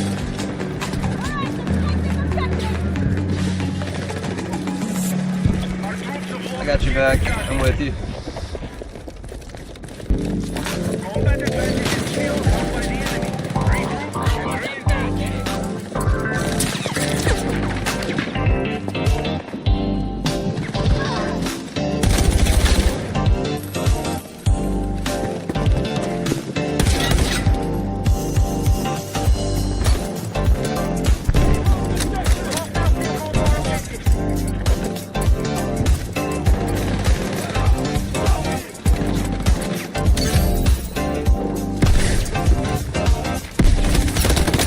Damn, I just noticed him.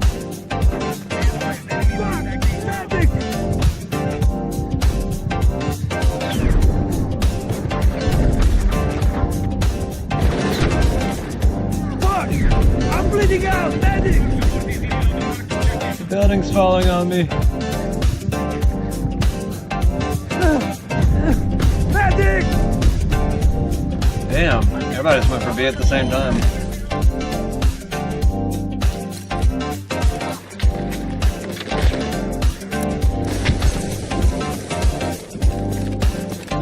I gotta change the stupid ass song.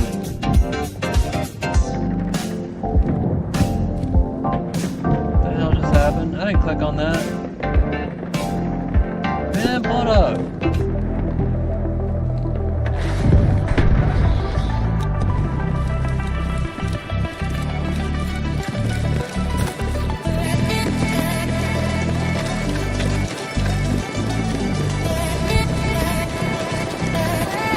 We're losing bad.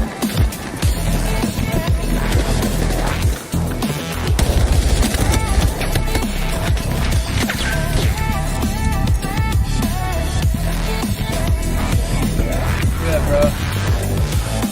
Do that.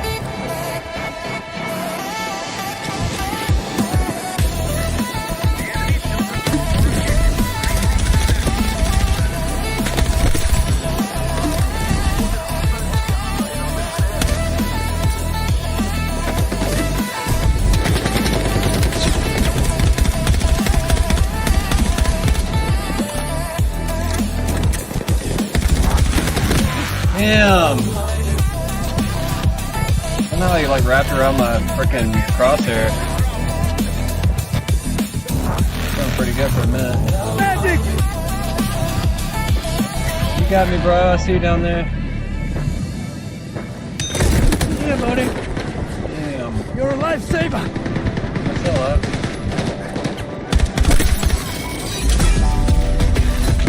I was dead for a second. Damn! They're like all in that house. We're losing this one. Fuck! Need a medic! Do we have less teammates or something? Where's I can't look at. Why is it so hard to see the entire list of people? Trying to see who all's in here.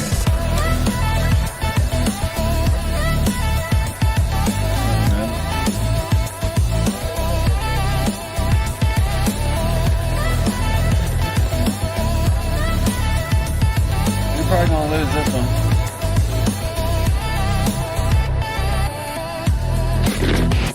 What the hell are you doing?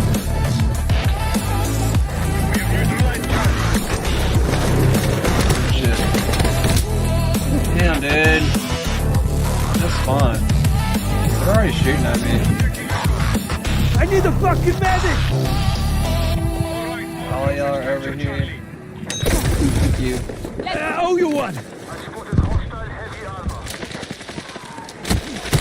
Shit, bro. Come on.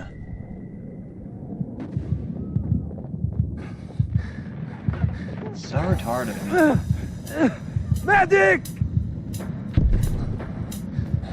Why are we getting our asses beat so bad? They threw us in with a clan I'm or some bleeding shit? out! Medic! That wasn't my guy.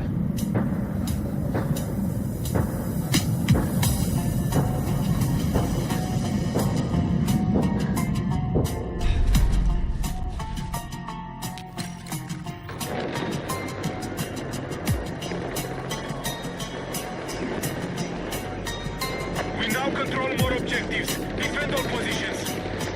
About time. Attention! Enemies are attacking Delta. Combat advantage is still held by the enemy. Regroup and re-engage. We need the defense. Bravo has been neutralized. We need to hit that objective.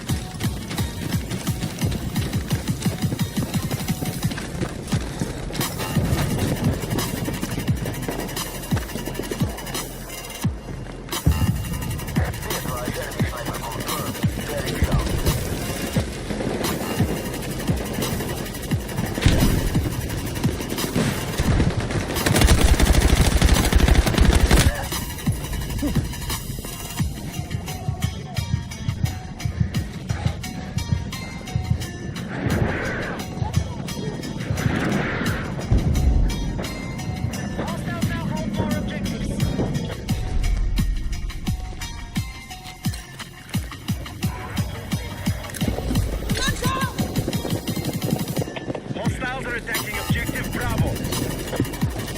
Bring them downstairs.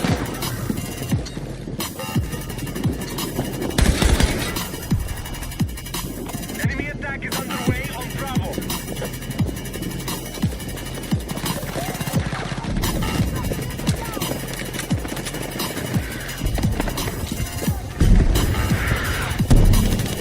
Bravo has been lost.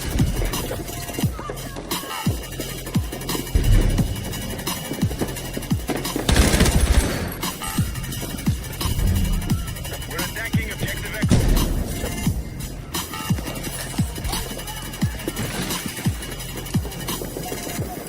Still one other guy here. Two other guys here.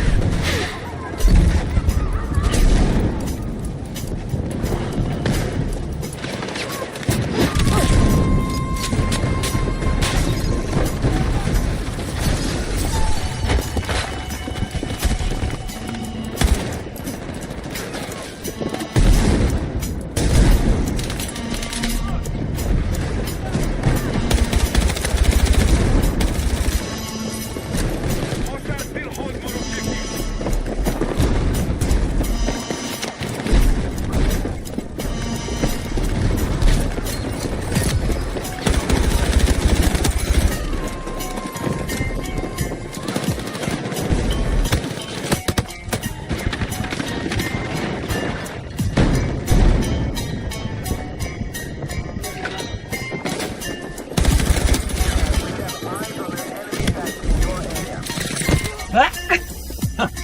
Trying to run out of there.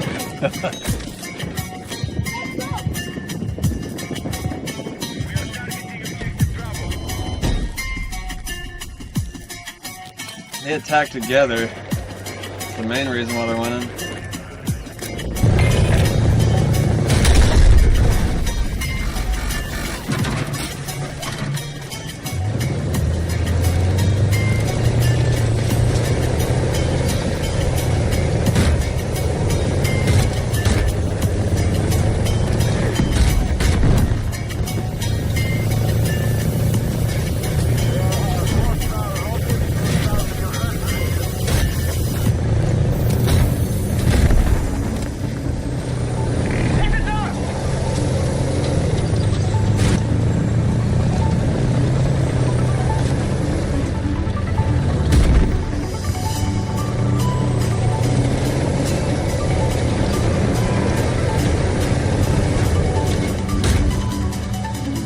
All right, secure that objective.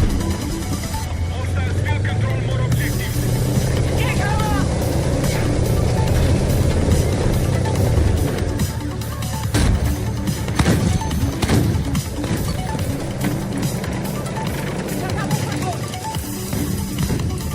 Our forces have neutralized Delta. That's pretty neat.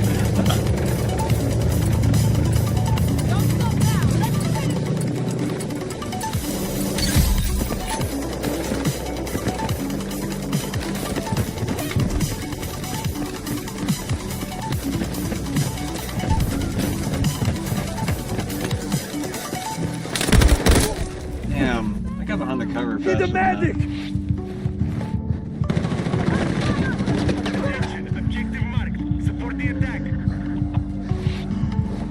I need a fucking medic! How buddy?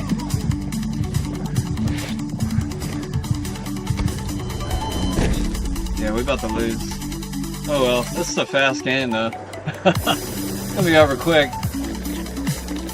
I hate the long drawn out games. It takes forever to lose.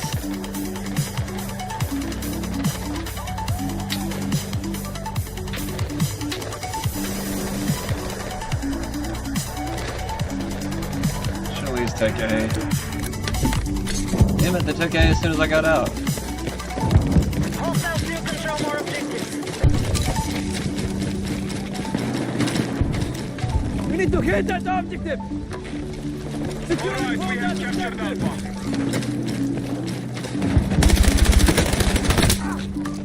Come on, man.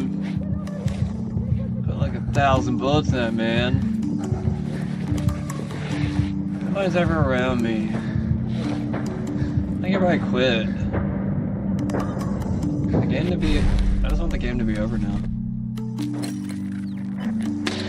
Come on, guys. Go ahead and let it run out. I don't even want to play the rest of this game. I just want the clock to run out.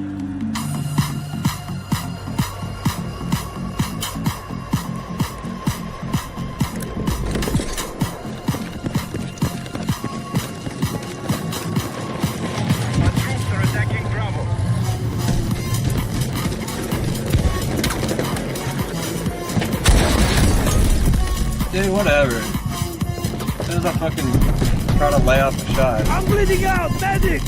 Bro, pick me up! Right next to me. Don't run over me! Medic!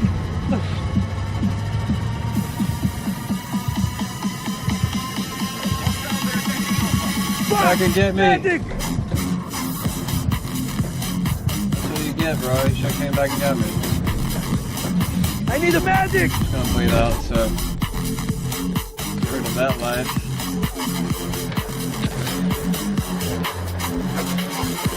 Just playing for fun at this point. We need attack support on the last objective.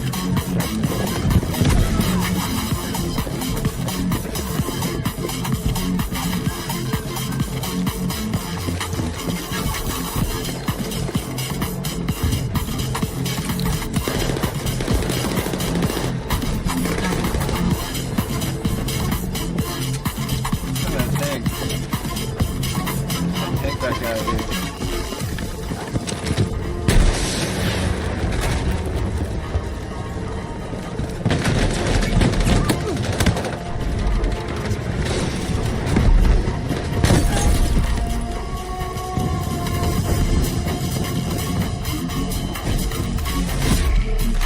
Oh, the last one. Yay.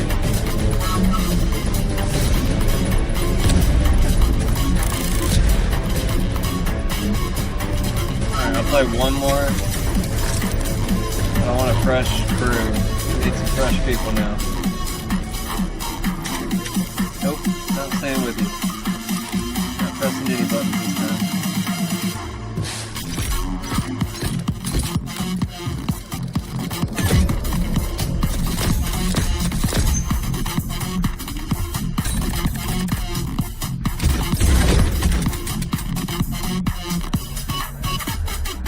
Level 15 yet?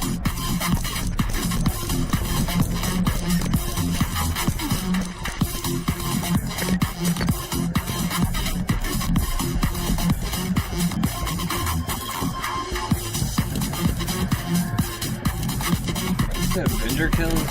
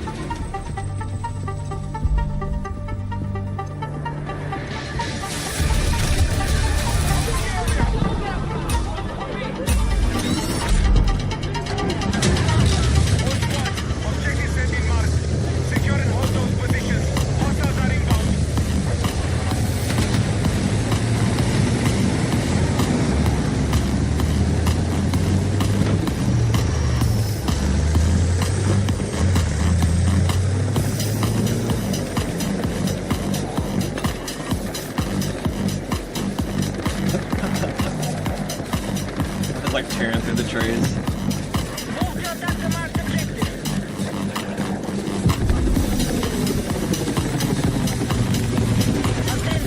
We now control objective Delta.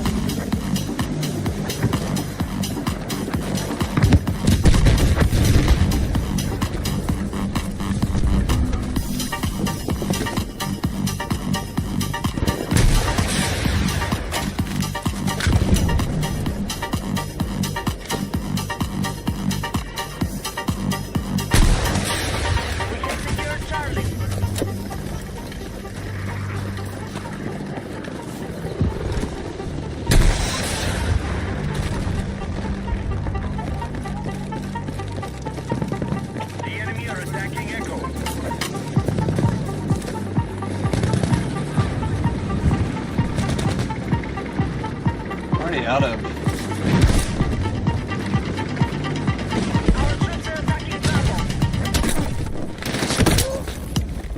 I was gonna try to throw mine out.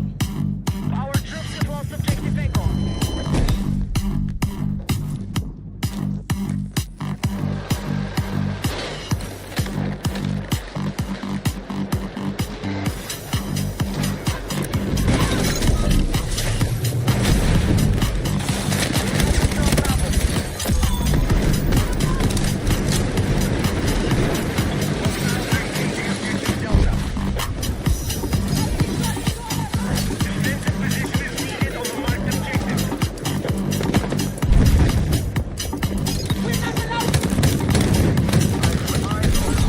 Fucking shoot me. What the hell?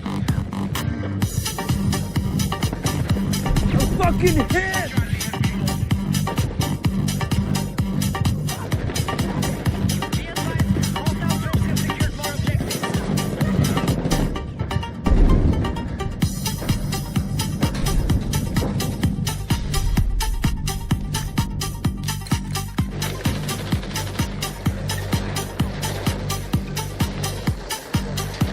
Hey.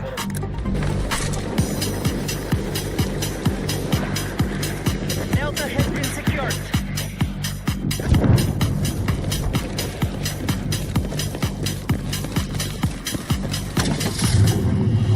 Attention! Delta is under hostile attack.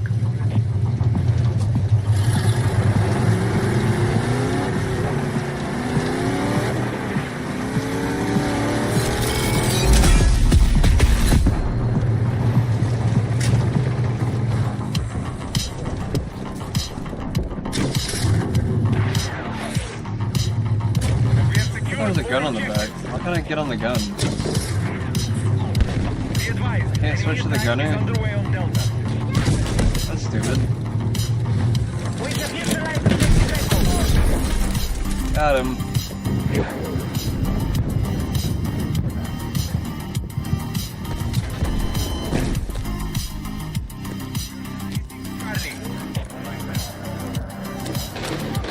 Alright, we have secured Echo.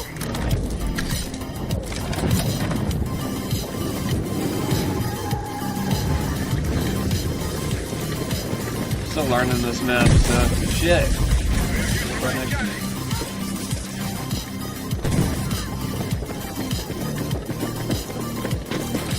Fucking A. You just happen to like be popping out like right when I'm like coming around. Landing! Literally never anybody next to me.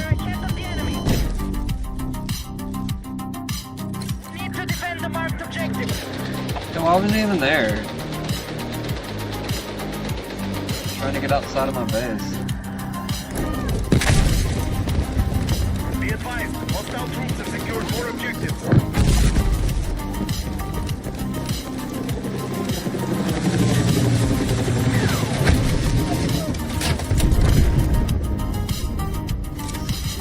I'll take it.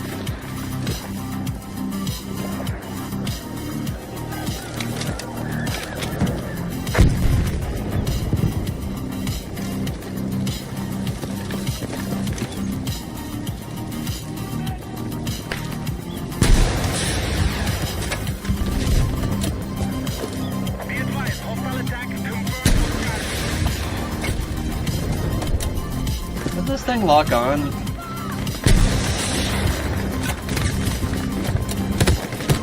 like it's hitting something else. It's not like where it should.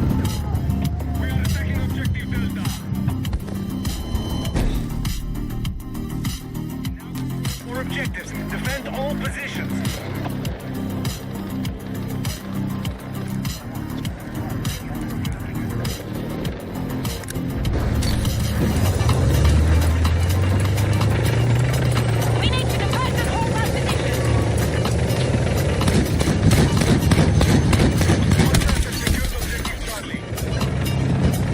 You got it.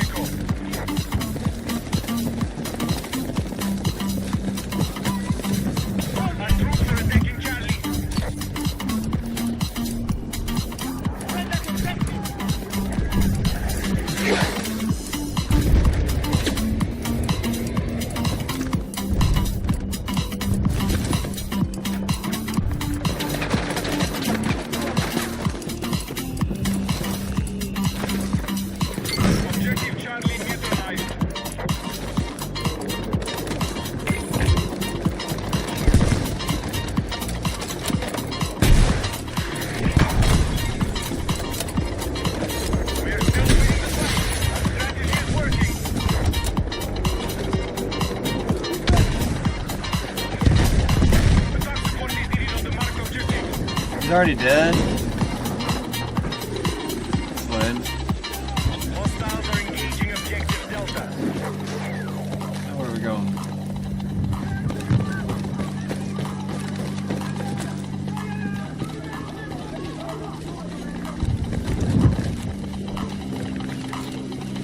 Attention!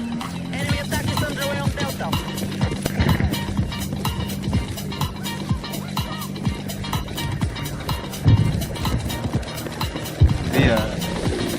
Oh, that's Delta.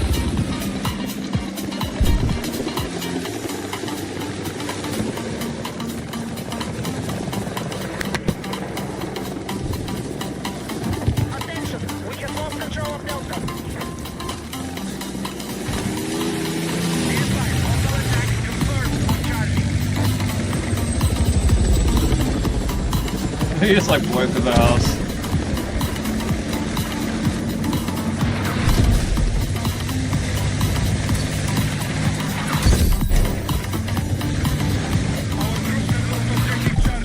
Kinda go through the bushes.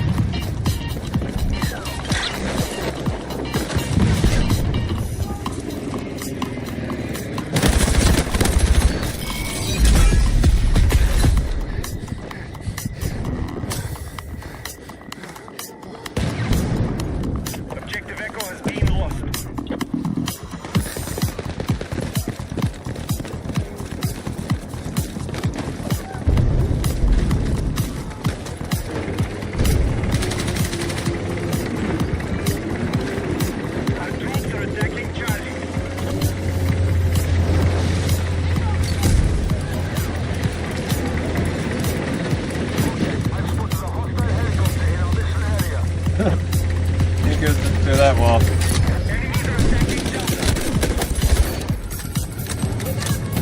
We have secured more objectives.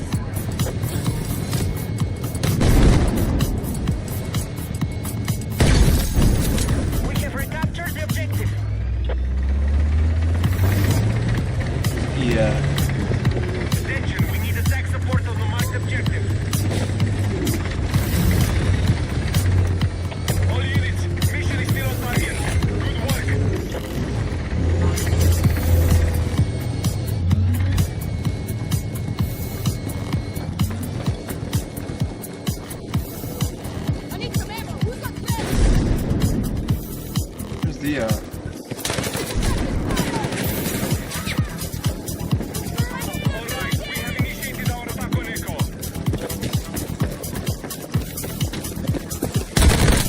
Damn.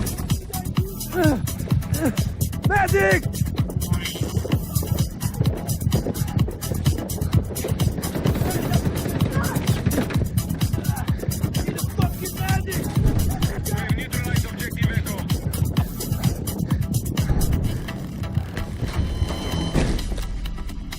Damn. I came in organized. We're going for C right now. Lost objective Charlie. Yeah. Going for A too at the same time. Our troops have secured Echo.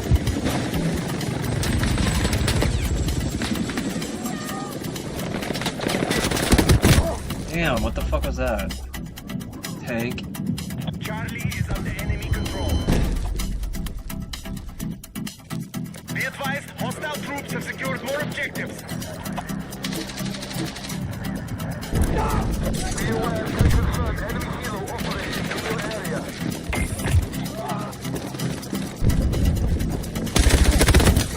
Yo, come on. I had the beat on him. Fuck! Need a medic!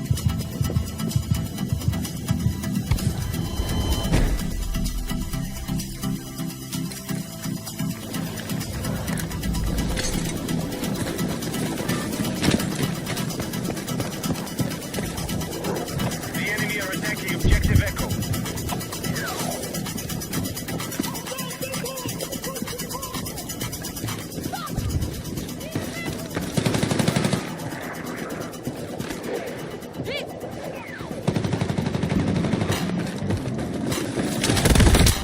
Damn. As soon as I fucking ran out the door, they came.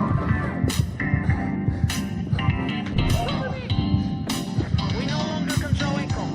They weren't doing anything before. Cause I looked down that way. I need a fucking medic! Of course he dies as soon as I call for him. Alright. We're still winning the fight. Our strategy is working.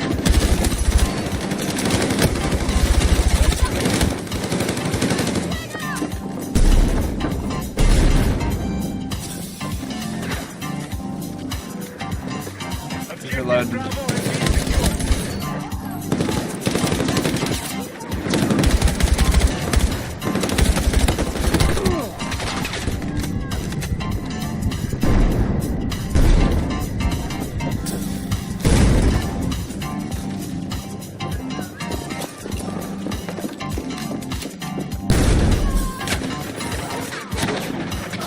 We're targeting Charlie. I'm tracking an enemy helo west of your location.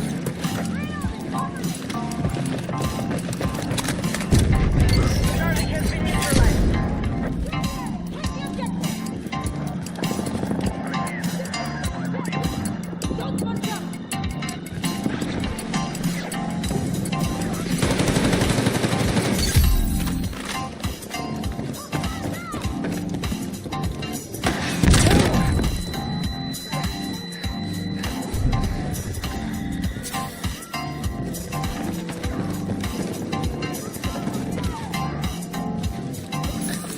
Objective marked. Support the attack. Weird songs keep coming on tonight. We're engaging objective Echo. Attention, we have lost control of Delta.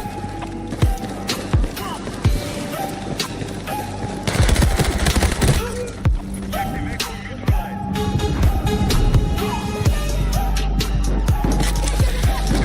Oh, he's gonna save me. Hell yeah. I love you. You had my back!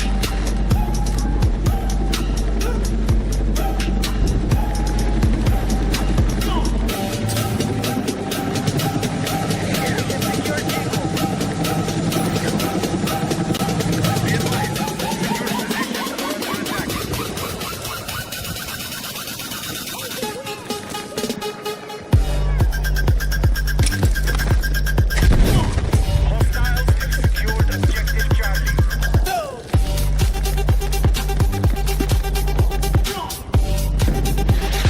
We're attacking objective Delta.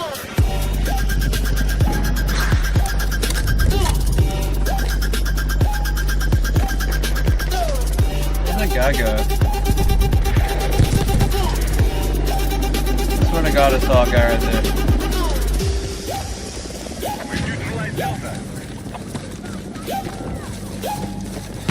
See, he's already captured again? Jeez.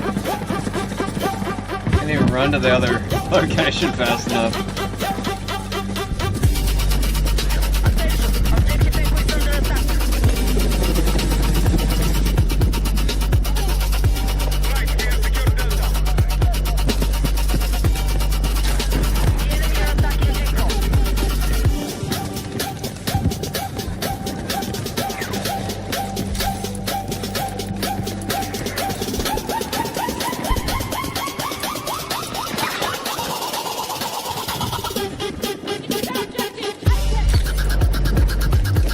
Now we're kicking their ass.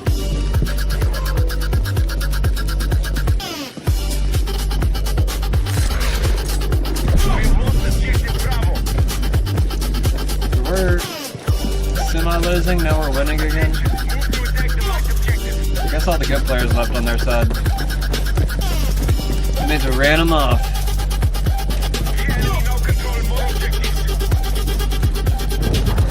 Now they're starting to capture again.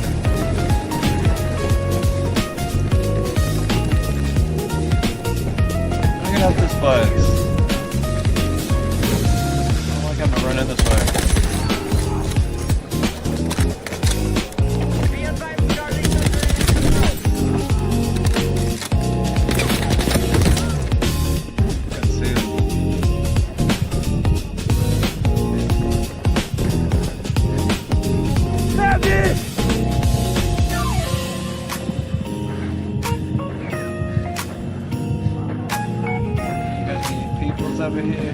No. That's lame.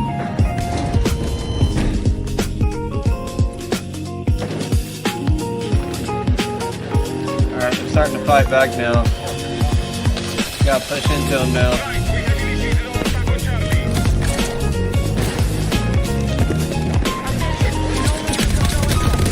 Bro.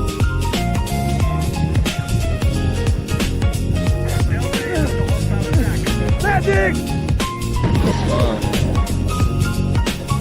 Damn.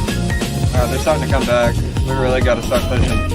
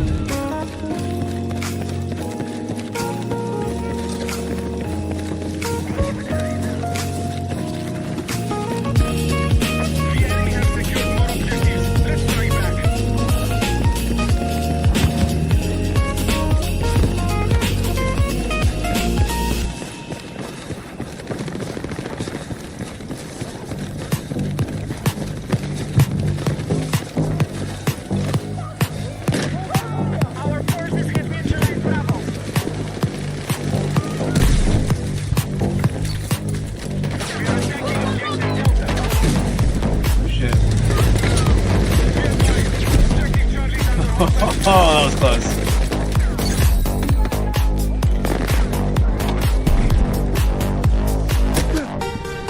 What the fuck? I'm surprised I even knew I was in there. Fuck! Magic!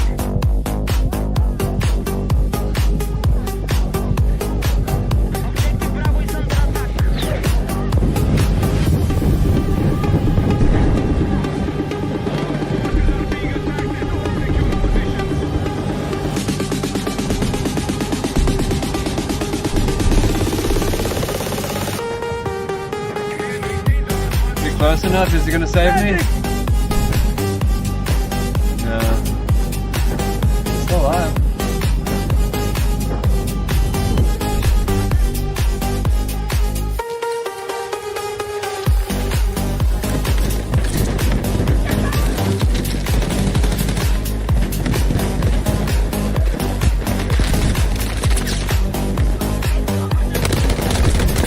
Damn.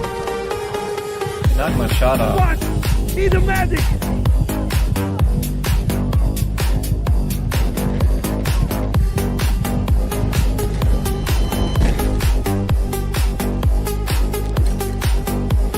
They got the beat on us.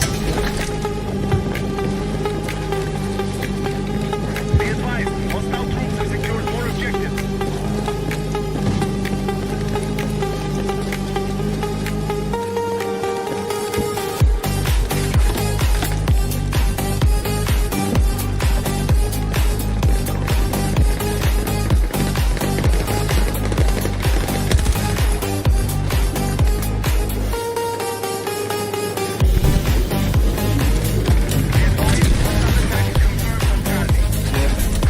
Yeah. Oh my god. Ah, damn, they got me. I need a medic! Fire at me.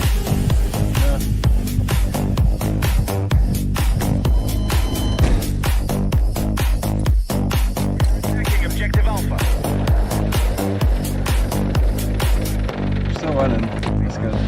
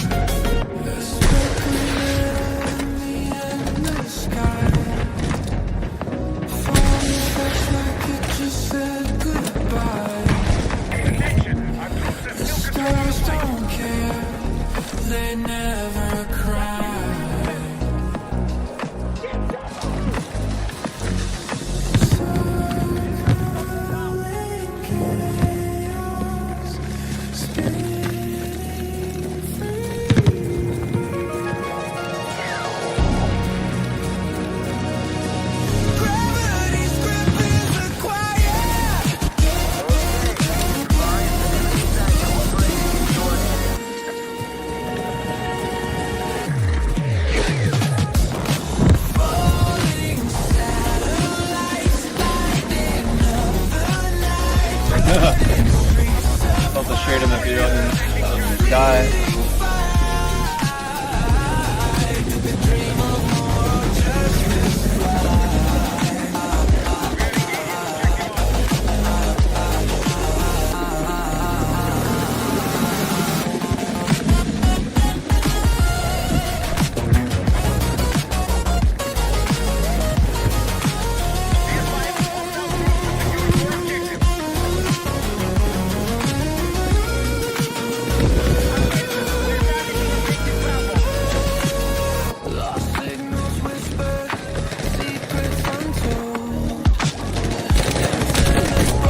Damn, man.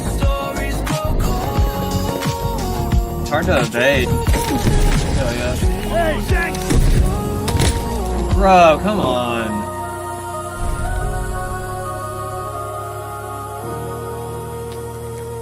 Bad luck. We all crashed down. We all let go like satellites burning in our conviction.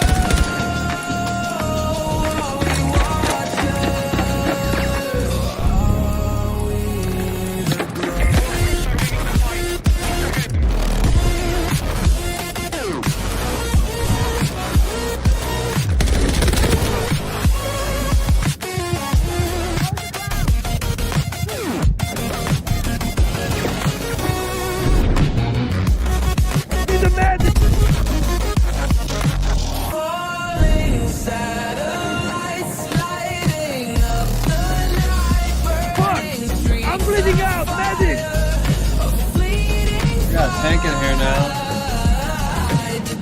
At least save him.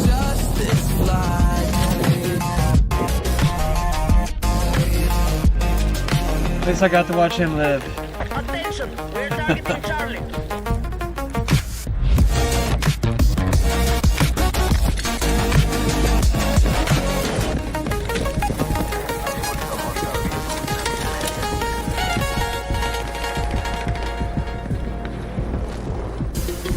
Golf cart.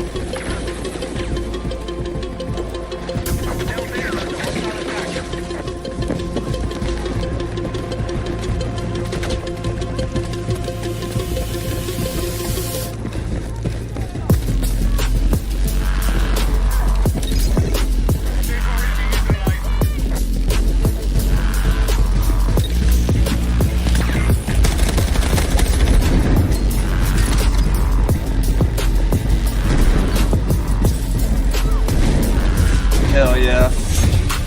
That's how you win. Alright, I think I'm done for tonight, y'all.